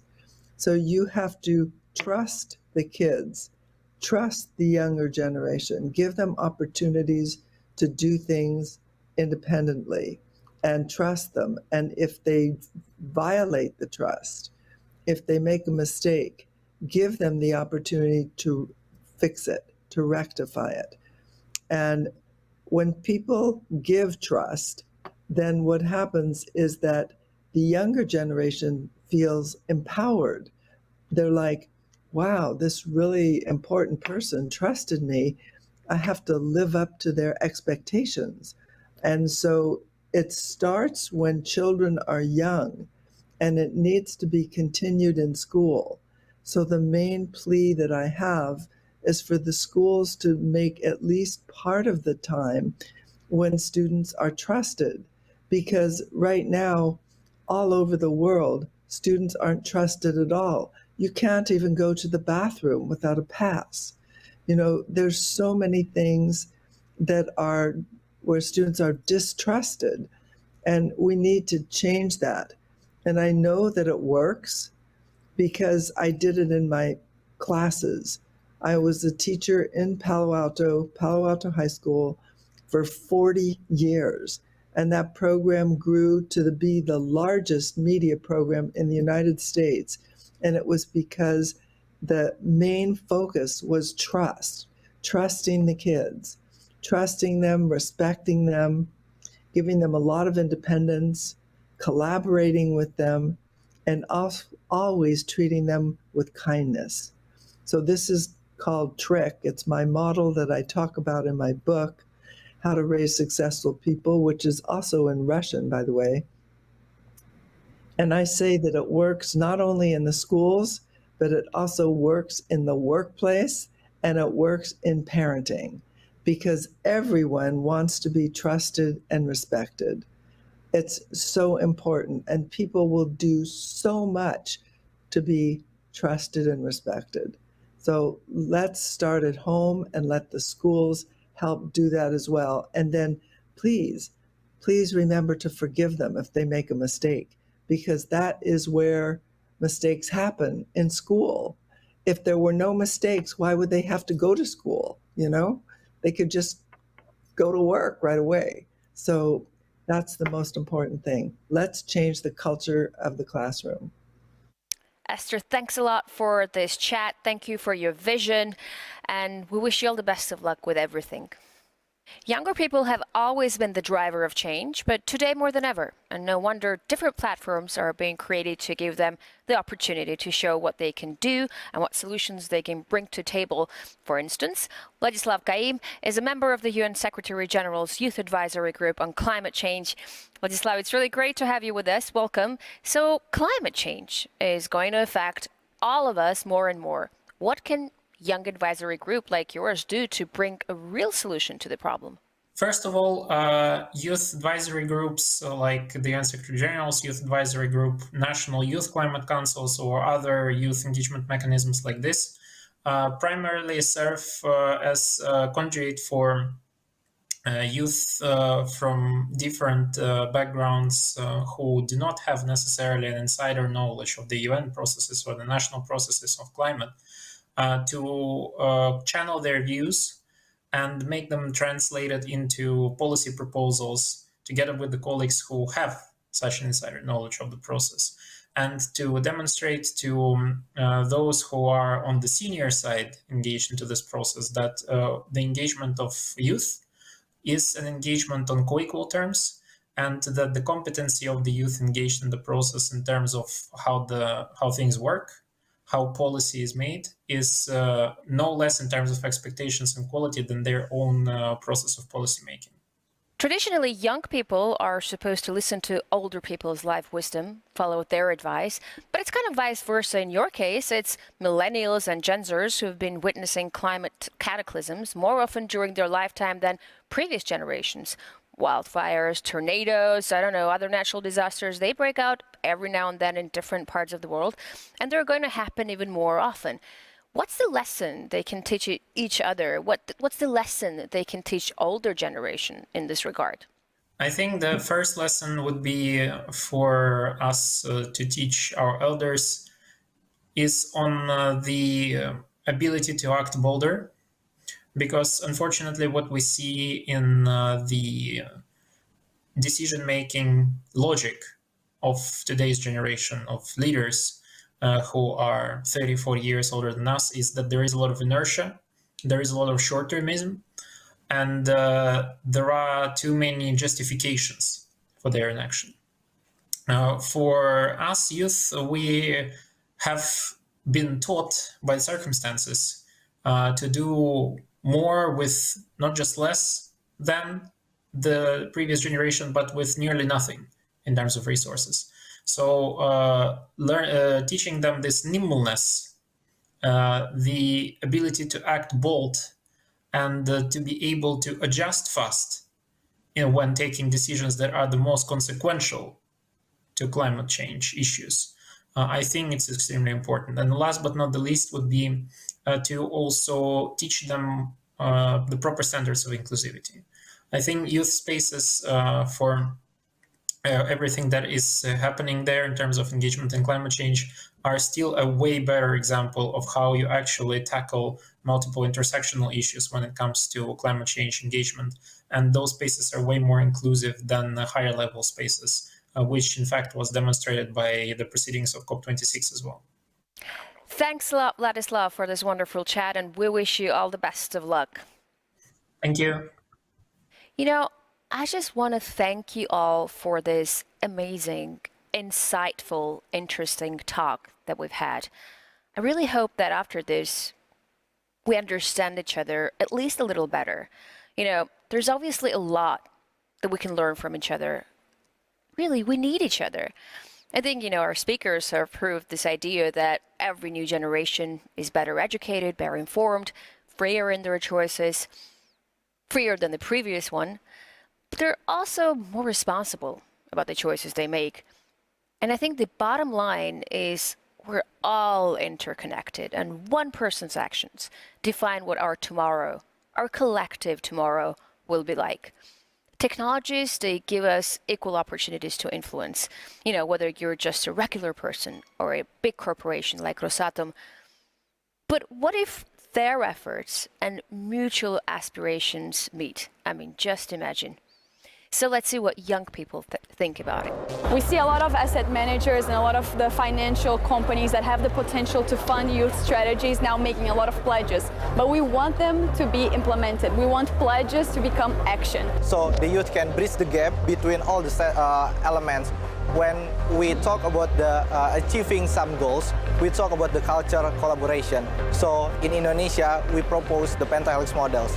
The first thing that has to be done is obviously to include more youth in decision-making roles. That's one major step that we can achieve that. Then maybe once we have many youth in decision-making roles, then they can be able to achieve some sort of partnership to work together. We should rethink the idea that we have of young people as new resources that are going to bring a fresh wind into the transformation of the world, especially thinking about international cooperation. It's not only on governments or individuals, so if ESG principles are implemented in businesses, that would already take us quite a far step. So I think if we focus more on youth employment and how we can unleash the potential of young people who have recently graduated but who have much potential and many ideas in hand, we can achieve what you refer to as the synergy and mutual trust between businesses and youth. The most important aspect for improving the future is working together because we do not have much time. Дорогие друзья, для меня лично одной из главных тем Global Impact Conference стало понимание роли молодого поколения в устойчивой трансформации мира. Of youth in sustainable transformation of the world. Despite their tender age, these days young people are vigorous, ever ready to take responsibility and actively search for solutions to global challenges. For us, it's crucial to build partnerships with young visionaries. I believe that these relationships must be, first of all, built on trust. Indeed, we are all heading in the same direction, a more just and sustainable future for all. We hear the voices of young people and understand their needs. It means that we are open to a dialogue and eager to work together on our global strategy and to deliver a joint impact on the future. Dear friends, this is why I believe it would be a sound and timely resolution of this conference to establish an International Youth Advisory Council, Impact Team 2050. I'm convinced that our global partnership with the younger generation will become a driving force of a positive change around the world. They say that young people are the hope of our future. We say the future is already here. Those born on the edge of the 21st centuries have undoubtedly grown into a generation of future shapers and action takers. The largest youth generation ever. They launch new businesses, run worldwide initiatives, and have a telling impact on society and its most important decisions. Young people are driving ambition, and Rosatom is excited to introduce Impact Team 2050 as a Rosatom Youth Global Partnership for transition to a sustainable youth-driven future. Impact Team 2050 has been created to become an international youth advisory body for Rosatom's global leadership.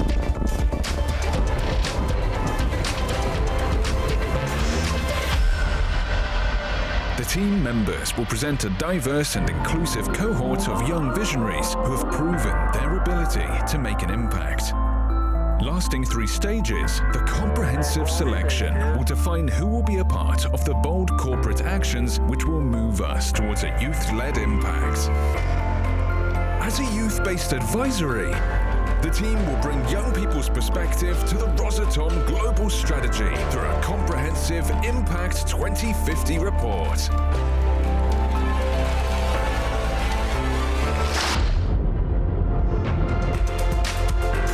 As a fostering mechanism, the team will foster impactful youth-led initiatives from all over the globe and become their patrons together with Rosatom.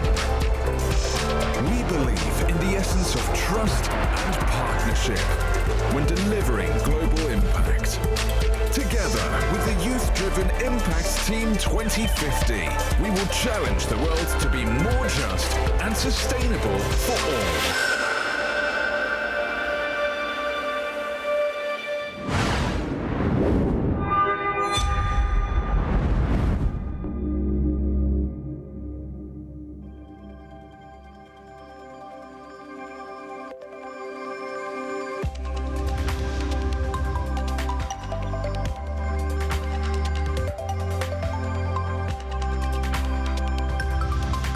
Dear friends, the Global Impact Conference 2021, Bridging the Gaps, is coming to an end. And I want to thank all the participants of our event.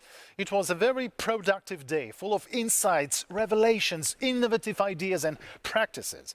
I'm absolutely sure that each and every one of us have found at least one piece of information that will help us to improve our positive impact strategy and achieve even more substantial results in sustainable development. Now, I would like to give the floor to my co-presenter, Jaya. Thank you, Dmitry. It is truly amazing to learn so much about inspiring people working on progressive ideas and actions like building micro hydropower plants, developing next-generation radiation detectors, creating e-learning and e-trade media in agriculture, founding positive investment online platforms, organizing global anti-ageism campaigns, and so many other activities promoting sustainable social, environmental, and economic development. I want to thank our amazing experts, all our partners and organizers for imagining and implementing such an inspiring event.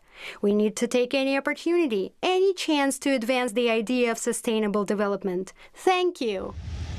Thank you, Jay. I totally agree with you. Raising awareness, inspiring, guiding and catalyzing change are the main goals of our event today. By uniting with other sustainable initiatives, catalyzing actions, partnerships and collaborations, and inspiring young leaders to create positive change, we will be able to transform the world and make our impact truly global. In conclusion, I want to thank each of the organizers, experts, and of course you, our wonderful audience.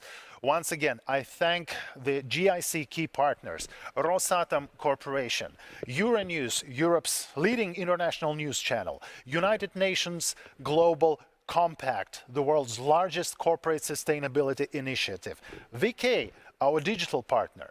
We also thank the other GIC partners who have supported this event and made it happen. May our cooperation and dialogue become the starting point for spreading goodness and love for the thriving world. We thank you for being with us today and carrying their shared inspiration long into the future.